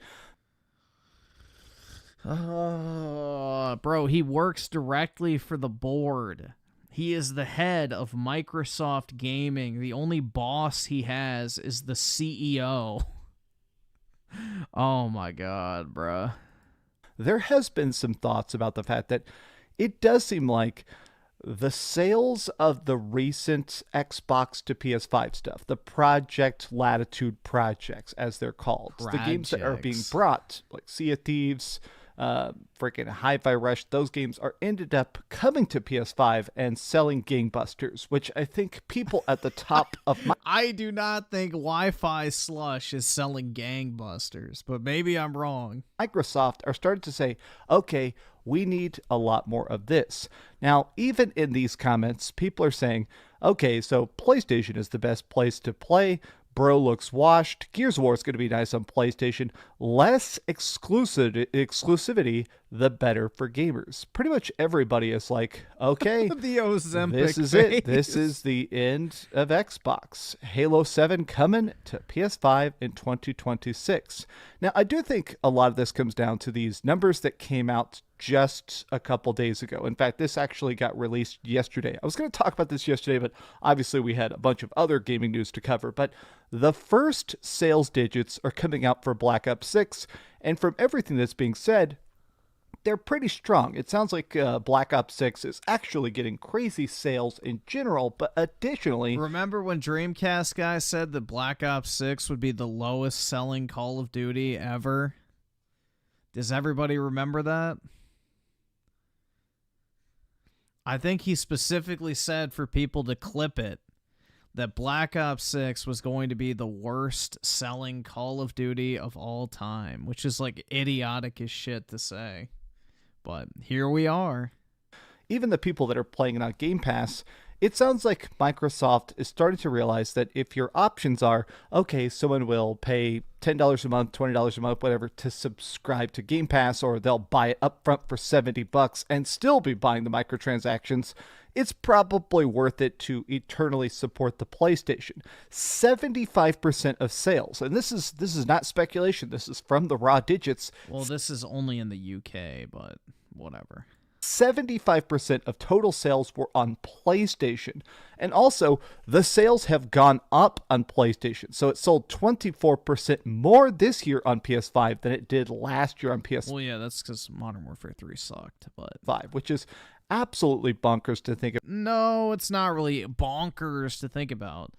Black Ops 6 is just a better game than Modern Warfare 3. But let me take a rest of these bullet points here.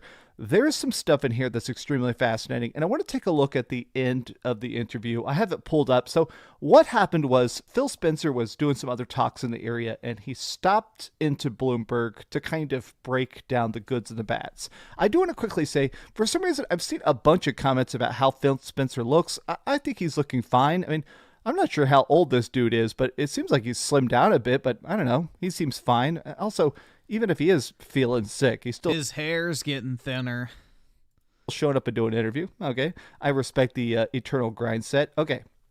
Now, two things that really stuck out at me that I think are kind of weird is the talks about an Xbox handheld, I think, are good, but he also talks about the fact that they're currently still looking for more acquisitions, but instead of just buying studios that make a bunch of money, they're trying to find ones that add geographic diversity. So essentially what he's saying is, I do think in the worldwide mindset, a lot of people are still thinking of Xbox as a American he company. Wants geographic diversity, but shut down their only Japanese studio. That's kind of ironic. Right? Because that's where Microsoft's at. And let's face it, what originally kind of exploded the popularity of Xbox in the first place was their Western-focused devs. Stuff like getting, obviously, early Bethesda titles, Morrowind on the original Xbox, Halo, all the shooters and stuff like that. So it always seemed like they were trying to branch out a bit, though, right? The amount of RPGs and stuff that have been coming to the early generations of Xbox were a bit of a trickle, but now we have seen Xbox trying to make better deals with Square Enix. Wait, what? the early amount of RPGs going to Xbox were a trickle? Dude, the Xbox original and 360 had a fuckload of Japanese RPGs. The Xbox One and the Series X are the consoles that don't have any. The 360 literally had like probably dozens of exclusive JRPGs, not to mention all the big third-party ones as well. Like, I don't know what the fuck he's talking about.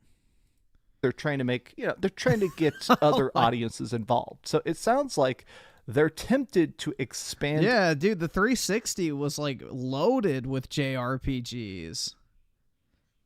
I don't know what the fuck he's talking about, man. Into China. So they're talking about maybe buying some Chinese studios.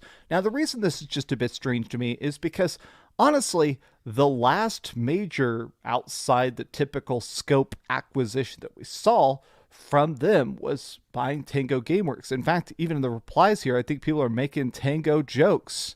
Because, yeah, Tango Gameworks is a Japanese company that made Hi-Fi Rush, that made Evil Within, that won a lot of awards, and then they got scrapped. So I guess being a good studio and geographically diverse was not enough. Now, the other part of this that really, really, really struck my mind was the talks about an Xbox Portable. Now, people have been kicking around this for a bit. It seems like it's a kind of open secret. It sounds like a bunch of developers and stuff are currently hard at work on this Xbox hand. No, Phil already said that they're going to make one, so it's already been confirmed. Developers are not working on it.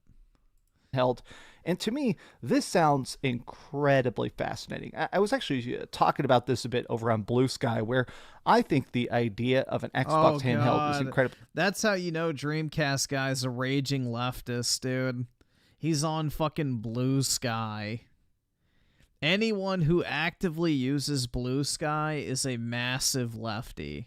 Fascinating because I am obsessed with my Steam Deck. In fact, usually I always have it on my desk because the Steam Deck is not just a tiny PC. You can mod the Steam Deck. I've got a bunch of emulators and ROMs and stuff like that. I actually set it up so my Steam Deck can... What the fuck is... It's some shitty Twitter alternative made by Jack Dorsey, the guy who made Twitter and, sold it eventually, but... Yeah, it's like some shitty Twitter clone for leftists. And, they like ban people for misgendering or using racist jokes. Like, it's literally just, shit lib Twitter. Play my PlayStation 5 like a PlayStation Portal.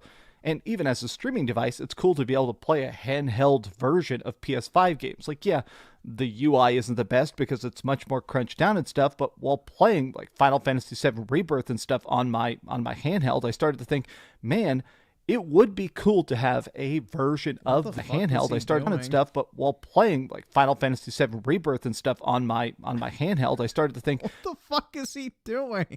Man, it would be cool to have a version of... Why did he just feel the need to put his hand in front of the camera? This for Xbox, where I could actually install Xbox games and play them natively. But I did see some pushback where people are like, okay, you can already put Game Pass onto a Steam Deck. Why would you want a separate device? And I guess my rebuttal would be the fact that I really love everything handheld. I just think handhelds are cool. As a kid who grew up with a Game Boy in my pocket, I think it's really cool to be able to just whip out, big AAA games and play them, even if they do have crappier graphics or frame rate or whatever. But I do think the other part of it is that there's something about having a native handheld. I think I'm curious to see what Xbox's interpretation of a handheld would be. I mean, I'm curious to see the battery life, how good the power output would be. I mean, I'm super curious if they're going to try and do the streaming route because Xbox Game Cloud is not that dang bad, but I hope it installs natively. The Xbox handheld, I do kind of think, and maybe you guys can say I'm going a bridge too far, I do think this is a signal that we're not going to be getting the next Xbox console for a bit.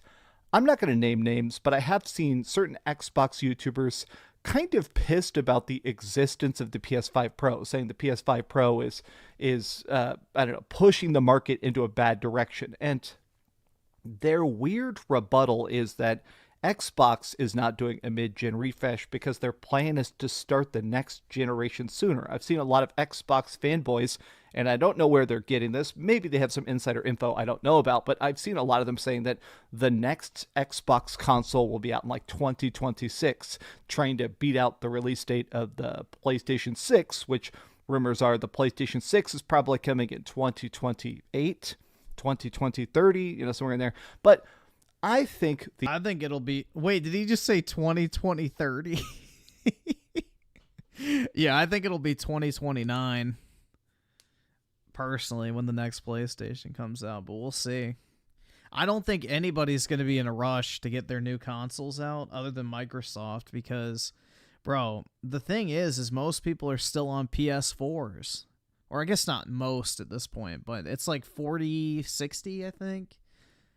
So, bro, people are not in a rush to go out and buy a new console. So why rush to a new generation if you're already fucking destroying the competition? So the idea of an Xbox handheld, in my mind, I think it does kind of counteract that. I think if they're making an Xbox handheld, I don't think the next Xbox is coming out in 2026. I think it's showing that if there is another Xbox, which even that I'm pretty dang doubtful of, I think the next Xbox and the next Xbox handheld, they're way, way off in the distance. Again, I think this generation is going to be an incredibly long one.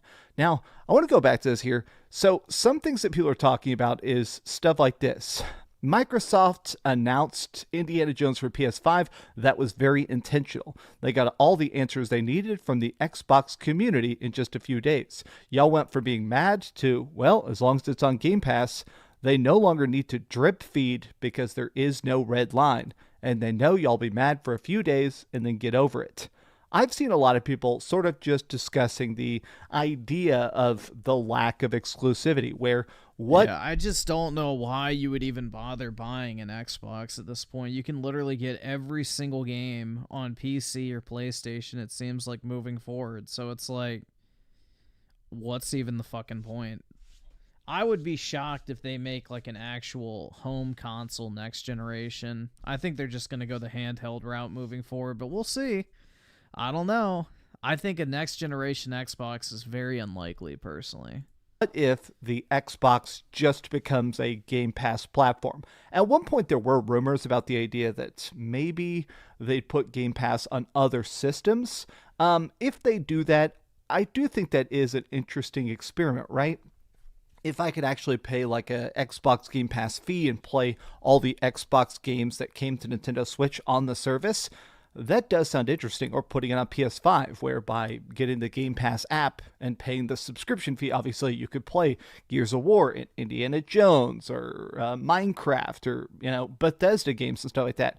I don't really believe that rumor anymore now, simply because it does seem like games are selling so crazy good at full price on the PlayStation.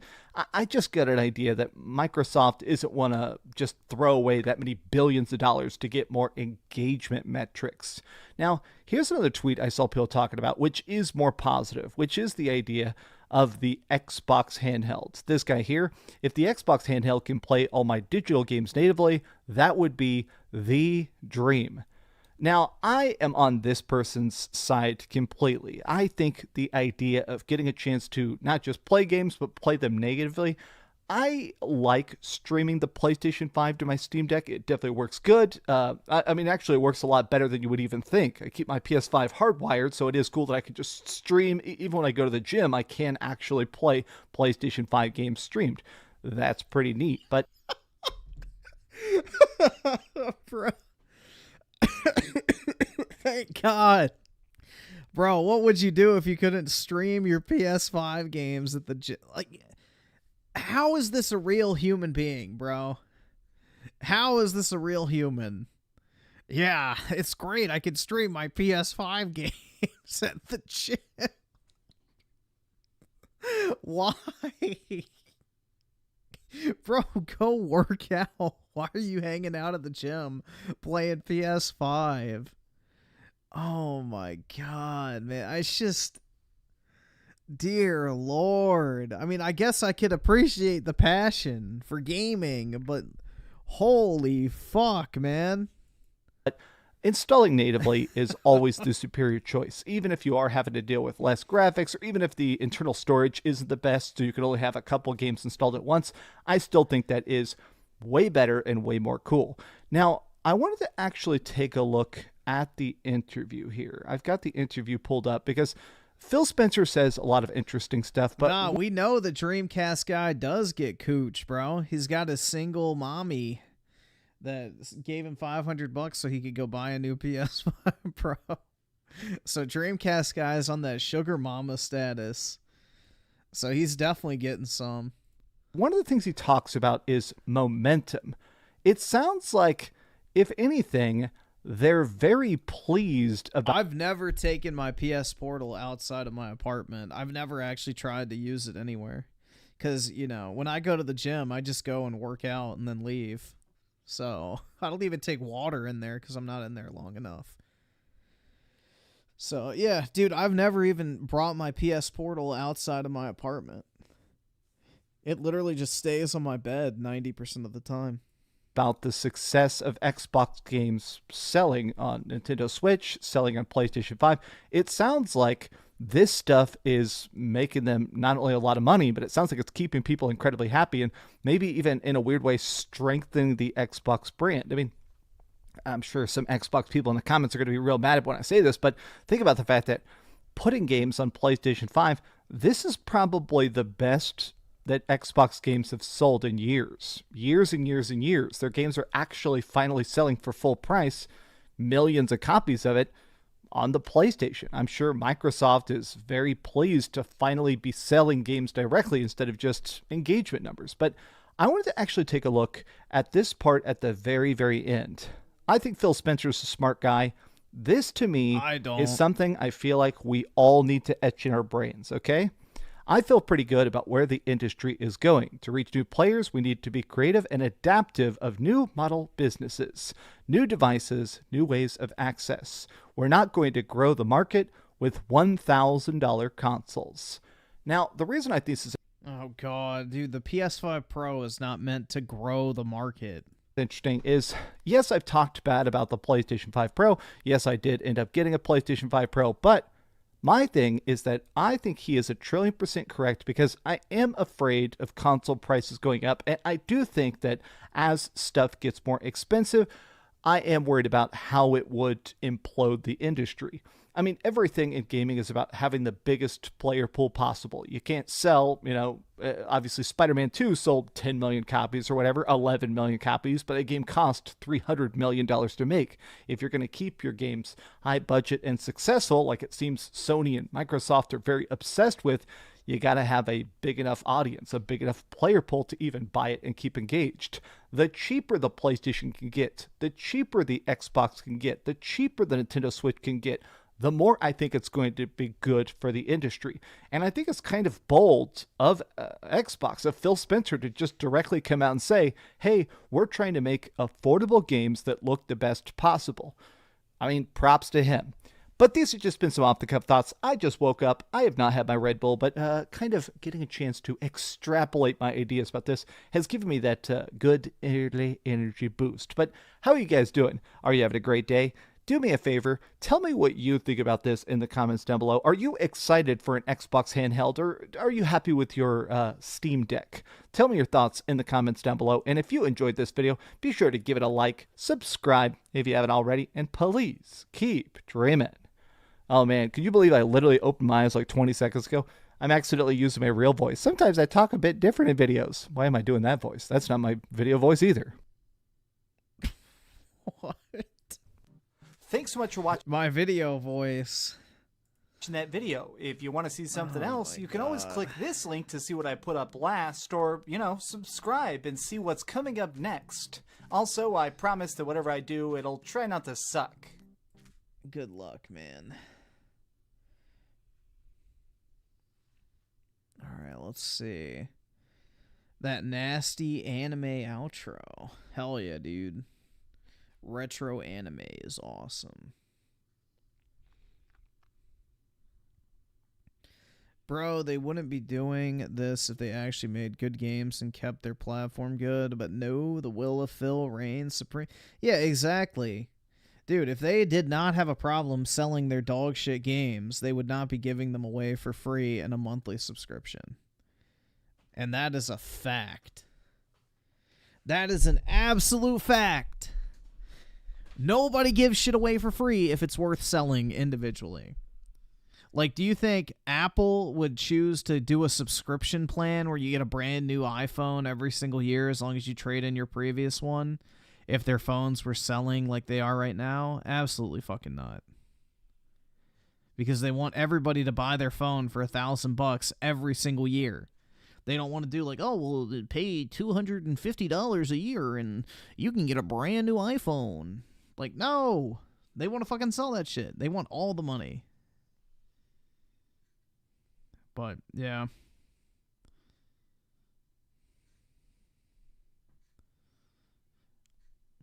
You missed the old Dreamcast guy intro? Yeah. You want all the money too, Britt? Well, you know, luckily you have OnlyFans at your disposal. So, there you go. There's your career path if you want all the money.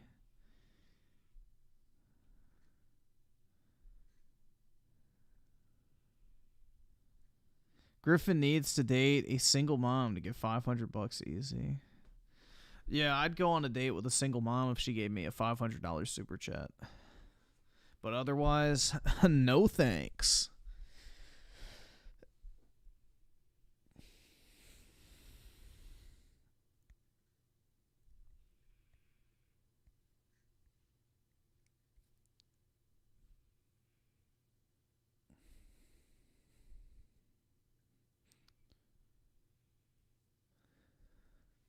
Let's see. So I guess we'll just see other people's videos on this.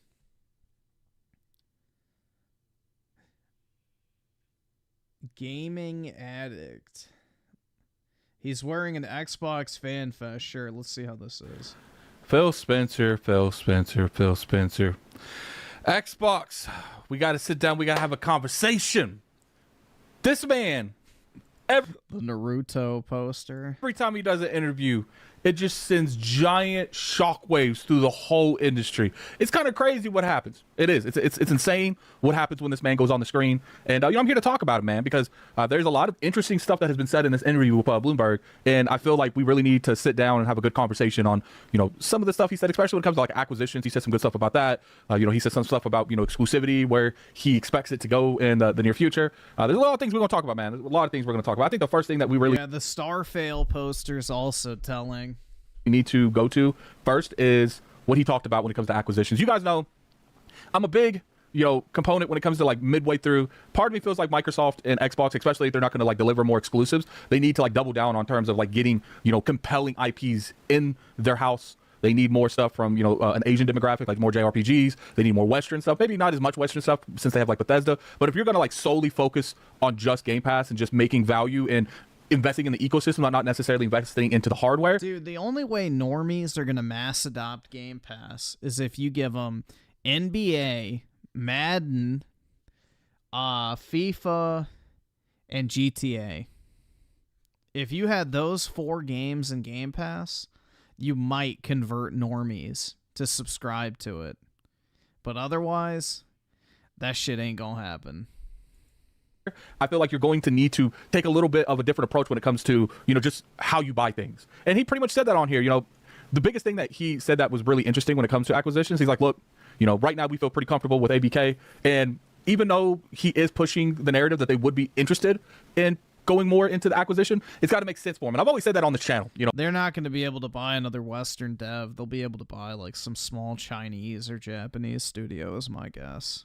I don't want them buying any more publishers. Maybe a studio or two if it makes sense. But if they buy publishers, I would prefer them to only buy publishers that make sense to what they need. They got almost every genre you could think of. One of the biggest things that they are lacking is they're lacking a JRPG, Japanese influence in general, Asian influence, Korean influence, like anything on that part of the world, they don't really have. So that would be the only time that I would say is really okay for them to invest. And obviously they're going to invest if they want to. If something pops up and they can get it, like let's say they're able to make something work when it comes to, Take-Two comes up for sale somehow, and they're able to really snatch that. I think, if they're going to make those decisions regardless, like the ABK, They need those situations to present themselves, and then you can't really comment on buying something like that big, which I don't think they're going to buy a big publisher like that. I think ABK's it when it comes to big publishers. Anything up like north of like 10 billion. I think that's it. But when it comes to that, I do think that they would look into, maybe Square Enix, Sega, Capcom, Konami, maybe not Konami, but you guys get what I'm saying. Like, it's not necessarily about what, the publishing itself. They can make their own publishing. Hit up Kojima.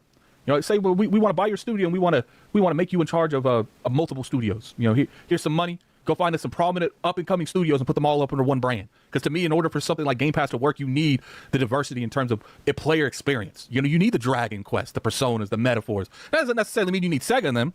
And you guys, I'm very clear on they don't need these things, but I do think in terms of a Game Pass model, it's better for them to get these for the long term. But I don't necessarily think they need them.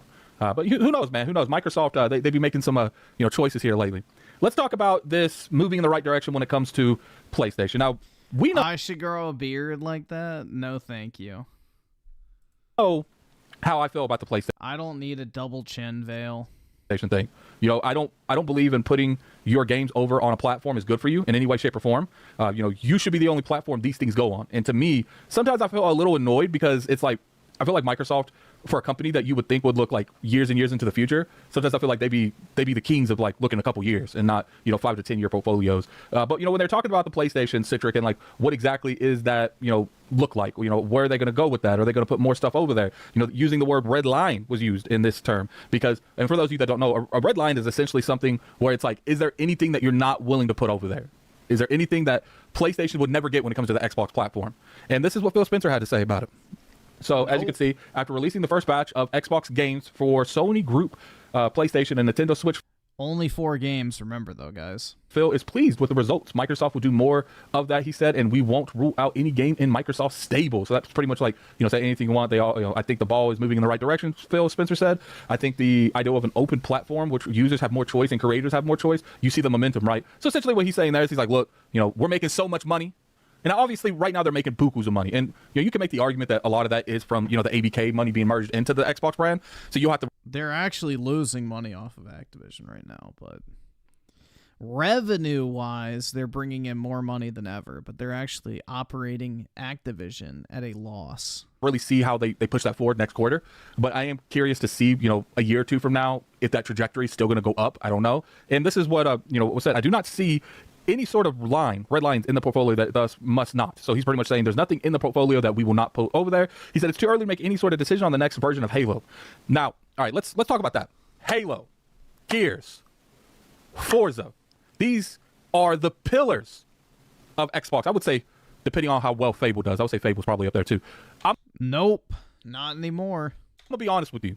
In my personal opinion, Microsoft needs to stay away from porting these games over to the PlayStation platform. Do I think they will?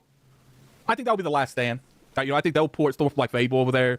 There was rumors that there was a Gears remake being made, and it was going to be on PlayStation. So it's kind of curious to see how that goes. There was a Master Chief Collection rumor that was also rumored to go on PlayStation. But here's the thing.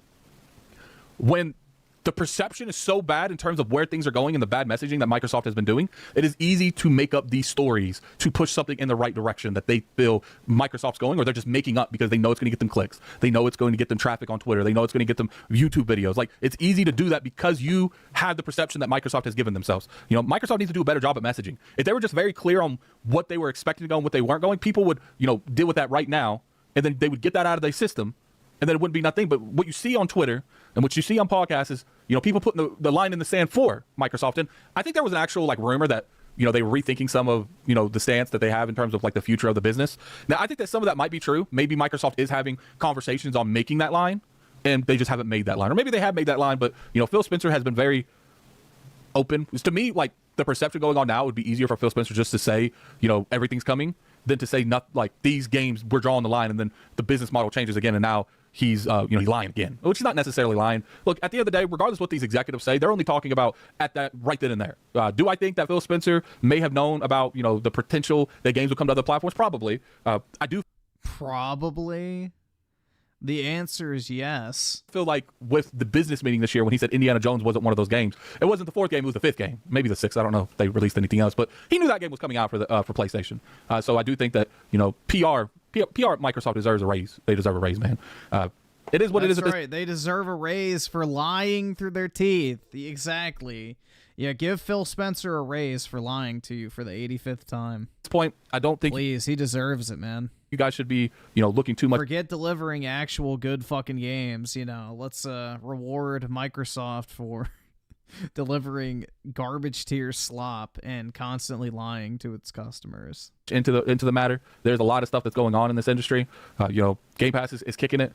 Spiral, man. We'll talk about that. Spiral's in Game Pass. And one thing I want to bring up is I had a company, it's the GameSir. They sent me a nice controller, man. It's called the GameSir G7 HE Xbox wired controller. I recommend you guys look at this. Now, obviously, they sent me this controller, and they just sent me the product. It's not like they sent me any money. There's no exchange of money and something like that. And I told them, like, look, I will mention your product after I've used it for a couple weeks. And I want to be very clear on this. Like, this controller got some back pedals on it. I really enjoy that, and it feels good. I don't know, like it. Sometimes I feel like the controllers are too loose. Like, the stand. He is good. Yep, that's just an ad.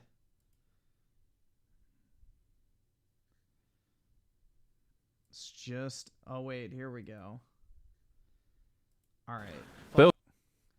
All right. So before we watch Colt Eastwood's video, I gotta go take a shit real quick. So I will be back in like 5 minutes. So I'm gonna put on some waiting music, and I will be back in a few.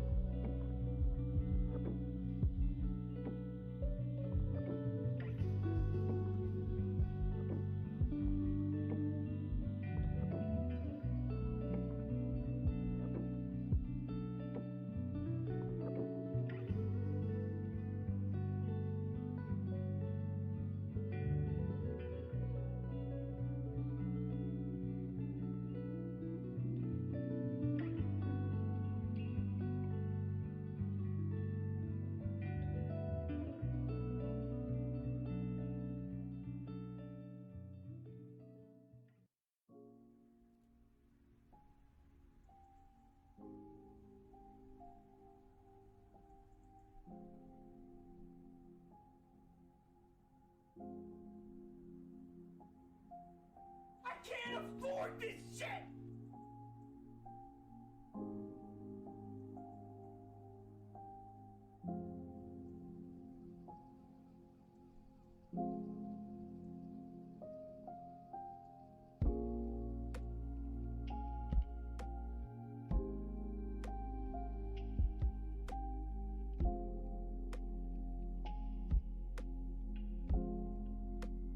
I can't afford this shit!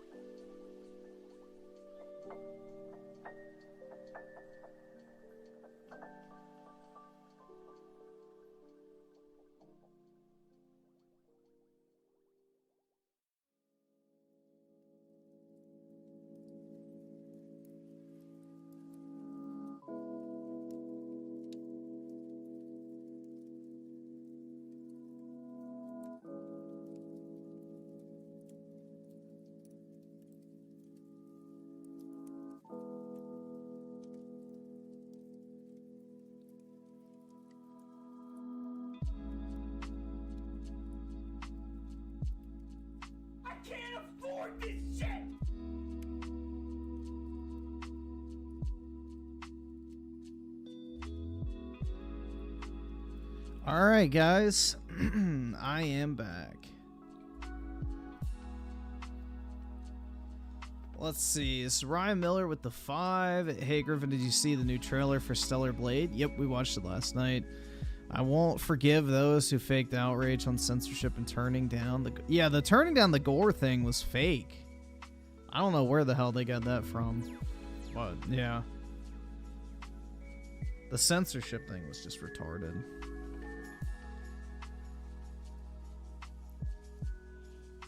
In Neonverse animations with the 2, I just realized most of 360 games are third. Well, I think that's most games in general are third person.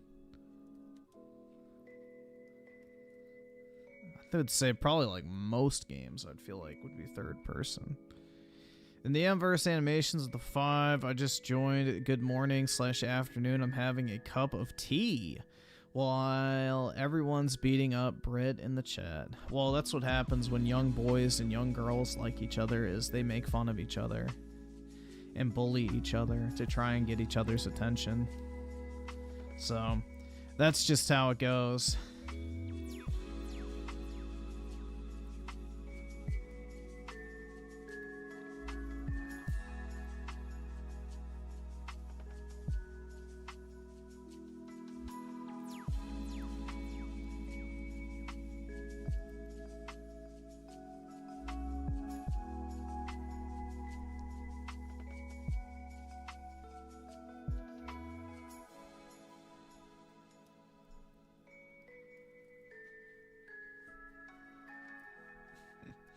The unsellable heaps of junk reaches this peaking point. Is this guy like a reseller? Liberty Mutual customized my car insurance, and I saved hundreds with all the money I saved. The following is a world-class Bullshitters exclusive. Get you to donate these toys to kids. Folks, I am in the spirit of giving all year long, but do not give kids garbage, okay? Don't give kids anything from Black Panther Wakanda Forever. It's not going to teach them about their roots. Nobody's from Wakanda. I'm not from Wakanda. You're not from Wakanda. Nobody's from Wakanda. And that's Not true, bro. Flights for Wakanda was the #1 search after the movie. it's okay. It's fake. It's not even a state of mind anymore.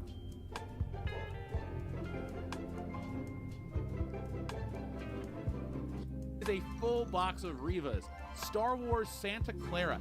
That is the code name for the merchandise. Black Series Santa Clara. I mean, that's where they shot the damn show. But look, it's all Riva all the time. And she's not alone. Here's another case. Gee, I wonder why people don't want the Was lightsabers and shit. Riva. Again, Star Wars Santa Clara. Great. What's back here? Riva. It's almost like nobody wants women when it comes to Star Wars. Riva, Princess Leia. Well, one of you is a great character, and the other one is Riva.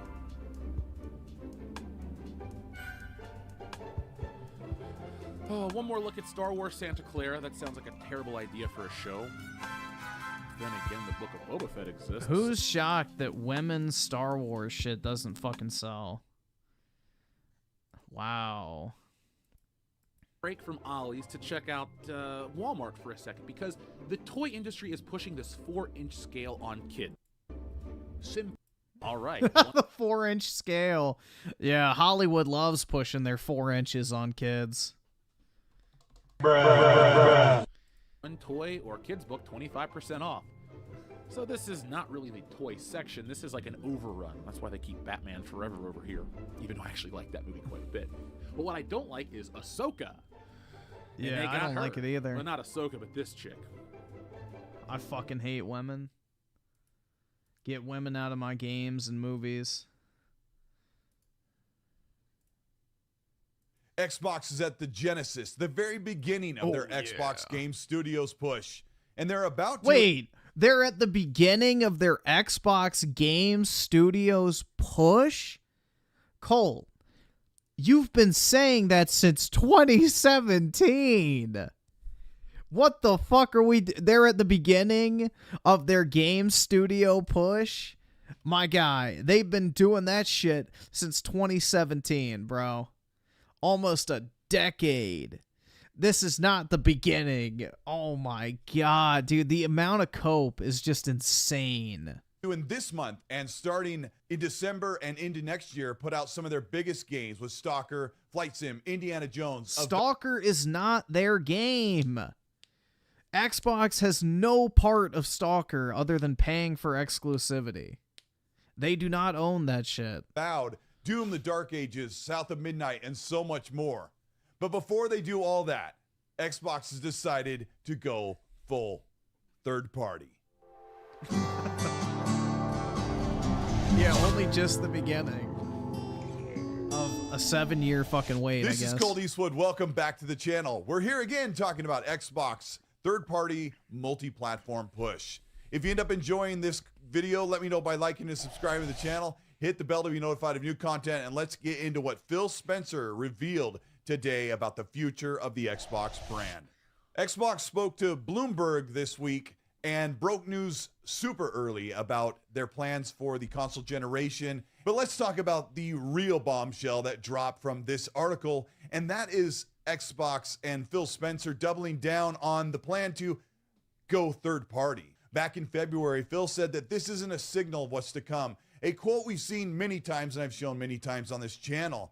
But over the course of the past 9 months, Xbox and Microsoft and their friction have made changes. But when it comes to third party and Xbox putting some of their unique games, their brand games, the identity games that have belonged to the brand for a long time, or the new acquisition teams, Phil Spencer said, I think this idea of open platforms where users have more choice, creators have more choice, you see the momentum, right?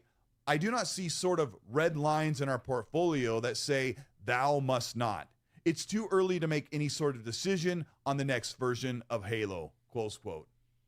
So bringing up Halo is really a strong pain point for Xbox fans who have felt that Halo, Gears, and Forza are the true identity of the Xbox brand, flagship titles that should only be available on Xbox platforms or where Game Pass exists. And rumors have gone on for quite a while that the new Gears game, Gears E-Day, might eventually come to PlayStation, or that a Gears Trilogy remaster, if it... Oh, it's definitely coming. The reason why they're rebooting Halo Gears and probably going to port Forza over soon is because they're planning on releasing all future Gears and Halo games on PlayStation. So that's the reason why you reboot franchises, is to introduce them to new audiences. Well, who's the new audience they're trying to introduce into Halo and Gears? PlayStation, and probably Nintendo as well. If it exists, would launch day and date on PlayStation. The problem being that Xbox, especially with Microsoft teams like Tim Stewart and Satya Nadella, have seen... Griffin is just hating because Xbox is successful and his pony channel is dying. Not really, man. I could make... Dude, the thing is now it's not even gaming, apparently. If I started doing more politics shit, I get way more viewership. So, I don't really even care about the fucking Xbox or PlayStation at this point. We're just here to have fun. If I really cared about growing my channel, I would just do more politics stuff. That's easy.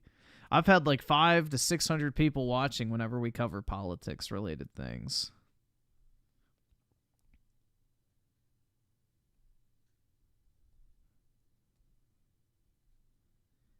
Master Chief Collection on PlayStation. Bro, it would be great because it would revive the player base. I don't even want to play it on PlayStation. I just want it to actually have people on it, bro. I don't want to have to wait 5 fucking minutes to find a match. That's the thing I want as far as like putting it on PlayStation goes. I just want more actual players. Because the only people who play MCC at this point are like the fucking ultra try-hard super swats that like no life the fucking game. And it's not fun to play. When they look at financials, Microsoft and Xbox can make money on Game Pass, on console, on cloud, on PlayStation, and on Nintendo Switch. And they can still grow the Game Pass revenue, grow subscribers, while also making money off of PlayStation. This isn't what Xbox fans wanted to hear. This isn't what I was planning to hear for sure. But the idea of putting them on a competing console platform, a console like PlayStation that has for 30 years tried to squash all of their competition and has tried to make it very apparent that Xbox doesn't exist. Rumors are already starting to swirl about Hellblade 2, a game that came out in May, the only big blockbuster. Dude, that game fucking flopped so hard, I'm surprised it hasn't already been ported over to PlayStation to try and recover any little bit of money they can. Because what was it, 25,000 copies it sold on Steam, which is a fucking joke. So, I'm actually surprised it's taken them that long, but I hope people aren't dumb enough to buy it. Creators Freedom with the 2. Griffin, what are you buying for African Friday? What? What the fuck is African Friday? Game from Xbox this year up to this point is being worked on a port for PS5. And then is that a new made-up holiday that they came up with for whatever it is? The 15th? Oh, Black Friday. Okay. Probably nothing. There's nothing I want for Black Friday. Starfield is almost certainly going to come to PlayStation at the end of next year. Yeah, I thought it was like another made-up holiday kind of thing, like Juneteenth. So, yeah, I didn't think about Black Friday, because it's not for another 2 weeks. Once it receives its second DLC and has had all of the amazing patches that make it what it is today. I think it's important to understand for Xbox fans that Xbox as a platform will put their games on PC, Xbox console, and Game Pass day and date. And yeah, Black Friday sucks. You don't even get the best deals of the year anymore on Black Friday. It's just literally trash. I don't know, man. Every Black Friday for the past like 3 years has been super uninspiring. Then they'll decide case by case basis with no red line that some games will come to PlayStation eventually. Phil Spencer saying there's no red line. The problem is I just really don't want to buy anything right now. Like, there is nothing I want to buy. I don't need anything electronic. I don't need clothes. I don't need shoes. Like, nothing. There's nothing I need to buy. And it kind of fucking sucks, but it's the reality. Really literally means that all games are on the table. There's nothing that is sacred that can't come to the PlayStation and Nintendo Switch. In fact, we're hearing leaks right now and rumors that PlayStation plans to make major partnerships with their games coming to the new Nintendo Switch 2 that will be revealed sometime in early 2025. So the idea of console-only or plastic box-only exclusives has been dissolving away for the better part of the past. Last time I checked, you don't buy a real girlfriend. So again, I will say it again, there is nothing I need to buy. I have nothing to buy, bro. You don't buy a real girlfriend. You buy a hooker. Revenstar with the 3. Griffin, did you hear about Base Tom Holmes? Yeah, that was a good pick. So he was Trump's acting head of ICE back in, his presidency. So I'm glad that he's stuck around. Last 5 or 6 years. And especially for Xbox, has become a true reality that they can't just rely on a small sub-base of 30 million consoles. The other question that always comes up is... That's what RTU does? Yeah. No, thank you, man. I'm good. If Xbox is putting their games on PlayStation, where's God of War, Spider-Man, and all those games? Where's The Last of Us and Uncharted coming to Xbox? Well, it doesn't work that way. It definitely doesn't work that way. Right now, Nintendo and PlayStation are the console platform leaders in the market, because in the console platform, they're in third place. Here's the other thing that other fans that aren't Xbox fans don't want to hear, is that Xbox is probably going to be a major juggernaut leader in their industry when it comes to games and publishing. Yeah, with the hardcore fucking bangers like South of Midnight and Indiana Jones and the fucking Stealth Simulator. Hell yeah, dude. They're putting out some top-tier AAA bangers. They'll have more active users every month across Call of Duty, World of Warcraft. Who the fuck cares? Meanwhile, your Xbox digital library has been completely relegated to being either a cloud streaming platform or you have to go and buy retro hardware in order to access it. But, oh yeah, dude, you really own the libs. Warcraft Halo. Yeah, I really care about player stats. Who the fuck gives a shit? And all of their big flagship titles that see players returning over and over again. One of the big reveals was that the Xbox handheld, yet again revealed by Phil Spencer, is a reality. He said this back in June of 2024, reiterated yet again that yes, they are designing an Xbox handheld, but he said it is, quote, years out. And years could be Watch that be their next generation console, a fucking handheld. 4 years, or years could be 1 to 2 It wouldn't years. surprise me. According to sources and information that I've dug into over this past year, the Xbox handheld could be seen as early as late 2025 or maybe in 2026. But Sarah Bond has told fans that they have a hardware reveal for the end of this year, next month at the Game Awards in 2024. Phil said on the Xbox handheld, quote, what, are they going to actually revise the Xbox Series X? We'll see. Or it's a new controller. the expectation is that we would do something longer term. I love us building devices, and I think our team could do some real innovative work, but we want to be informed by learning and what's happening now. That quote is talking about what's happening with the ROG The Ally and Series Steam Deck, which are XX. very popular, but have only Nah, sold dude. around a The Series EX. There you go. few million units each for Valve and for Asus. The handheld and the Xbox handheld concept is something that could really push the industry forward, with the Xbox handheld doing more than just a Steam Deck or a ROG Ally. It would also play natively all of the catalog games that are available right now on the Xbox consoles, which would include over 4,000 games. And that's something you can't say with a Steam Deck, a Lenovo Go, or the ROG Ally. The few years out thing was a new reveal that Phil Spencer said today that means I don't think we're going to see the Xbox handheld at the end of 2025, but probably closer to 2026. I'm also in the belief that Xbox plans to release the Xbox handheld a year before their traditional console, which might be at the end of 2027. But this is what Xbox wants to do. Phil also said about the next generation console, quote, I feel pretty good about where the industry is going to reach new players. We need to be creative and adaptive of new business models, new devices, new ways of access, and we're not going to grow the market with $1,000 consoles. This is funny because this is an off-the-record conversation I had with somebody. Nah. This is why it needs to be this. Look at the capital letters.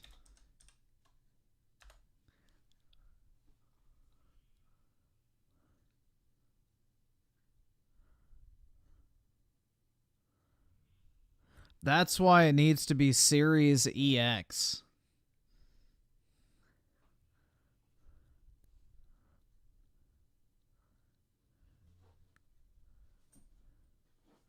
Obviously. Within Xbox that asked us all if we would like a $1,000 console. I was sitting in a group that was very hardcore on the console and Xbox scene, and only half of us raised our hands that we would love to buy a $1,000 console, being that the $500 price point is really the sweet spot for just about everybody for a console that you connect to your TV. But because of PlayStation and Xbox's market position, the next consoles will likely be $600 or probably $700. Dude, I would gladly pay $1,000 for a console if it was actually worthwhile. Like, if you got a big enough performance upgrade, I don't fucking care about paying $1,000 for a console. If it's worth the price, then go for it. I don't really give a shit, to be honest. A lot of people have been watching for Phil Spencer, and it seems every time he says something in an interview, it comes back to bite fans who are waiting for him to give us good news and tell us what's happening next. But the reality is, the way the market is for games... Bro, I would not even consider spending $1,000 on the PC. The PC I would buy, it would be like $4,000 to $5,000, so that's not even remotely in the price range. The GPU I'm getting is going to be $2,000 most likely, so no, I'm not buying a $1,000 PC. Gaming and most industries with massive layoffs, studio shutdowns, big investments that didn't pay off and are losing money. I never bought an Ouya, but I almost did. I saw them at Target when they were on clearance for like $40, and I almost bought one. But I did not. Oski Woski with the 2. Griffin, you know, that hits too close to home for them. True, man. You're broke! I can't! You're fucking poor!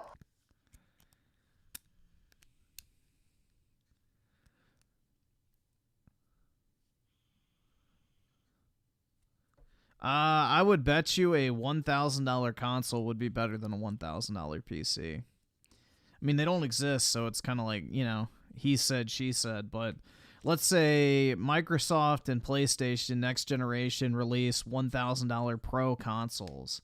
I guarantee you that $1,000 Pro console would probably be way better than a computer you could build for $1,000. That's generally the case, so... All of these platforms have to make some sort of pivot. Xbox especially, and PlayStation, in minor ways, they've had to make big changes. And I would expect PlayStation to put most of their games on PC so much sooner than they have in the past. Really, it comes down to when those ports can be available at launch or not. But there are big changes in the way. Death Stranding coming to Xbox, is PlayStation selling off the IP to Kojima to make up money they lost from Concord. There are a lot of things at play, and they're not selling the fucking Death Stranding game to Hideo Kojima to make up money for Concord. They're selling it to him because obviously he was offering way more than it's worth to them, or they value the relationship with him more than holding on to the IP. So, Revenstar with the 3, how do we get the CCP gaming console soon? Or wait, do we get the CCP gaming console soon? It's called your smartphone. That's basically all the Chinese play on. That's about it nowadays.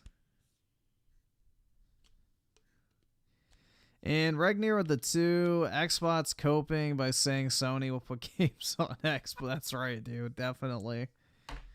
Absolutely. We've seen so many so far, right? Everything we thought about consoles, which we talked about last decade, really don't apply anymore. Back to Phil Spencer, everybody is wondering about what he's going to say and how he's been going through all of this. How long is he going to be at Xbox? People are concerned about his health. Look at the guy. He's lost weight. People are wondering, how long is he going to stay at Xbox? Now, he's the head of Microsoft Gaming. Sarah Bond is leading the Xbox platform with her team.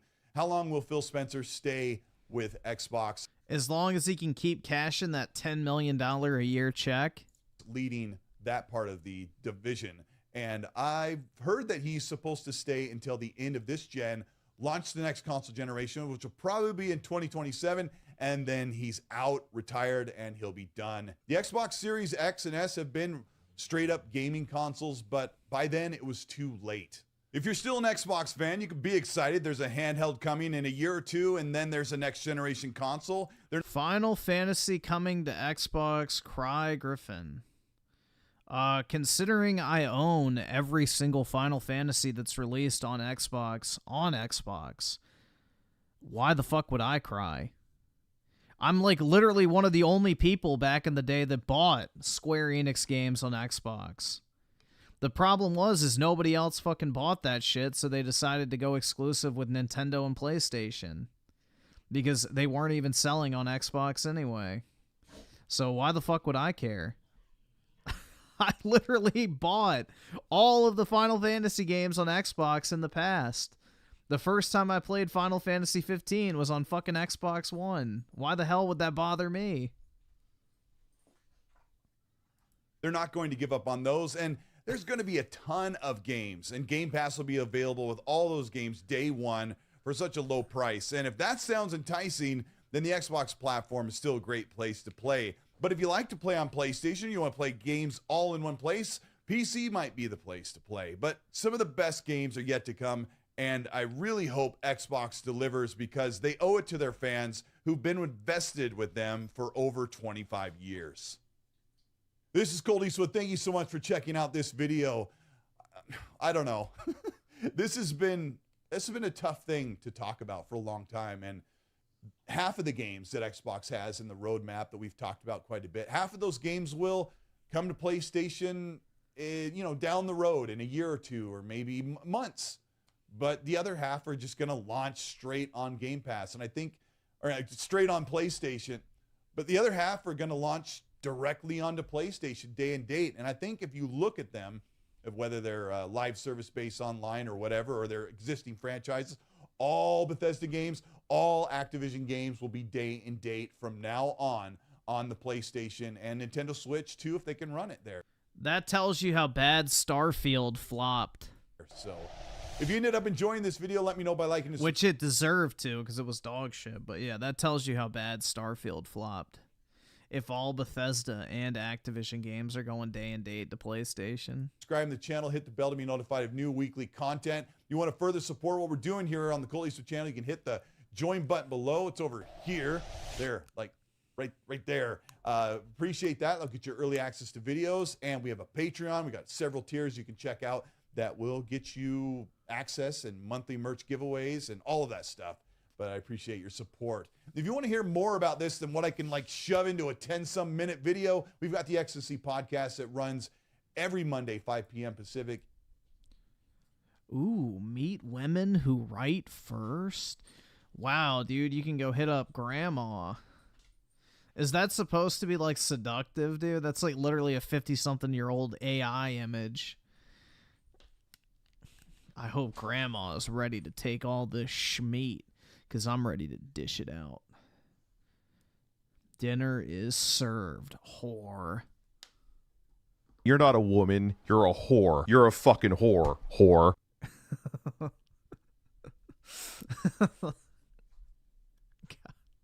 That's such a great voice clip, dude. You're not a woman. You're a whore. You're a fucking whore. Whore. Let's see. So, hold on. Let's just see if the homepage has it. They finally did it. No way, dude.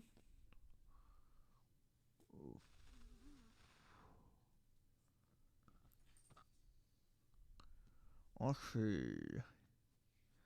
Do we have no other reactions to that? So I guess I do have to look it up.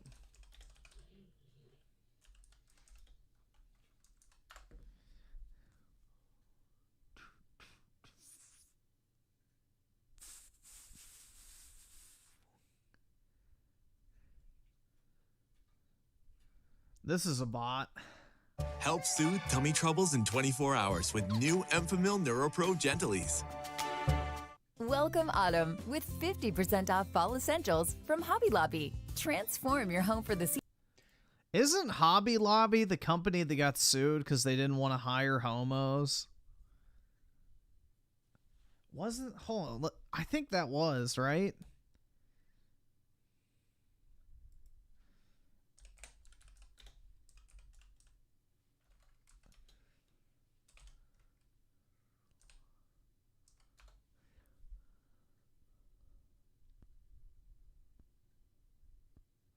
I forgot what it was. It was something. They had a Supreme Court ruling. Let's see. Victory for religious liberty, ruling that individuals do not lose their religious freedom when they open a family business. The court ruled 4-5 in favor of David and Barbara Green and their family business Hobby Lobby, ruling they do not have to violate their faith or pay severe fines. What was it for?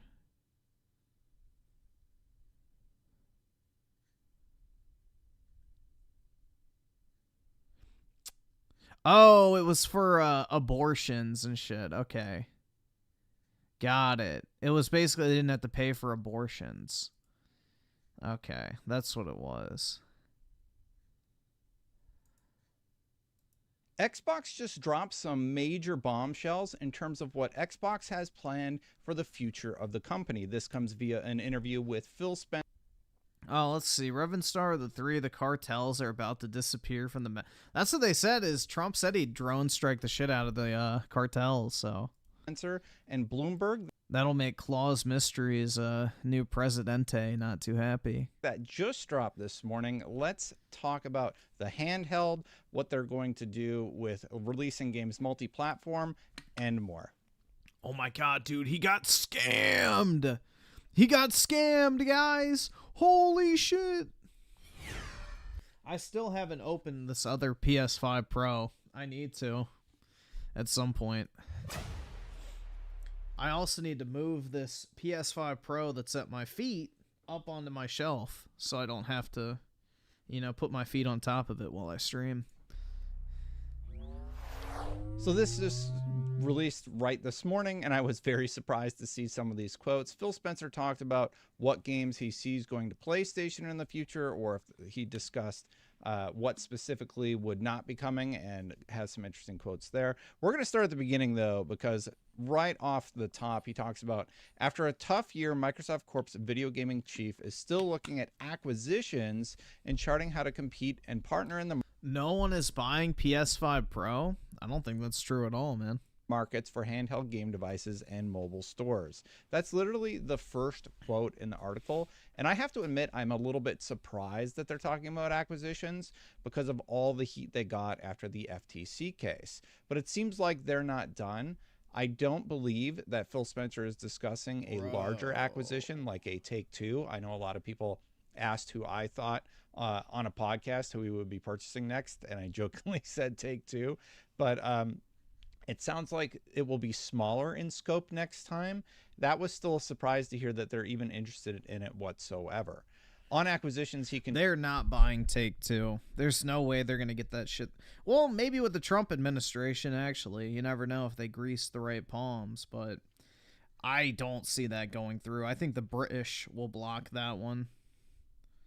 Personally, I don't see them being able to get something like that through. That seems unlikely, to be honest. But you never know. But yeah, I don't think they're gonna give them the money to, honestly, considering how poorly the Xbox division's been doing. Guys, check this shit out. This is fucking sick. I just saw this got listed a little while ago, I guess.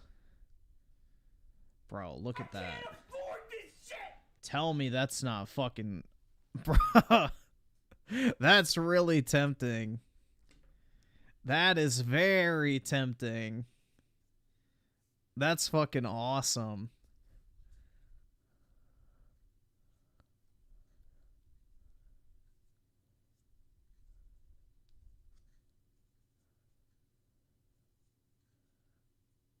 Yeah, the guy has it listed for $700. I don't know. That's kind of a lot. I don't know how much a sealed copy goes for, but I would imagine he's negotiable on that price. But that shit looks fucking cool, dude. That shit looks fucking cool.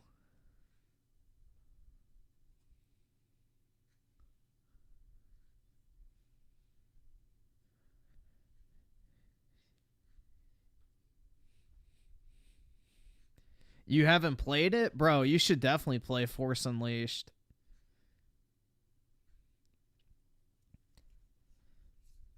Yeah, that would be the same price as I paid for my Skyrim, which is pretty steep. So, I don't know, but that looks awesome, dude. The problem is I don't have anywhere to display all this stuff, so it's kind of worthless to buy. Because I just stick it in a box, but it is cool, man.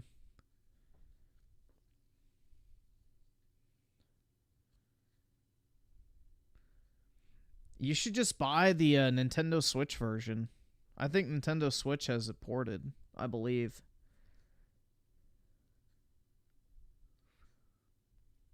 Yeah, eventually, once I get, like, an actual house, I'll have, like, an office with, like, actual shelves and, like, you know, places to display a lot of this stuff, but not right now. I live in a tiny little apartment, so no such luck. Neonverse Animations with the 5, so you're telling me that after this Phil Spencer retiring when this console generation ends, leaving all his mess that he has made to Microsoft. Well, yeah. I mean, the thing is Phil's making $10 million a year just sitting on his fucking ass doing nothing. At least that's what it seems like. So I wouldn't be in a rush to leave either, personally.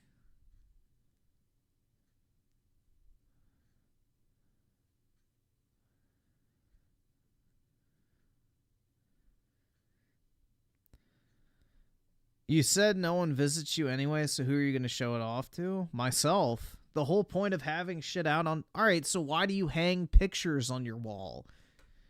Why do people buy art? Because they want to look at it.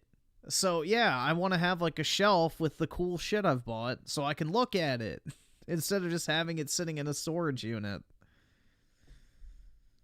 Continued, we definitely want to be in the market, and when we can find teams and technology and capability that add to what we're trying to do in gaming at Microsoft, absolutely we will keep our heads up, Spencer said. Still, there's nothing imminent, and very large deals are probably off the table at present, as the company is spending a lot of time absorbing Activision Blizzard employees, he said. So it is nice to hear that at this moment, when they're doing a bunch of layoffs because of redundancies and such, and just an economic downturn in terms of how companies have been doing the last year, they aren't looking to buy more companies because they are still figuring out how to integrate Activision Blizzard into their overall business strategy. You know, we've seen this at Microsoft with the layoffs and with the restructuring internally and some massive changes for the company as of late.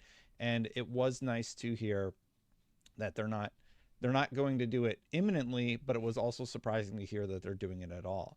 Now, one of the target areas where they are looking to grow is, believe it or not, China. You know, Black Myth Wukong coming out of China this last year and being a massive success alongside other games like the gacha games coming out of there, and just seeing wide adoption by players does make China a bit of an interesting market where maybe they could grab some developers. He mentioned the following: "It's been a good area for us to learn from creative teams that have real unique capability," Spencer said.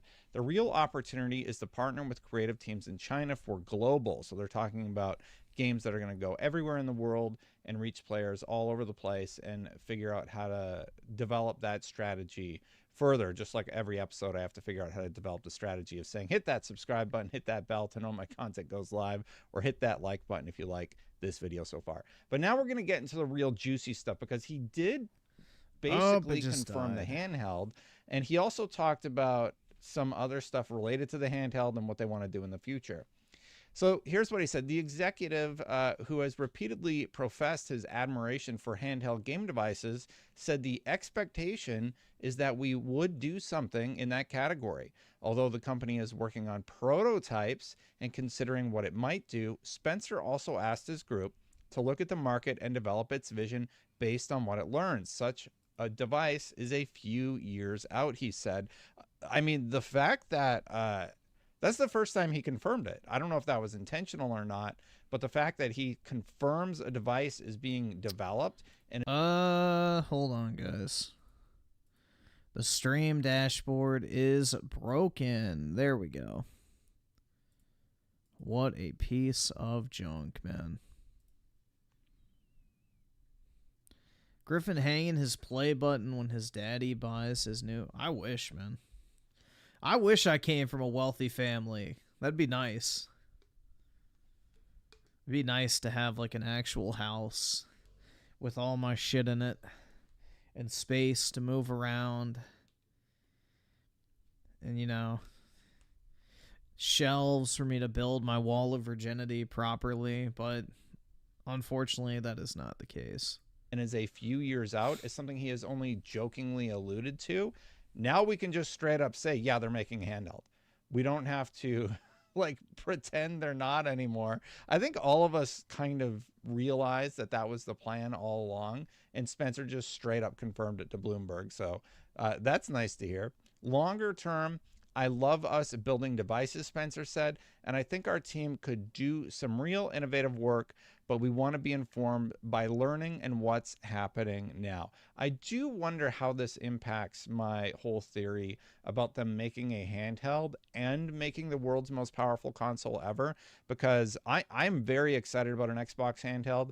I think it would be really, really cool to see what they do in that respect. And I would have liked to see it in 2025 as sort of an answer to the PlayStation 5 Pro, but he's saying it's years out.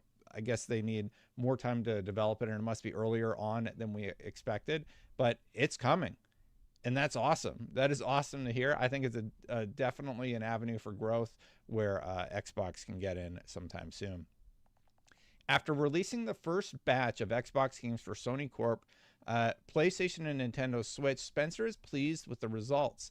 Microsoft will do more of that, he said. We won't rule out any game in Microsoft's stable. I do not see sort of red lines in our portfolio that say thou must not, he said. It's too early to make any sort of decision on the next version of Halo, he said. So clarifying specifically about Halo, it is nice to hear where...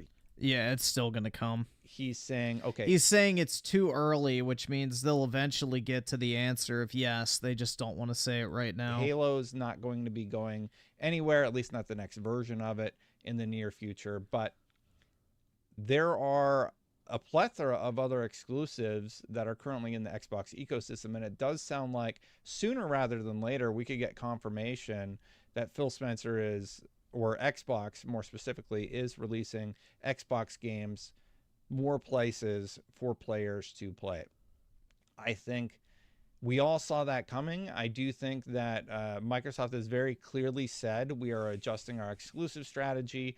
I am kind of glad that he talked about Halo a little bit because I know that has been a concern for a lot of fans, but who knows what that means for Gears of War or any of the other games that they have coming down the pipeline. We know Doom is going to be multi-platform already. We know ESO is multi-platform already. And I do... Why is it a problem for it to go multi-platform? I don't really care if it's all multi-platform. It's just Microsoft basically killing their console in real time. They're killing the Xbox platform is the issue. I wonder what that means for Elder Scrolls, because the whole FTC case was about how Elder Scrolls was going to be Xbox exclusive, and then it turns out, you know, maybe that's not going to be the case.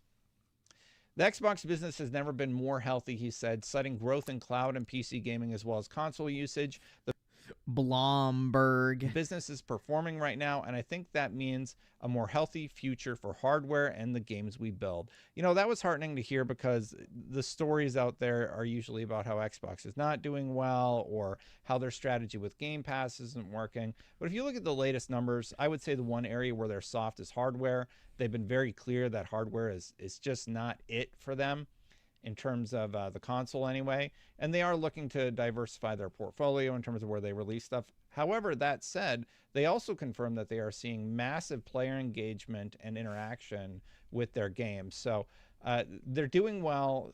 They likely aren't going anywhere and anytime soon, and it is good to see that player engagement is way up. And actually, this Windows Central article that Jez Corden wrote the other day, he said, from what my sources tell me, Xbox's ecosystem is currently the lead platform for Call of Duty Black Ops 6 engagement, despite also seeing massive growth on PlayStation and Steam. So despite the fact that it's on those other platforms, Xbox is the #1 platform, according to Jez Corden over at Windows Central. If that's accurate, that is incredibly impressive. So yeah, Jez Corden's about as impressive of a source as a fucking homeless guy strung out on fucking meth begging for $1. Call of Duty seeing this huge boon on the Xbox platform, outpacing PlayStation and other platforms, likely because of the engagement, because of Xbox Game Pass, mean the strategy is working. Let me know what you think about all this in the comments below. This article has a lot of very interesting stuff to go over, so lots of things to think about. Let me know what you think about console exclusives in the future and the Xbox handheld being confirmed. Thanks for watching, everybody. Hit that subscribe button, hit that bell to know when my content goes live. I greatly appreciate you watching. I also appreciate the members. Thank you so much to all the members who support this channel. You make videos like this one possible. If you would like to become a member and support the channel, you can do so by clicking the join button right down there. Hold on, Dealer Gaming is uploading go again? check out my last video about how Call of Duty Black Ops is doing great for Microsoft. And let's see. I just saw that. There are many things that... There it was. What's going on, fellas? The 360, people would buy them on there over the PS3. It also was superior in terms of hardware. It had better frame rates, and for all you fucking faggot-ass P counters, it had higher resolutions. And I didn't hear you saying anything about that then. It was all about, we got more exclusives, or, you know, Sony lets us lick their nipples occasionally. It was some stupid shit that never made sense. But now that you don't have any games, it's all about resolution. You're all hypocrites and retards at that. Your mama smoked crack when you were inside. I don't know what else to tell you. There's some reason that you are inherently stupid, and you need to figure that out. Because it's all common sense, people. The PlayStation 3 only sold as well as it did because it was a cheap Blu-ray player at the time that eventually played games. But yeah, there he is. Let's see. Did I just get baited? Or did he delete it?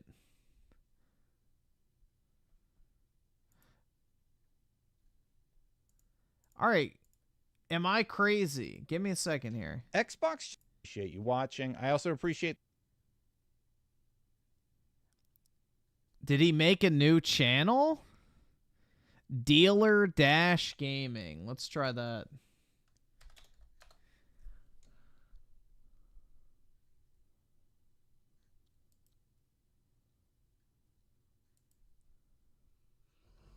I guess he deleted it.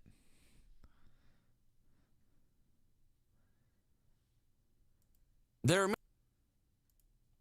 Xbox just to become a member in sports. Yeah, there it is. New 8 hours ago. I guess he deleted it. Interesting. Yeah, well, Colt and Dealer were like coming up in the Xbox fanboy community at the same time, so.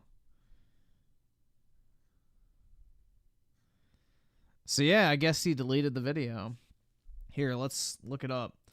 Xbox Series X critics shut down.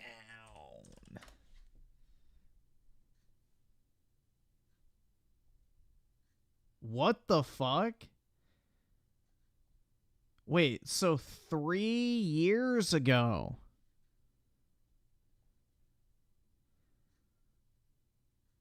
What? Dude, this is crazy. So it said 8 hours ago. Xbox just, thank you so much. But in reality, it was uploaded 3 years ago? Holy shit. Yeah, that's a bit of an oversight, man. I don't know. That's kind of crazy. And then look, it says Xbox console update March 2021, 9 hours ago. I don't know, man. Weird. That was weird, bro. Weird.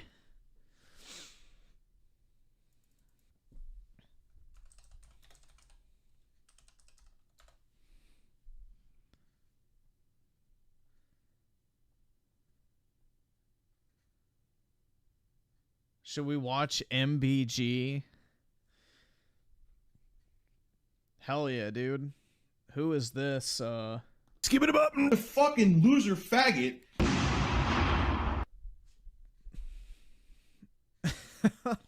Let's watch. This suit's all I got to remind me of who they were, what I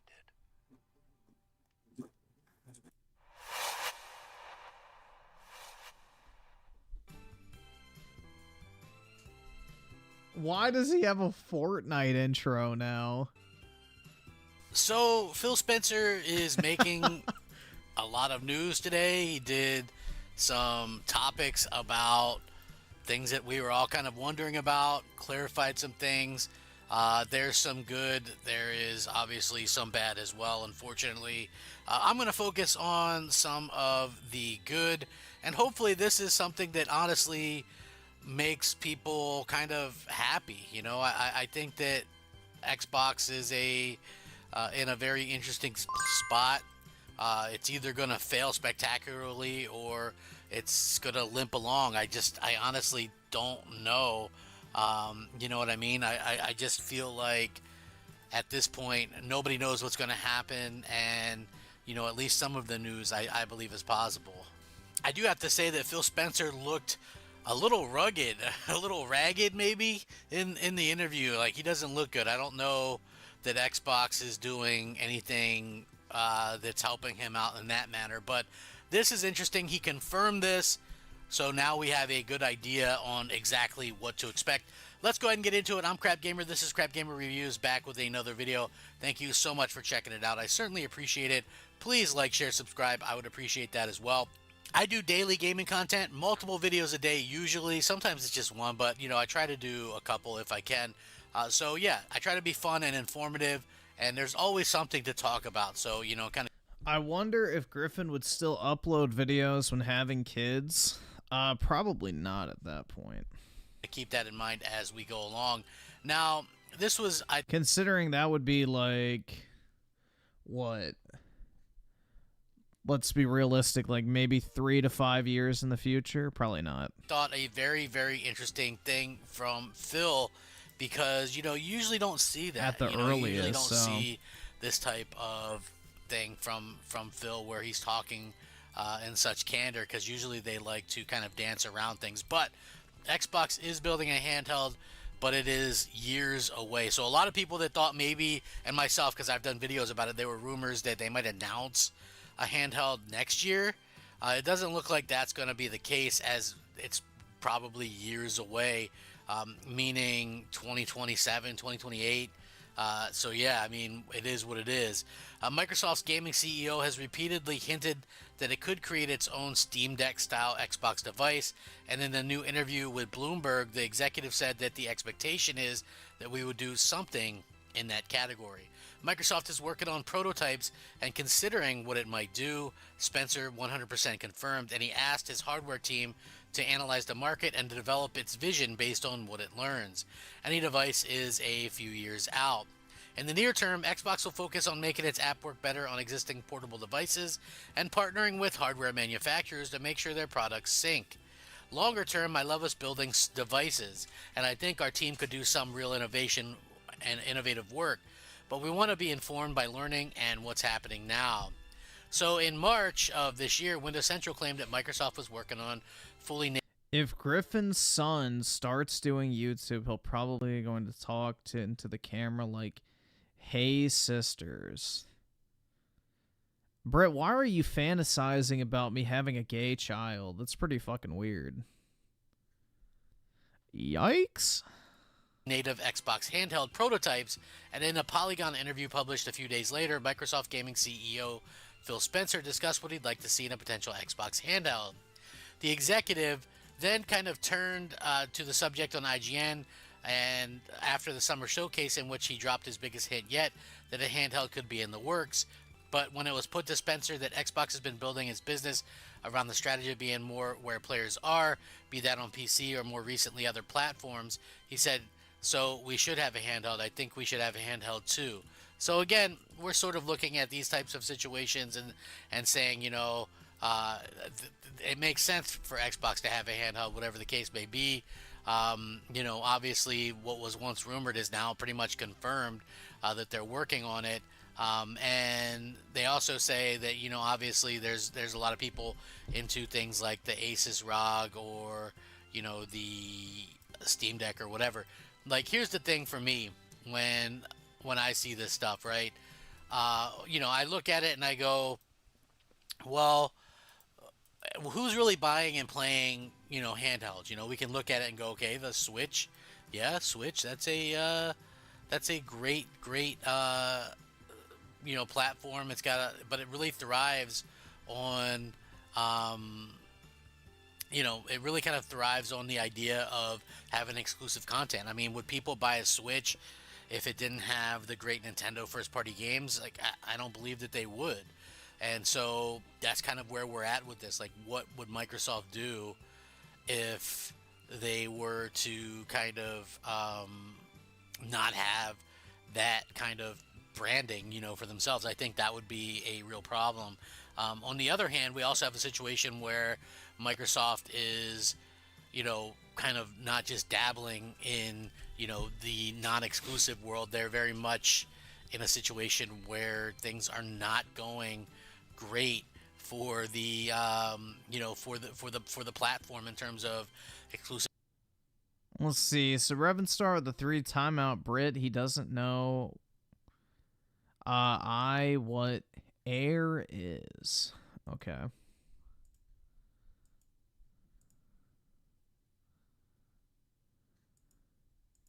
Exclusive games or keeping games exclusive. So, I hope that we could see things kind of change in the future where Microsoft is being able to kind of get things going in the right way. It just seems like they Unlikely unless something dramatic changes and they get people involved who actually know how to make fucking video games, but can never get things right, I honestly feel like it's just a bad dream sometimes, right? When Phil says these things, like Phil goes out there talking and then we get kind of the bad end, the short end of the stick. And I feel like that's realistically such a bad place to be for Xbox, because there needs to be competition in the space, right? Like the fact that there is no competition, I think is hurting everybody, and I just feel like that's something that realistically needs to happen. They need to have something to kind of attract other people, get people involved in the idea that Xbox is going to be a good platform. I don't get the reason behind some of their moves. I can understand you see that money come in from Call of Duty, and then it's a I don't really see too many people playing games on handhelds in my area. Now, granted, the gym and the grocery store are not really the 2 best places to find that, but I don't know. I've never really seen it, now that I think about it, of people just sitting around playing like a Switch in public. But I guess I haven't really looked either. a really interesting situation, because we are living in a world where only Microsoft is doing that stuff. They're the only ones putting their stuff on everything, where PlayStation isn't. So, we're kind of looking at this going, okay, well, what can we do to kind of change their thought process in the future? And it's like, not every game is Call of Duty, right? Like, there's no other real way to kind of put that, right? It's like, what's Call of Duty? Call of Duty is this huge game every year, but if you put Redfall on PlayStation, is it going to really help that? Like, I don't think so. You still have to have great content, and at the end of the day, Microsoft just hasn't been able to deliver on that content. And I know what some people think is, they go, well, there's Game Pass, that's a good reason to own Xbox, but is it though? I mean, Game Pass has been around for going on 8 years, and it's kind of stagnated, and so we see that stagnation, and it's not really growing. So if people really were just interested in that, I mean, are you going to buy a full-on console for that? Like, I think that's going to be the issue going forward. But anyway, when it comes to a handheld, I feel like, that... Yeah, I mean, in DC, you could get robbed for your Nintendo Switch, but I highly doubt somebody would. I don't know. Could be a winning move for Microsoft, depending on what they do, what the price is, and what it offers, right? Like, you can't have a handheld these days that plays its own proprietary games, like how the 3DS used to, or the Vita, or whatever. If you have a handheld, however, that can play your library, you might be able to sell 5-10 million of those, maybe, depending on if it's price raised. I don't see them ever, selling a ton. Maybe it's time, Griffin, to take your Portal out in public. I've never taken it out in public. I don't really feel the need to play video games out in public. Of exclusives or anything like that anymore. I think we're kind of, or consoles, or no matter what it is, but this kind of pretty much confirms that, all that talk about Microsoft releasing, early and all this kind of stuff is not happening, right? Like, let's just be real. They're probably going to do something in 2028. It's really just the way that it is, like they're going to release it at the same time PlayStation, which means they're not going to have, they're not going to really have any kind of situation where they're going to be able to compete with the PS5 Pro or anything like that. So, it is a bit unfortunate. You know, I would hope that some things kind of change in the future, but it doesn't look that way since Phil kind of doubled down on it. But again, people might be looking forward to being able to, you know, to buy a handheld. You know, it could be good, but you know, again, if it's not playing anything, I don't think the handheld's gonna sell too well because like the Steam Deck's only sold like what 3 to 4 million units in like 3 years, 2 years, however long it's been. And then what, the ROG Allies only sold like 500,000 units. The Legion sold way less than that. So I don't know, man. I don't really think it's a huge market for handhelds outside of Nintendo or like, I guess, affordable proprietary hardware with great games. I don't know, man. I just don't really see the Xbox handheld lighting the world on fire, but if it's like $300 and is similar to like a Switch, then maybe. I think PlayStation would be in the same camp. It's got to have like actual, you know, software to drive sales to make people want it. exclusive, why would you get that instead of like a Steam Deck or you know, whatever? Like, unless it's super cheap or whatever. But even rumors put the Switch 2 at, you know, $400+. So how could Xbox come out with something that was cheaper than that? But you know, if they do come out with a handheld, that could be an added source that helps Xbox hardware stick around a little bit longer. What do you guys think about this, though? Let me know. I certainly do appreciate it, and you know, I think you guys are incredible. Rack 'em up, fact 'em up, Crap Gamer 'em up, and I'll catch you guys here next time. Remember to like, share, subscribe. Crap Gamer out. What a happy video, dude.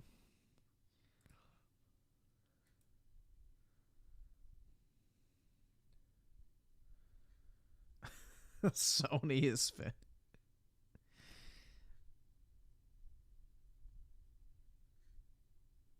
Let's see. So Revenstar with the 3. Timeout Brit. He stole your fridge yesterday. All right.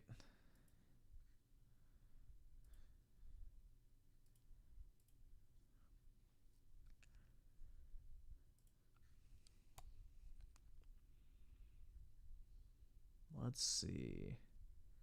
I guess we can watch MBG. All right, guys, welcome back to the channel. Welcome. If you're new, thank you for taking time out of your day to check the video out. We have more PlayStation news, rumors, and leaks to go over and cover here today. So before we dive into these topics, if you end up enjoying the video or finding it informative, be sure to leave it a like. And if you are new to the channel, please consider hitting that subscribe button as well. We're starting here talking about a potential PlayStation showcase or state of play. It seems that fans, at least some fans, I heard about that on December 3rd, which is like the anniversary of the PlayStation 1. So, yeah, I heard that might be a thing. Let's hope it's not as bad as the past two. They're Zone with the 2. Griffin will end up like Crap Gamer. What, being a real gamer? Hopefully.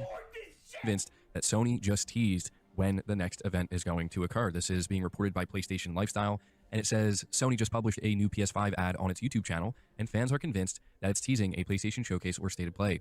As pointed out by a number of fans, the ad flashes 3/12/2024, which seems oddly specific. December 3rd, 2024 marks 30 years since the PlayStation 1 launched. Sony previously held that would make sense. Have like a special event for the 30th anniversary. An event on December 3rd, 2019 to mark PlayStation's 25th anniversary. So at the very least, we may be getting a state of play ahead of the Game Awards in 2024. So it says here, during the 25th anniversary state of play, that's when Sony announced Ghost of Tsushima. So it might not be a stretch to assume that we could see something from PlayStation Studios, especially now that the PS5 Pro has just launched. Now, here's where things get even more interesting. A lot of people are very much hoping that this is real and Sony is going to be doing some kind of state of play or possibly even a showcase during the first week of December. Before I go over this list of rumors that somebody compiled, it is worth noting that the Game Awards are occurring on December 12th, which is a little bit later than usual. The Game Awards, for a long time now, have always occurred during the first week of December, but this is the first time in quite some time that it's moved back. In fact, if I'm not mistaken, somebody can correct me in the comments if I'm wrong about this, the only other time it was moved back in recent memory beyond the first week of December was during Sony's 25th anniversary, because they did a state of play on December 3rd. So, I would love for a Killzone collection on PS5. That'd be awesome. Have Killzone 1, 2, and 3 actually playable on current generation. That'd be awesome. that's pretty interesting. But if we go over to the Gaming Leaks and Rumors subreddit, there is a breakdown of rumors regarding a potential December showcase. The first is listed here. The first insider that's listed is Tom Henderson. It says there will be a PlayStation showcase towards the end of the year. That was published May 30th, 2024. I think he did clarify that he was speculating that. But there was also a second time where he referenced a PlayStation showcase towards the end of the year. So again, not necessarily confirmation from Tom Henderson, but obviously people hang on to everything he says because he's a well-established insider. We have the second insider here, that being Shinobi602, saying currently Sony has multiple big games from first-party teams scheduled for 2025. The date of that post was June 10th of this year. He also said there's a few big ones that he knows of in addition to Death Stranding 2 set for next year. And then he says Rise of the Ronin and Stellar Blade are AAA games no matter which way you slice it, but no, he wasn't referring to stuff like that. He's talking about major first-party games. And then we have the third insider here, that being Kuracasis. He says, for my little digging, it looks like Sony is gearing up to show off some new stuff from Marvel's Wolverine. It's hard for me to determine when it will happen, but I'm guessing it will be this year, either at the Game Awards or some unannounced super secret event. And then he goes on to say, I don't know if it's true. I just listed scenarios that seem likely to me. It's possible that there are other events where they could show this, but at the moment, nothing else comes to mind. And yeah, it is very interesting, to say the least, that all of these things are kind of adding up somewhat here. There seems to be a lot of, or at least, if not a lot, a decent amount, a fair amount of evidence potentially that does point to Sony doing something. And I would say, honestly, putting the insiders aside here, because a lot of them seem to be kind of indicating that they're thinking it's possible, but none of them are like flat out coming out and saying, yes, it's happening, right? The biggest indicator to me that we will get something from Sony, even though I'm not necessarily 100% convinced, is the fact that they did something. Customize and save with Liberty Mutual. Customize and save! For their 25th anniversary. They did a... Let's see. Osky with the 2. Why is Britt so obsessed with you? God damn. Well, it's easy to be, so I understand why, but, you know. Groovy! Britt is going to be Britt. I can understand the obsession, though, to be honest. It's not really surprising.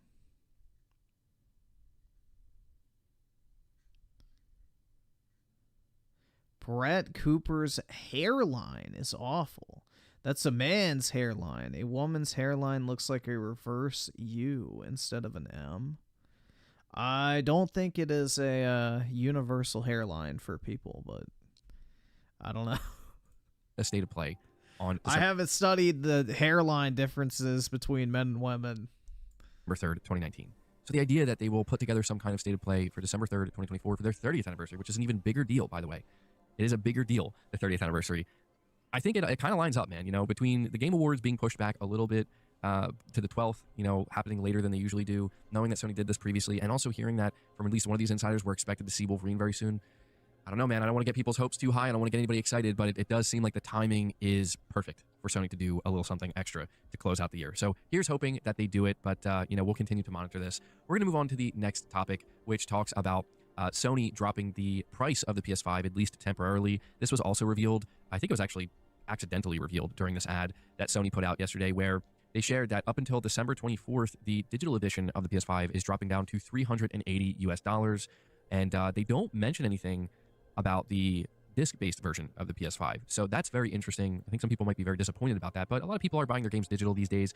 So this holiday, Sony is looking to move not only a lot of digital units, but just a lot of PS5 units in general. This is, I believe, the cheapest the PS5 has ever been in the US. And again, it's not a permanent price cut. It's temporary, but yeah, $380. Not bad at all, I would say, for what the PS5 offers.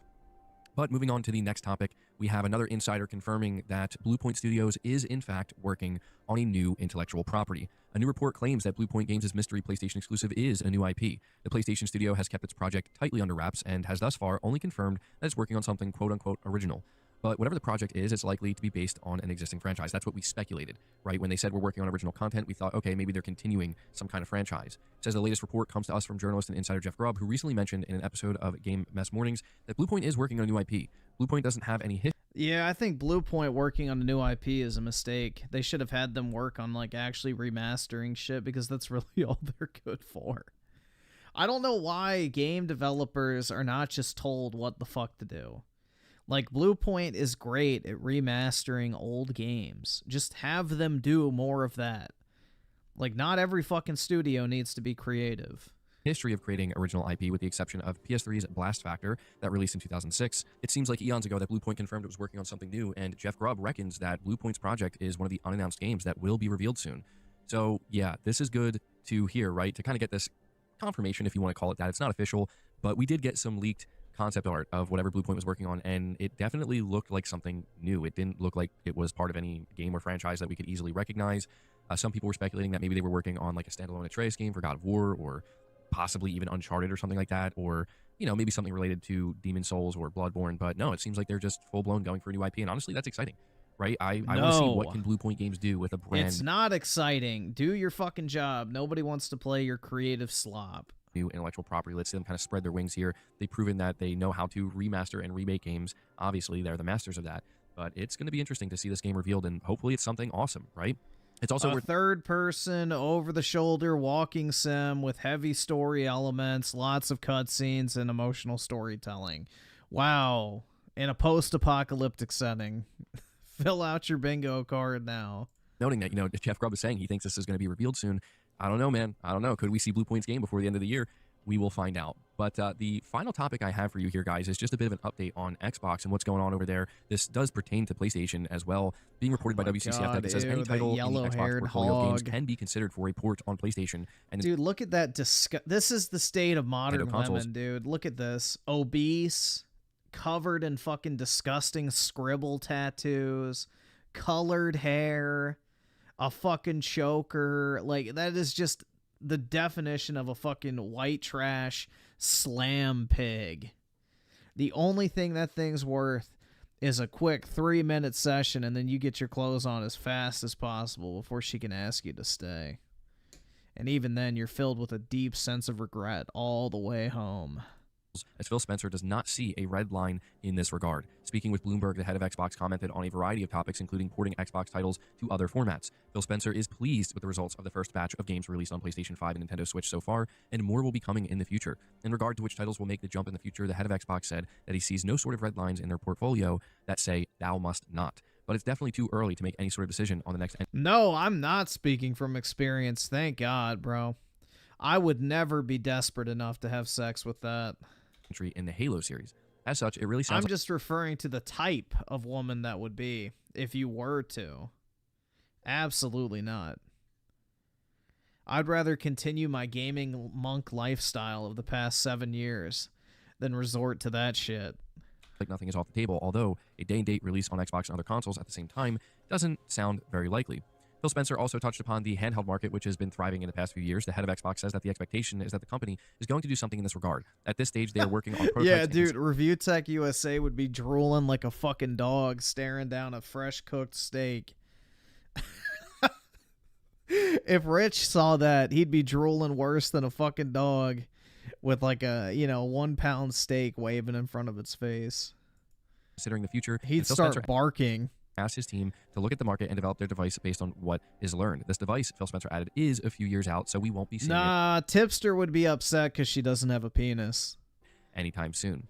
It's also worth noting that one of the things that Bloomberg led with when it comes to this article and this write-up is a headline that says, Phil Spencer and Microsoft are still looking to acquire more and to grow through that. So, a lot of interesting stuff here. It's not maybe the most shocking, but, Phil Spencer's confirming there is no red line. We've only kind of heard that through rumors, if I'm not mistaken, but now we're hearing it from Phil Spencer himself, where he's like, yeah, nothing's off the table when it comes to games we will bring to other consoles. He does seem to say, though, like specifically talking about Halo, he does seem to say that right now we haven't decided that. Maybe that's kind of to shut down the recent rumors or an attempt to shut down the recent rumors, but he also mentions the handheld. It's multiple years away. It'll be very interesting to see what that looks like. But yeah, for anybody wondering, is Microsoft looking... Neonverse animations with the 2 colored hair and... cheat face tattoos is a big note. Yeah, dude.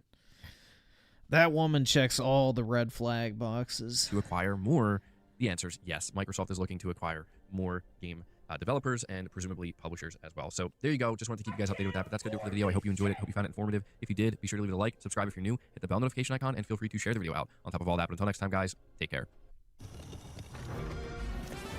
Ew, Indiana fucking Jones. That game is gonna suck, man.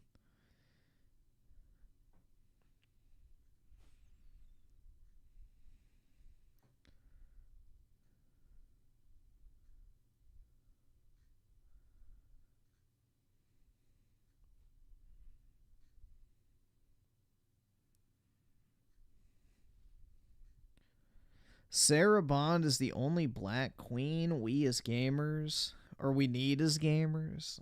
I don't know, bro. She's the one who came up with the Series S, so yikes.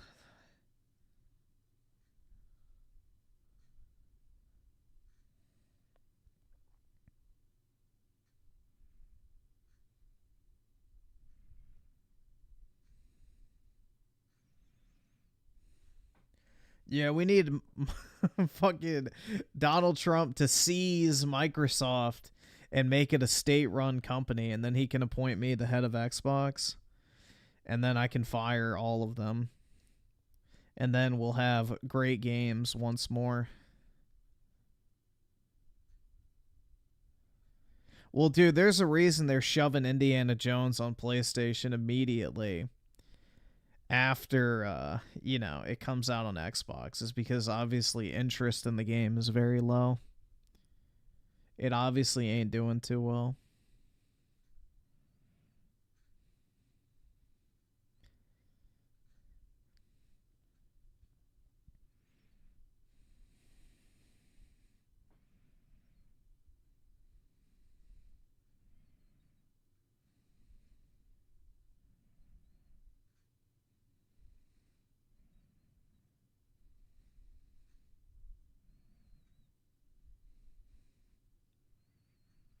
Once more, we will have great games. Now, once more, the Dude Bros will rule Xbox. And we shall have peace. There you go.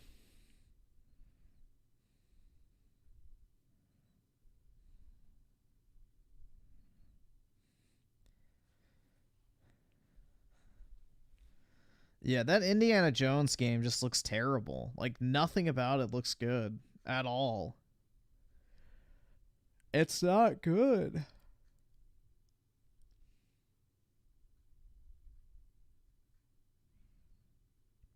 What is this shit?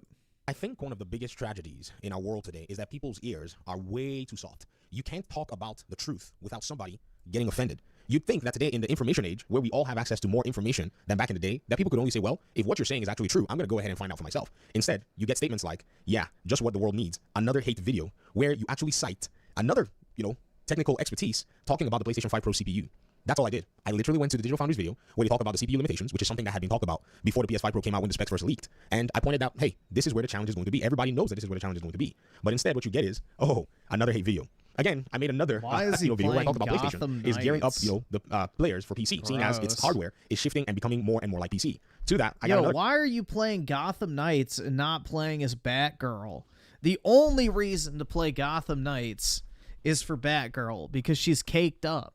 Aside from that, dude, there's literally no reason to. Comment where somebody said PC fanboys are as much hypocrites as console fanboys because the overwhelming majority has no idea about hardware and software alike. Actually, Sunny Sundries, what you're saying is exactly what we've been saying for the longest time. A lot of console players pretend to know about hardware and they come off with confident, ignorance. Not everyone is a gooner, dude.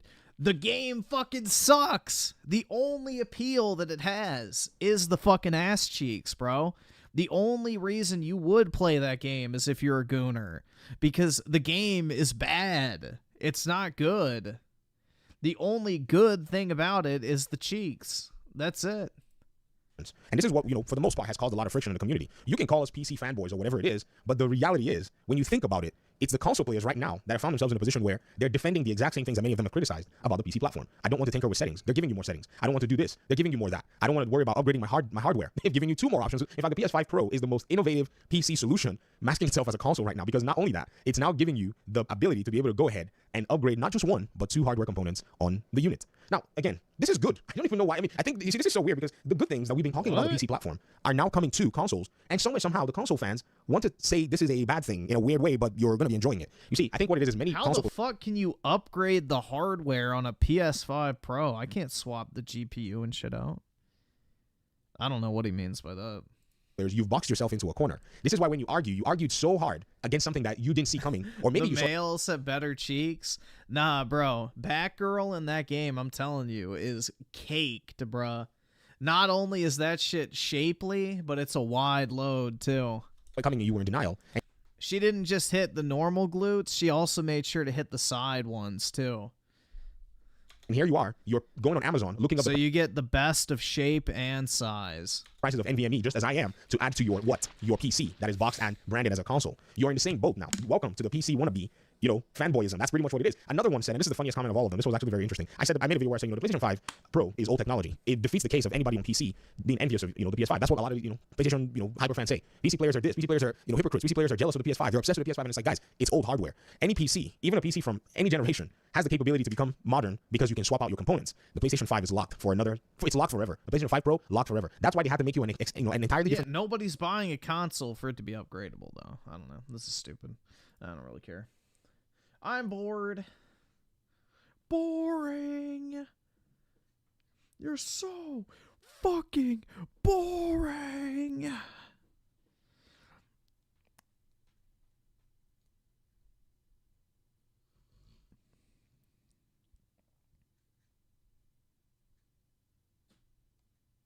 Yeah, I don't know what hardware. I mean, I guess even if you count the SSD as upgradable, but it's not really upgradable if you're inserting your own into expandable storage. That's not upgrading anything.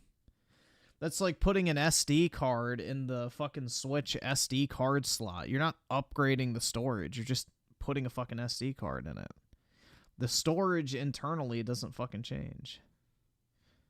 So it's not upgrading it. It's just adding on. But whatever. What kind of adult does Griffin like? What? I don't even know what that means.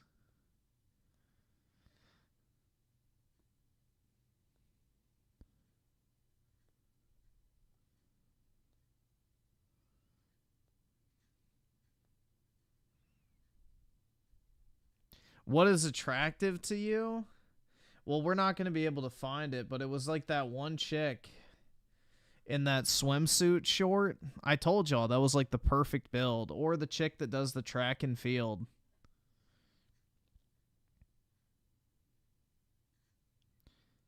Here, let's see.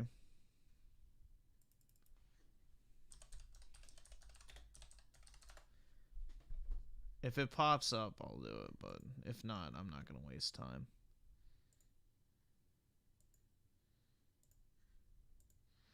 Nope, it's not going to show up. But yeah, that swimsuit short I showed y'all a while back, that was what I said was my ideal build. So, yeah, it's not down here, so I'm not going to waste time.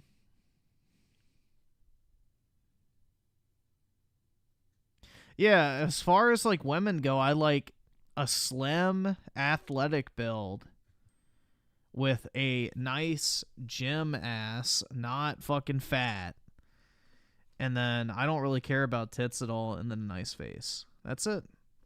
So basically, a chick with a nice face, good personality, and a slim build. That's the most important stuff to me. That's it.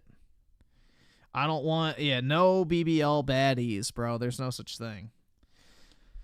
So, yeah, I don't need comically large proportions, massive milkers, any of that type of shit. Just give me a chick with a nice face, good personality, and like the athletic slim build. Easy. That's it. That's all I want, bro. Easy as that.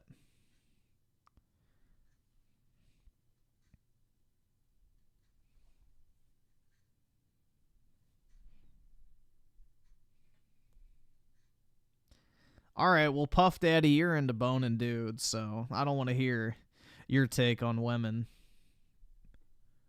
You be oiling up men and shit.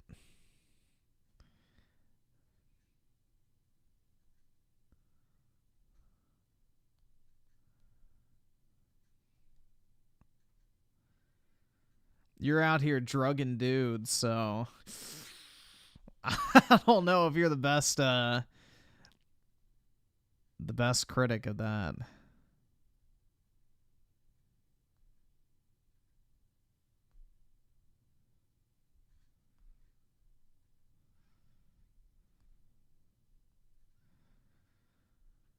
Let's see. It's a Neonverse animation with the two. Can we watch all Fox Star Wars gun? I guess. What is it?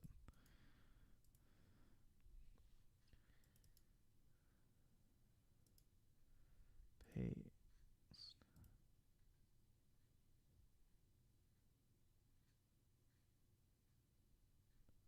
This one? All right, well, we might be able to, but if it goes to copyright, I'm gonna have to cut it because it's movies. You underestimate my power! It's movie scenes, so just a warning. Don't try it!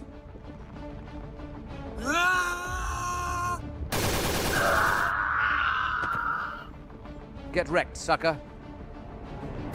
I hate you! Well, in that case... Yo, calm down! I was just kidding! No, this is where the fun begins. Yes, yes.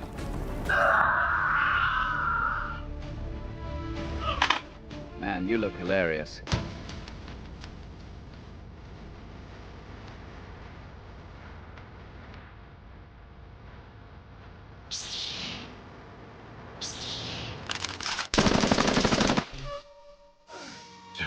What the hell? Master Skywanker, there are too many of us. What are you going to do? I will kill all of you! It's treason then. It's over, Anakin. We have the moral high ground. You underestimate my psychopathic tendencies. Don't try it. Holy shit. Do something, Fred. I found the short, guys. I'm going to put it in the chat. I found the short. Hold on. I just typed it in on my phone and it popped up. This one. This is my ideal build.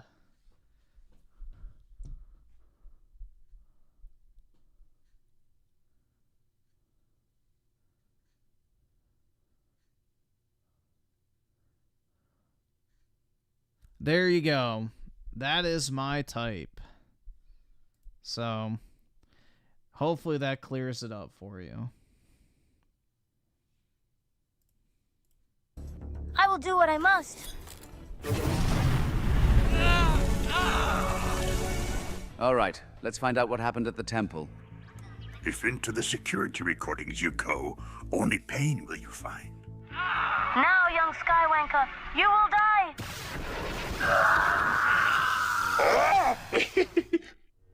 Ever since I've known you, you've been searching for a life greater than that of an ordinary Jedi. A life of significance, of conscience.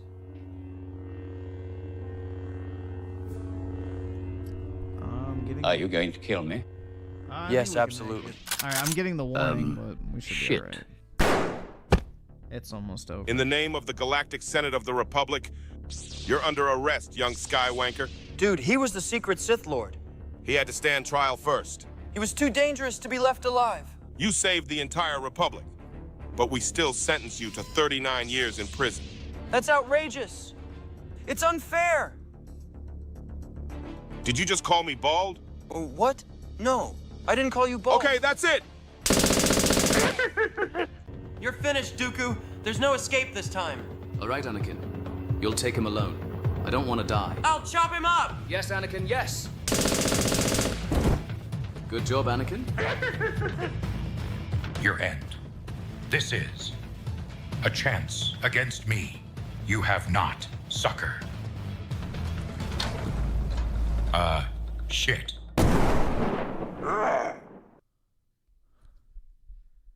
Alright.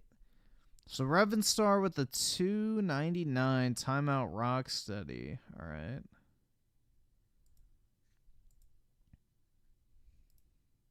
There we go.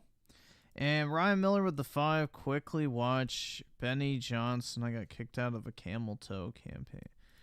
Bro, I don't need to be reminded of her.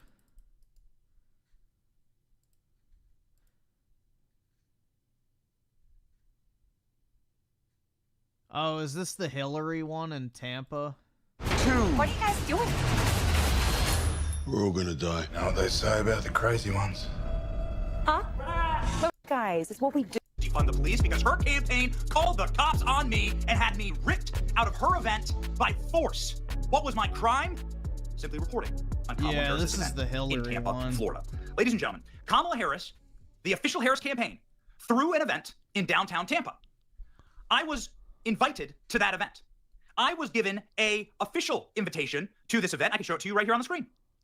I walked into that event and was welcomed. And as I stood there posting photos of what was actually happening at the event, her staff began to metastasize around me like an antibody reaction, shaking, quivering, and eventually calling the freaking cops. For what? Thought crime. Oh yeah, baby. We're going to tell you the full story today. Kamala Harris campaign is fascistic. And they fascistically depended on police officers and force to remove me from a campaign event that I was invited to where I did absolutely nothing wrong except for thought crime. I disagreed with them and I told you the truth about what was actually happening here at this Kamala event. Okay, let's begin.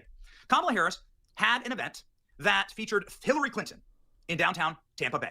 You can see the instructions here. This is my official invitation. We signed up. We were approved. I walked in. How could you not want to go see Hillary in person, dude? I had my ID. And I actually walked up to the table. I showed the lady at the front desk my ID, and she's like, "Oh, we don't need your ID. We don't need your ID." So I just gave her my name, and I walked right in. Now, it was very easy to get in because there was no line. And maybe, ladies and gentlemen, this is where we went wrong because we began observing the crime of actually paying attention that Hillary Clinton's event, official Kamala Harris event in downtown Tampa Bay, this was the line to get in. This was at the time of the doors opening. Hillary, dude. So right as they opened the doors of the event, right when you'd assume there'd be a line, there'd be backup and security, you could see Donald Trump lines stretching for miles, days before Trump speaks. Well, this is the event line to get into here, Hillary Clinton. There was no one. But you know what? Like, listen, there are other people who walk into these events and begin screaming, yelling, make a scene. I'm not that guy, all right? I'm not the guy. I'd much rather, like, sit through the event and show you what's actually happening. So here's me inside of the event. You can see here that inside of a space that is a teeny room, all right? Most Chick-fil-A dining rooms are bigger than this location, all right? Most McDonald's play places, okay, are bigger than this location. So inside this teeny event, there were maybe 150 people there. And all I was doing was filming. I just like, I don't really want to talk to these people. I wasn't bothering anyone, okay? I don't really want to talk to these people. I don't intend on being rude to anybody's face. I'm just here to cover. Now, it's something very interesting also. Look at the media riser and the press riser. There was no press there. There were no media there. There were no cameras there. The entire room was dead. It was empty. Freaking empty. Look at this. Look at this. Half the room completely and totally empty. Hillary Clinton was the candidate in 2016. She's allegedly famous. Kamala Harris has support. Yeah, they tell you the race is close. Well, ladies and gentlemen, Florida was a swing state not too long ago. And I got to tell you, this is not swing state energy. But fussy little staffers running around, clearly in panic. And as soon as I walked in, they recognized me. Okay, now I got to tell you, I wasn't posting, a bunch of mean stuff or anything like that. I wasn't posting on X. Oh, I've snuck into the Kamala event, and now I'm going to get them. Right? I was just standing there. I'm a taxpayer. I'm a Florida resident. I'm a Florida voter, and I'm somebody that has an invitation to go to this event. But this like sniveling little staffer with this white dudes for Kamala beta cuck energy started coming up to us and harassing us because what happened was, and you could see in the video, that the staff immediately recognized us and had my X profile up on their phones. Okay, so they had my X profile. They were like looking at my profile on X, and you could see them. They're not that smart. You could see them like holding their phones and shaking. Okay, as they realize who they've let into their event. Now, I want to establish one more time, I don't want to talk to these people. These people I'm not interested in harassing. Oh, God. Harassing anybody. I don't like it when libs Dude, harass. hold on. I spotted one of these. Hold on. Dude, I just saw the cat thing. Hold on. I spotted one of these when I was out walking in a neighborhood with my dog. Get ready for it, guys.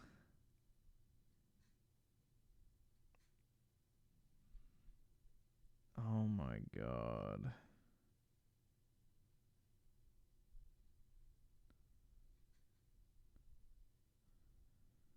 All right, there we go.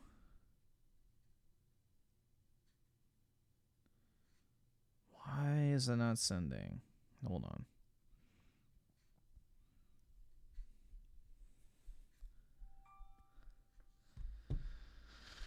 Oh, man. This shit made me want to die.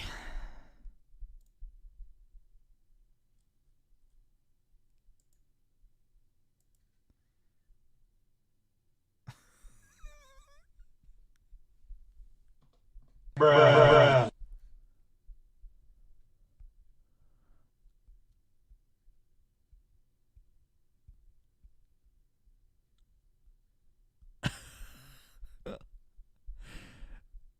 This is the fate we were spared from.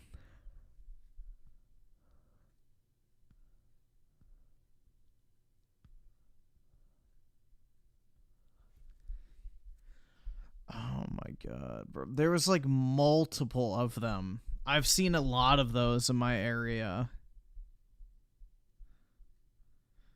So, yeah, dude, it's scary.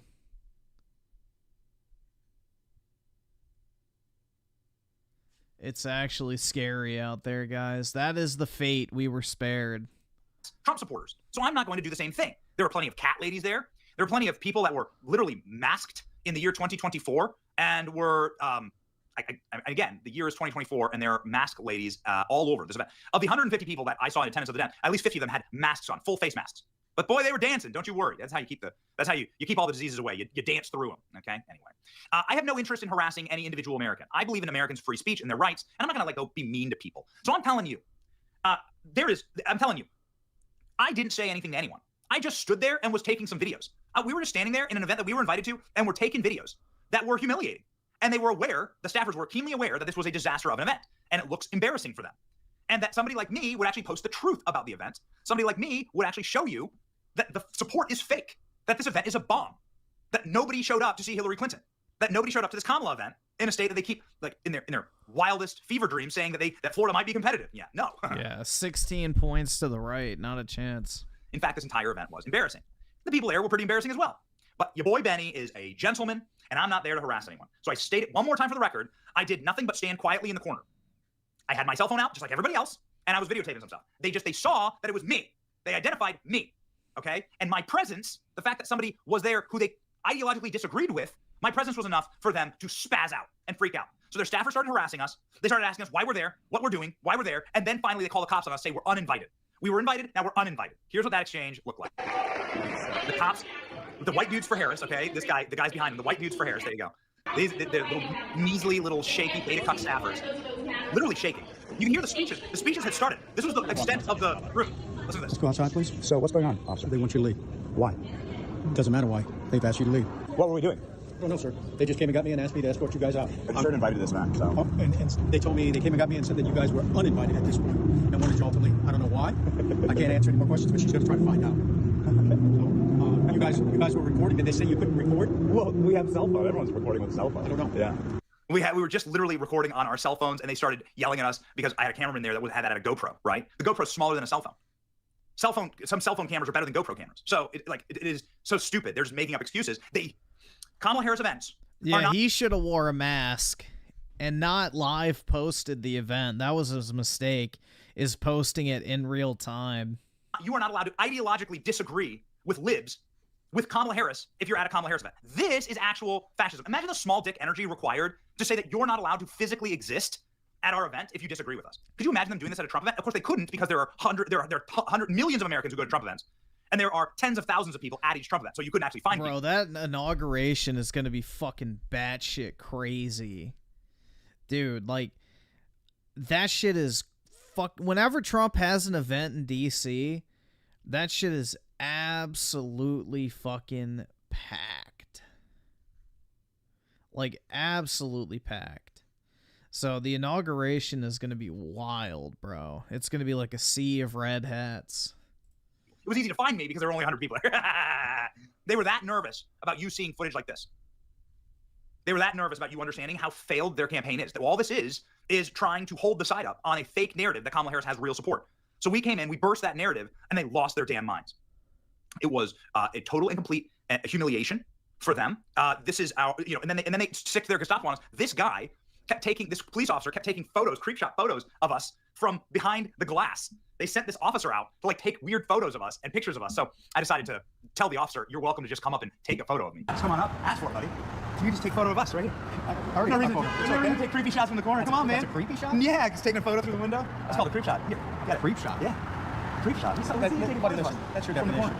Well, just come on out like a man and ask for a photo. A man? Yeah. A man. Here you go. Take it. Have a good day. There you go. Look at this mug. Have a good day. Come on out, sir. All right. But like everything, it always backfires. I mean, look at this. Look at the numbers here. This is almost 5 million views. 23,000 reposts, 89,000 likes. Elon Musk liked it. It is illegal for Americans with different viewpoints to go to a Kamala rally. Amazing how they'll call the cops if you have a squirrel as a pet. or if you disagree with him ideologically at a rally. These people do not deserve, or not. Will I wear my Kevlar vest to the event? Why would I need to? I'm not a fucking...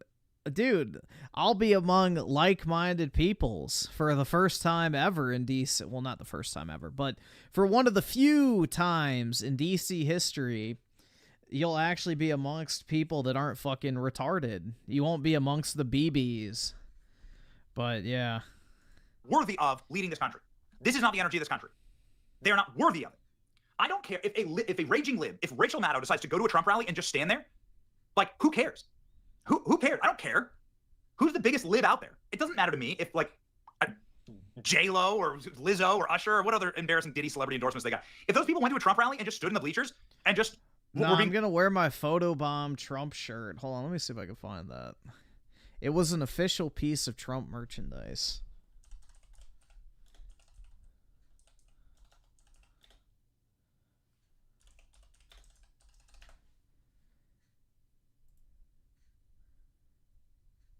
Oh no.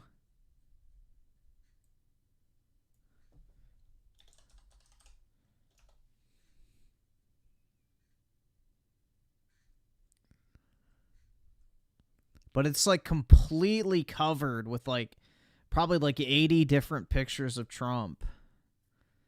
So I'm going to wear that, and then obviously my MAGA hat. And then maybe bring a flag, I don't know. We'll see.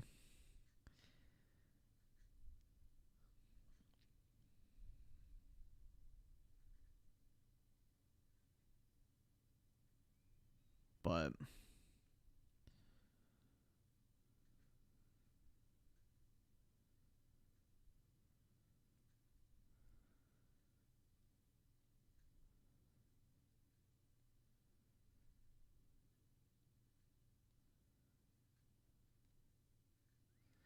let's see. Revenstar with the 3 blocked words in Super Chat.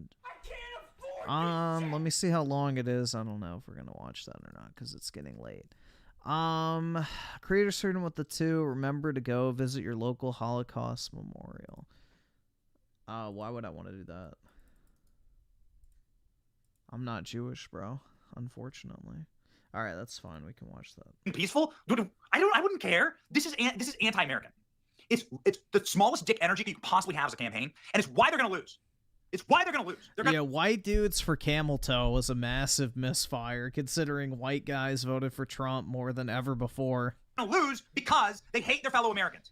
Because they live inside of this little hermetically sealed bubble that says that everybody who disagrees with me is Hitler, right? And that means that the vast majority of the country you view as an enemy. I'm Hitler. And then they call the cops on them. You're Hitler. It's a despicable We're all worldview. Hitler. It's poisonous. Yeah, you can see where the exact poison is, okay? Every Trump supporter out there wouldn't mind if somebody who they ideologically disagree with stood in the audience, okay? And was just there at a Trump rally. Who cares? Great, put the red hat on. I don't care. As long as you're not charging the stage or being disruptive, then who cares? But my presence, peacefully just standing there, was enough to trigger a total, complete, hysterical meltdown from the beta cuck staffers at this event. This is not the energy of a winning campaign. This is not the energy of America or Americans who like exist on disagreement and on like robust debate about the future of the country. This is literal fascism. This is using the power of the state to silence your opposition and rid them of your presence. I rid my presence from their rally when I was doing nothing. Yeah, ladies and gentlemen, this is how you lose. This is the energy of losers, and we are the energy that will save America. Okay, Kamala Harris, you suck. You suck, and your campaign sucks. And you're unworthy of the office of the presidency if you can't accept the fact that people are going to disagree with you, and they damn well deserve to. Okay? Yeah. No wonder you like communism and Marxism so much. No wonder your Marxist professor parents have like sort of woven that into your entire campaign. Silence and reduce your opposition. Like, don't even tolerate their presence. It's dehumanizing, and quite frankly, should be illegal.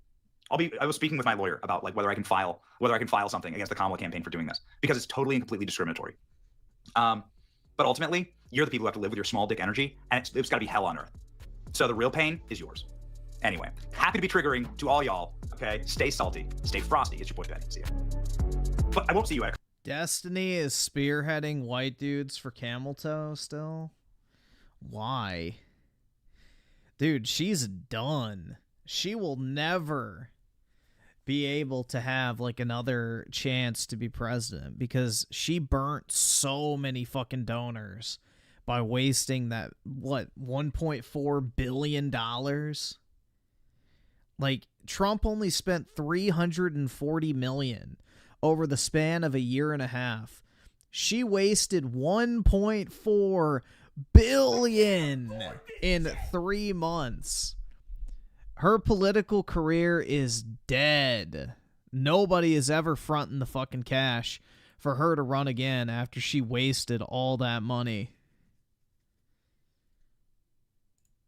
Not to mention the just insane amount of spending on celebrities and shit, which is like completely backfired.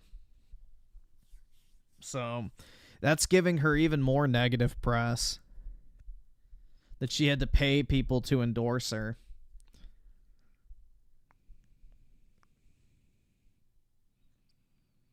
Neon verse of the 5. So you have similar tastes in women like me, basically, but I like them with brunette, black hair. Search up. Okay, give me a second. Yeah, I'm not really huge on blonde, but I like dark blonde / light brown. That's my preferred hair color. I was just giving a body type example.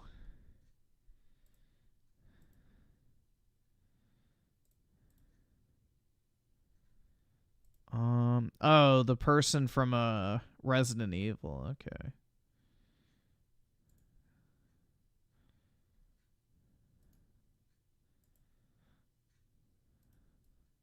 Her?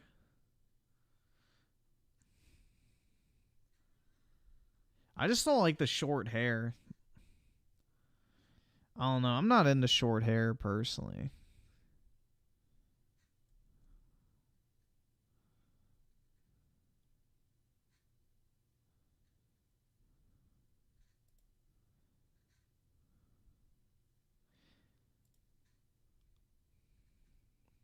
Beyond, yeah, she got paid $10 million to do that shit.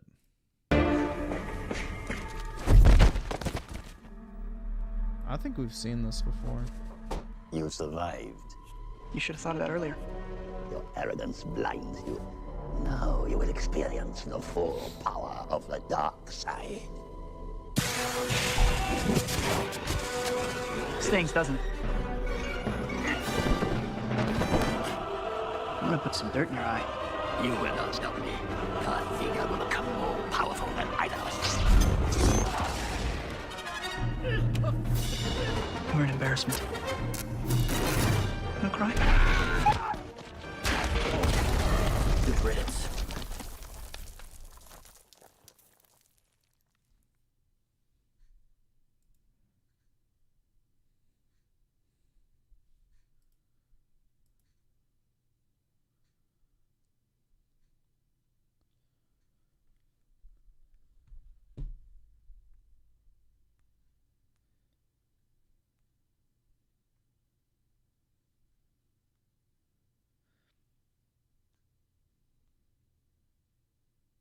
At my new job, I'm around my types all day. Was never tempted at my old one. Uh-oh, dude.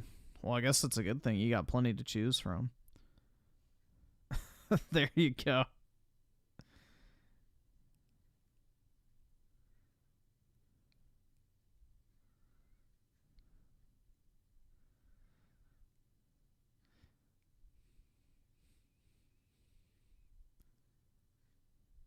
Dude, celebrity endorsements don't mean a damn thing unless they're actually authentic.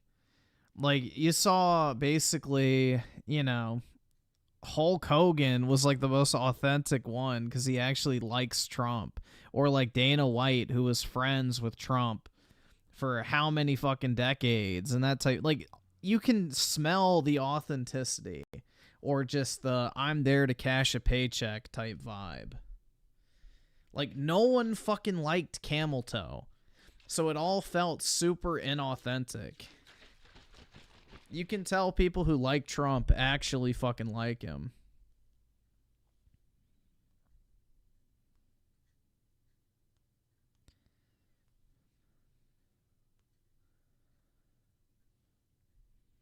Yeah, the only way you should date somebody at work is if you're like 100% sure like she's the one. Otherwise, you're in danger of losing your job.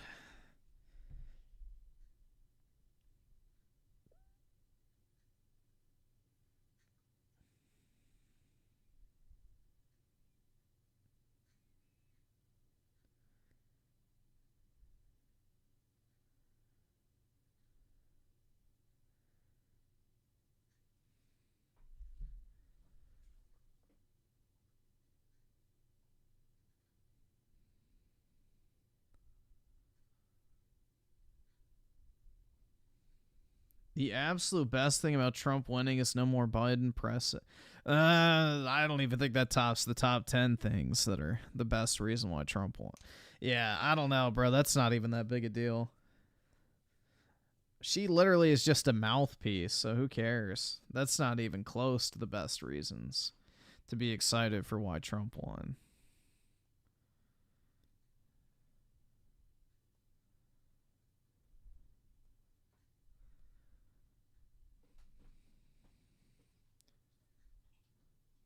Neonverse animation of the two. Do you agree with everything Trump says? No.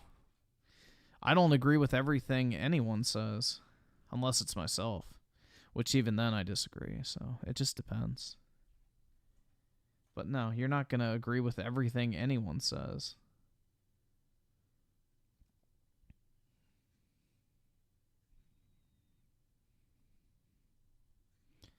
But Trump is the best we have.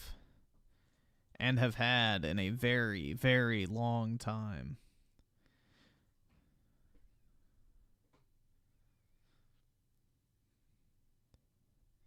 Liberal women losing... Yeah, that's why you got to walk up to your local lib and be like, I can fix you.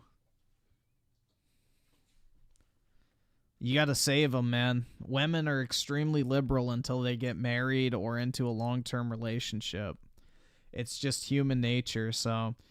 You as a man have to, you know, do your job for society and help bring these chicks into the, you know, rational side of things. So, that's just the facts. Married women voted Trump 62-38. Single women voted camel toe 60-38. So, there you go. That's the reason why Democrats are so desperate to keep women lonely and single and to hate men, is because when they don't hate men and are in happy relationships, they vote overwhelmingly conservative. So, single men and married men, on the other hand, vote very similarly, which is slanted conservative.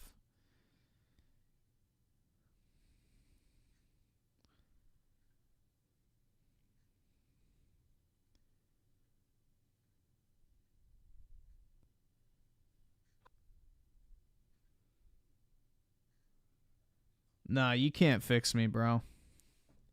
Because there's nothing to fix.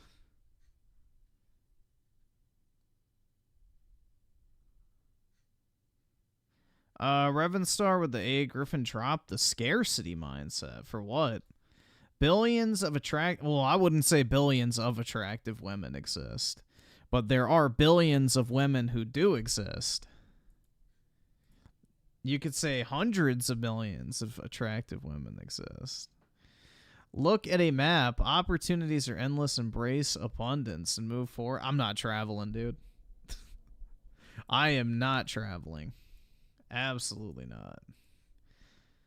The last thing I'm doing is importing a wife. That's not me. I don't even want to travel around the United States, much less to another.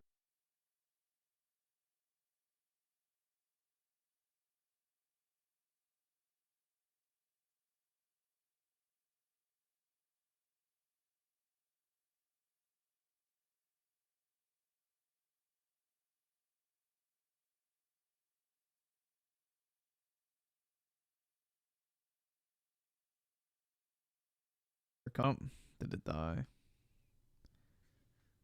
What the fuck? I think it's back. It's just YouTube lost connection. Nah, it's just YouTube. It was just YouTube dropped the connection on Creator Studio. It was still up on OBS. I have the green connection, so yeah, it was just Creator Studio lost it. So, oh man, how old am I? 26. Oski Woski with the 2. Why would anyone fix you when you're perfect? It's true. That's right, man. There's nothing to fix. Literally nothing is wrong with me. But yeah, I don't know, dude. I just like, the whole idea of importing somebody from a different country is not for me. You know, no fucking, I guess, shame to those who want to do that, but that is not me.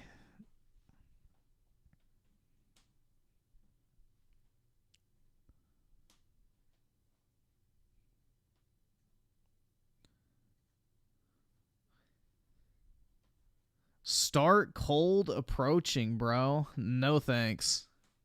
Bro, I don't want to date right now. I like have zero desire to date, guys.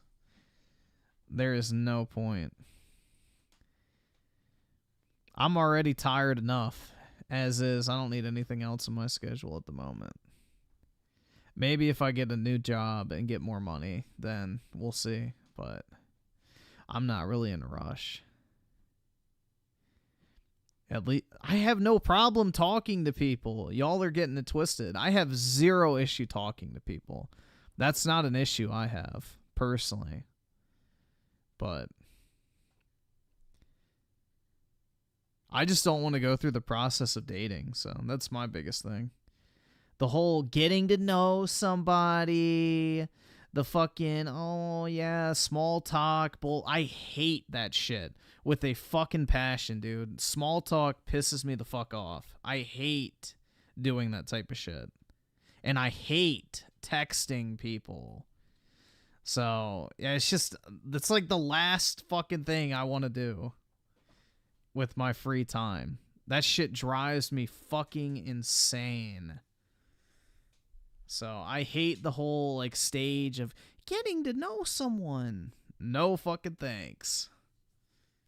So, until I either have more free time or whatever, I really just have no desire.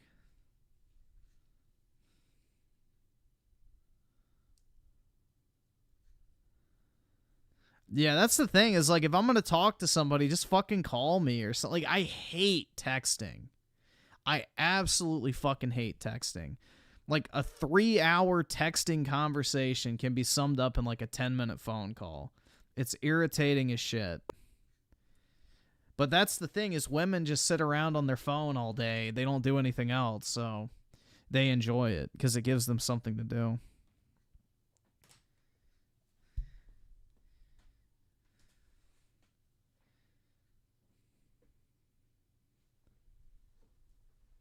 No, I don't even like text. Like, bro, I never even liked texting my friends. That shit used to drive me insane. I hate getting fucking texts.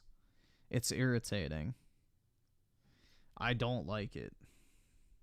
I've never enjoyed texting.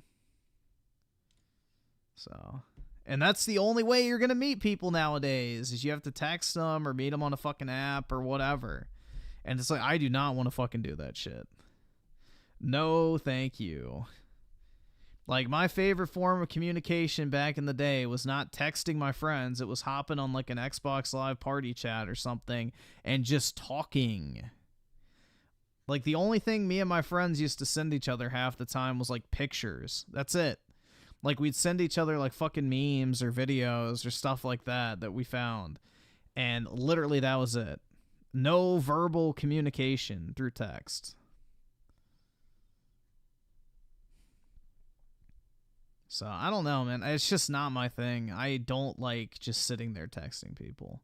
And that's unfortunately the modern dating landscape, so not interested.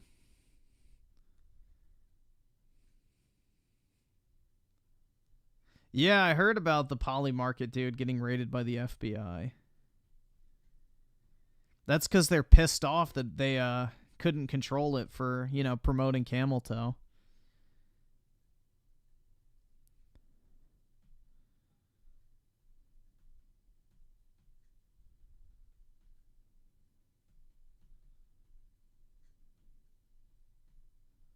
But Griffin, you gotta have children out of wedlock. I know, man. Maybe I should download Plenty of Fish like he uses. So how do you prefer to meet your woman ideally? Ideally, it would be in person. But, yeah. That would be ideal. But pretty much you have to use dating apps nowadays, unfortunately, because it's like, what, 70% of all relationships are initiated through a dating app? And then it's like 5% through friends, which I don't have any in this area.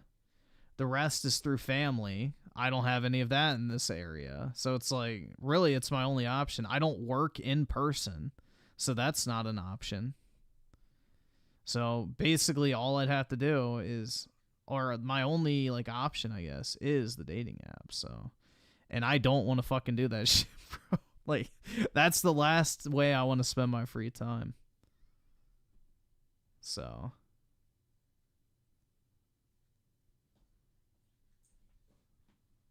I can't afford this shit! Revenstar with the 8 camel toe fans punching the air like it's a climate protest. Meanwhile, Trump's out here collecting wins like Pokemon safe spaces won't save you now. Yeah, I'm glad. Like, Trump seems way more focused this time, which is great. So it seems like right out the gate, we're going to have a lot of good shit happen.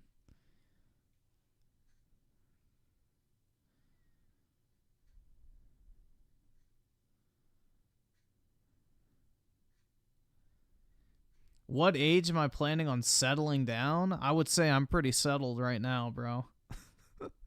Like, shit, I'm not exactly out here doing wild shit. Or going crazy or, you know, all over the place. I would say I'm pretty much settled down as much as you can nowadays.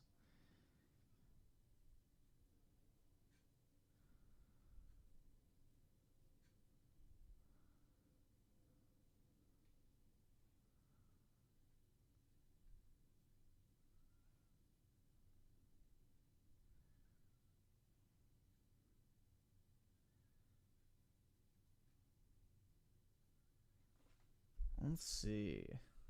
Anything else gonna pop up?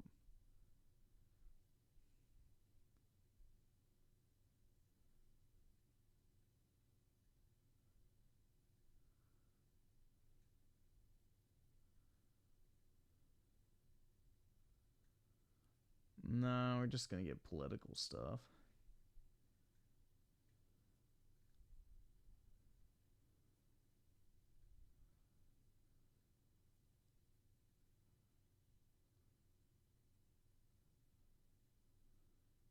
Halo has no future. I agree, man.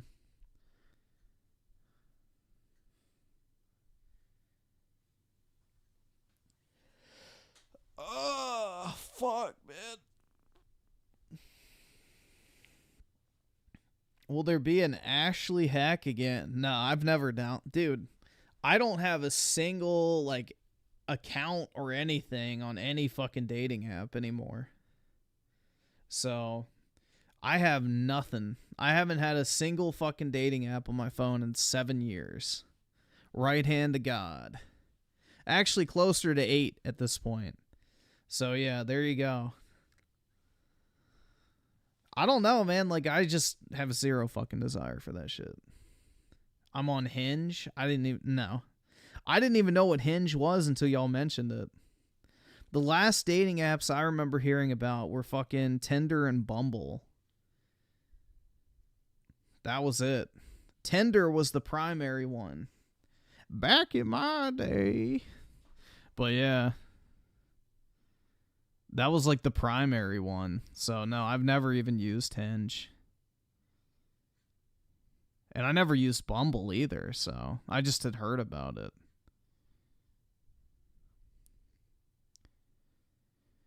I haven't played any of the Kingdom Hearts, so I don't know.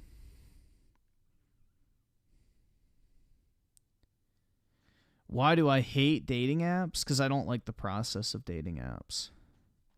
I don't like having to fucking go through the fucking matches. I don't like having to message people. I don't enjoy the process of it. Not my thing.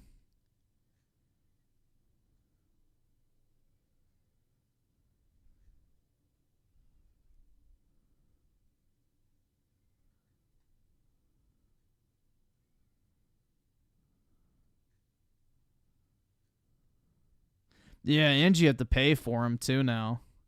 Which is like, what is it, like $20 a month or something? They up the price on all of them.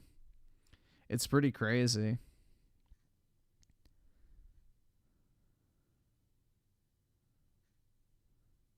You gotta have pictures of yourself taken, having fun with friends. Well, I guess I can't have one then. Damn. What a shame.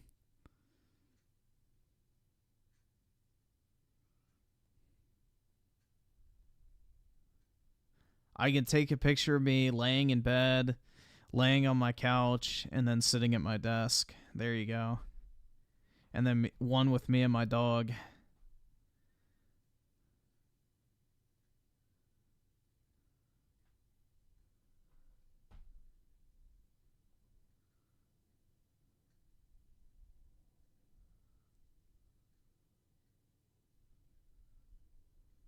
Well, yeah, dude, everybody's picky on dating apps. You have thousands of options. Of course you're going to be picky. If you're in a room with 20 people and you're forced to make a choice, you will. If you're on a dating app with unlimited options, you're going to just sit there and fucking keep swiping until you find like the exact person you like. And chances are there's 100 fucking other dudes that like that chick too. So it's like, oh, well, fuck. You're going to naturally be drawn to the top 10% of chicks, just like, you know, all the girls are going to be drawn to the top 10% of guys. Like, it's just natural. That's how it works.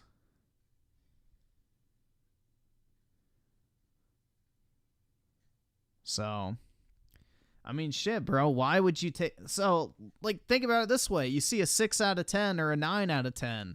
If you only have a choice between one or the other, which one are you going with? You're going with the 9. Well, guess what? Everybody else is doing that shit too. So that's just the natural, you know, order of things.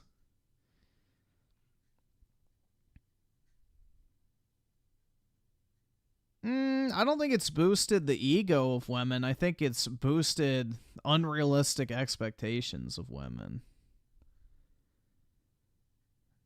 So...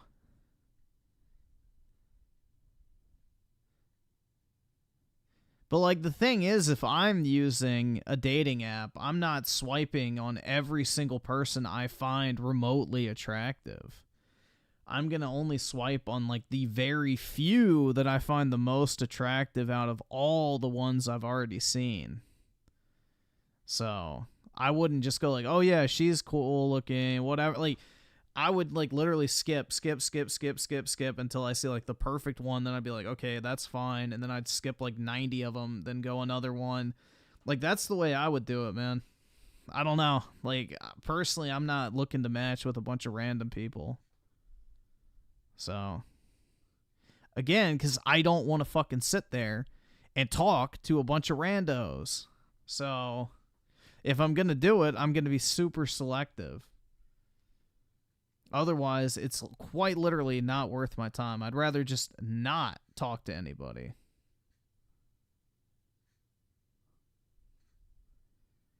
So...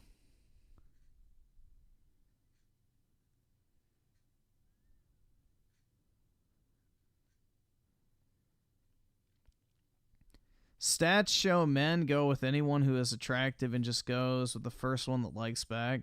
That would not be me. So, not a chance. If I'm going to waste my time and go on a fucking date or whatever, talk to this person, I'm not going to fucking just do the first, like, you know, the first response. So... Yeah, we've seen the clip of somebody donating $1 and DSP bitching he only gets like 30 cents of it.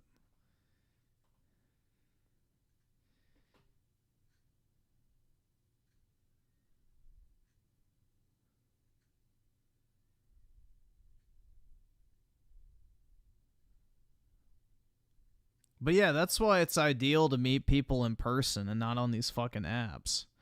So...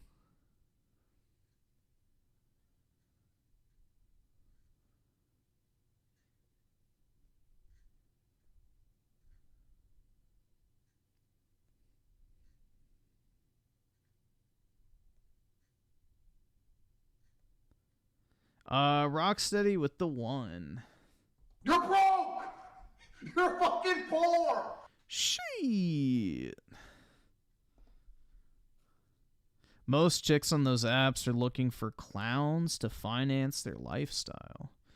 Yeah, that's the other thing, too, is that's another dynamic as well. Is you have to find someone with a similar goal in life. Otherwise, it ain't worth it either.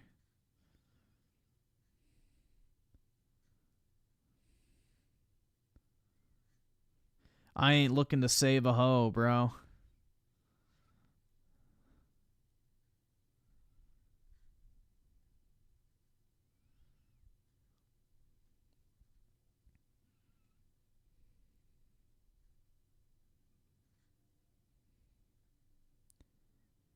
And Regnier with the 2, dating is a job interview that the guy pays for. Yeah, pretty much. I mean, especially if you're one of those dudes that just goes on a date with like every match you get, then definitely. But yeah, I don't know, man. It's just not a way I want to spend my free time. At all, personally.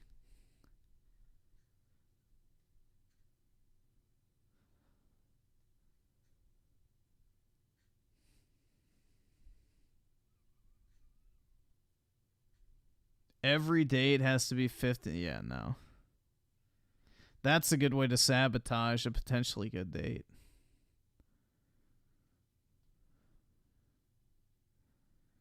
I'm overthinking date. I'm not rushing anything, bro. I'm not partaking at all, so I'm not trying to rush into anything. If I was like, all right, I'm downloading the app right now. First girl that likes, all right, there we go. Like, no. I don't even have a singular dating profile, so yeah, no. I'm not rushing into anything at all. I'm taking my sweet time.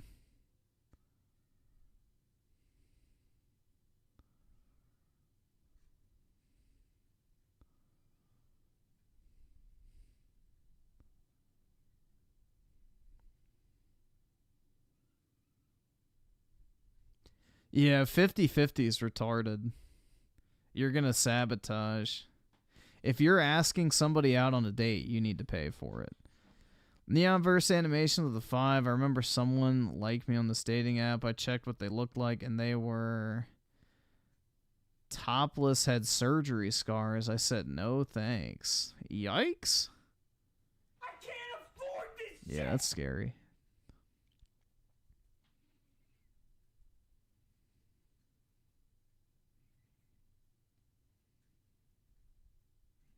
That's scary.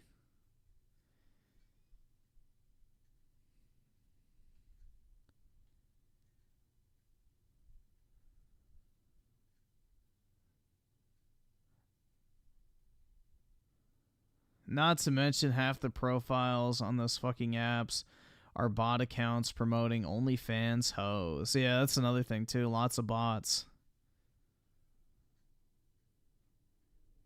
Yeah, not worth it if you ask me.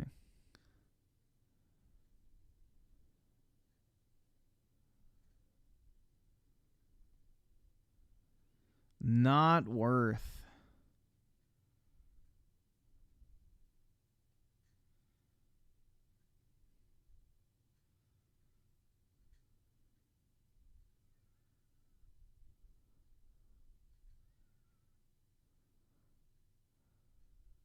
Or then you have like the catfishes that use like 4-year-old photos where they were like 30 pounds lighter and all that type of shit too. So, you know.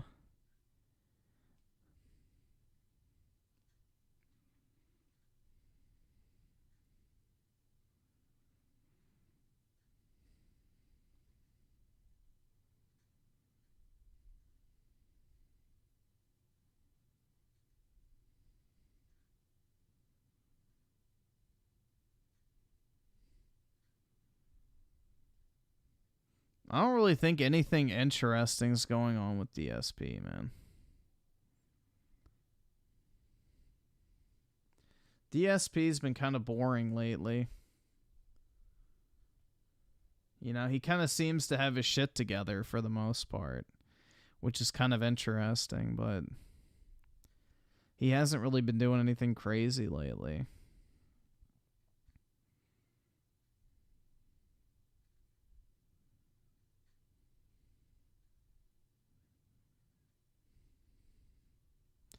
My heart goes out to all the divorced doors. Can't imagine going through all that, then having to debate doing it again.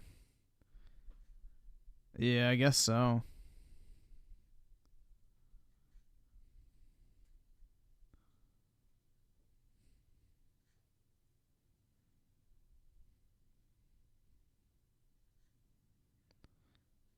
A sugar mom? Yeah, no thank you, bro. I ain't trying to knock cobwebs off a crusty cave. A good way to meet women used to be church. Yeah, I don't have any real churches in my area, which is the problem. They're all like the pride churches where it's like, love is love, BLM, fucking no human is illegal. That type of shit, you know. The homo churches, the non-denominational Protestant whatever fucking churches that are like jokes.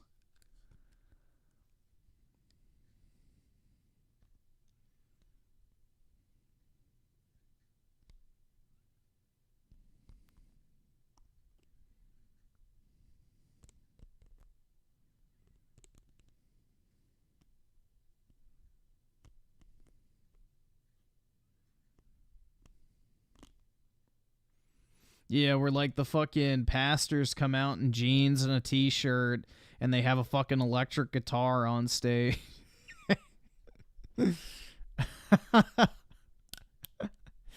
That type of shit.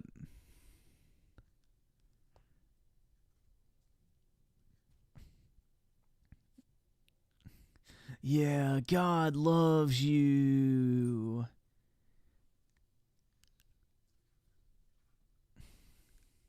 Basically, it's a collection of people that just want to feel good for being degenerates, essentially. That's what a lot of those type of churches are, is people who just want to, you know, have a pat on the back and be told that they're, you know, wonderful people.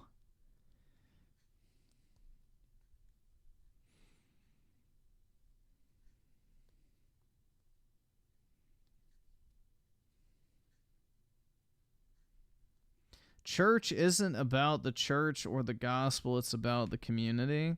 Well, yeah, it's a place where everybody was supposed to, you know, meet up once a week. So, yep, it was to build a sense of community, which it's effective at that, I guess.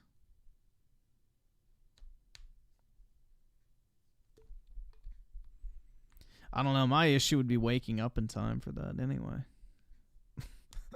Because shit, man, on the weekends, I sleep in till like 6 p.m. most days.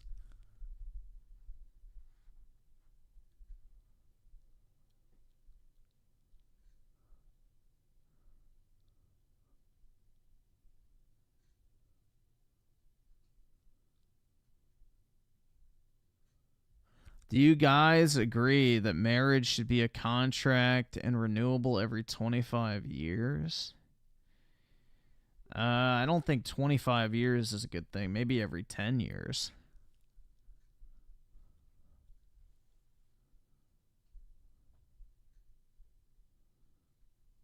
I mean, marriage already is a contract, so it's literally a legal contract you sign at the courthouse. So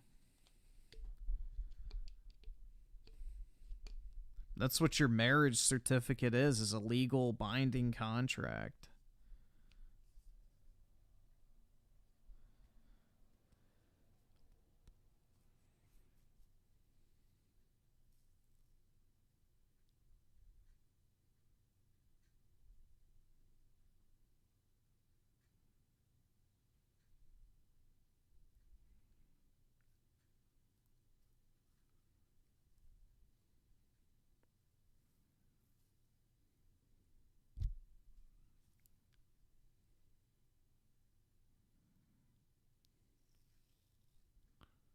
You're too tired? Yeah, what's new, Britt? Good night.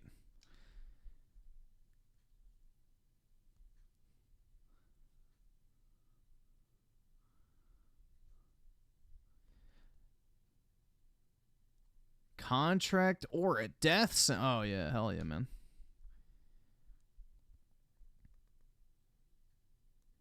We are getting to the point where Griffin goes, all right, I'm going to hop off. Well, it's not nighttime, so you're wrong.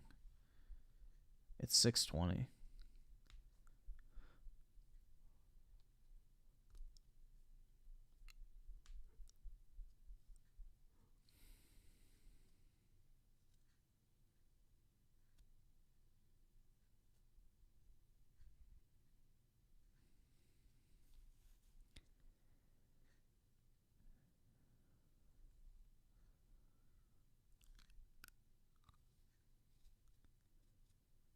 Just trying to see.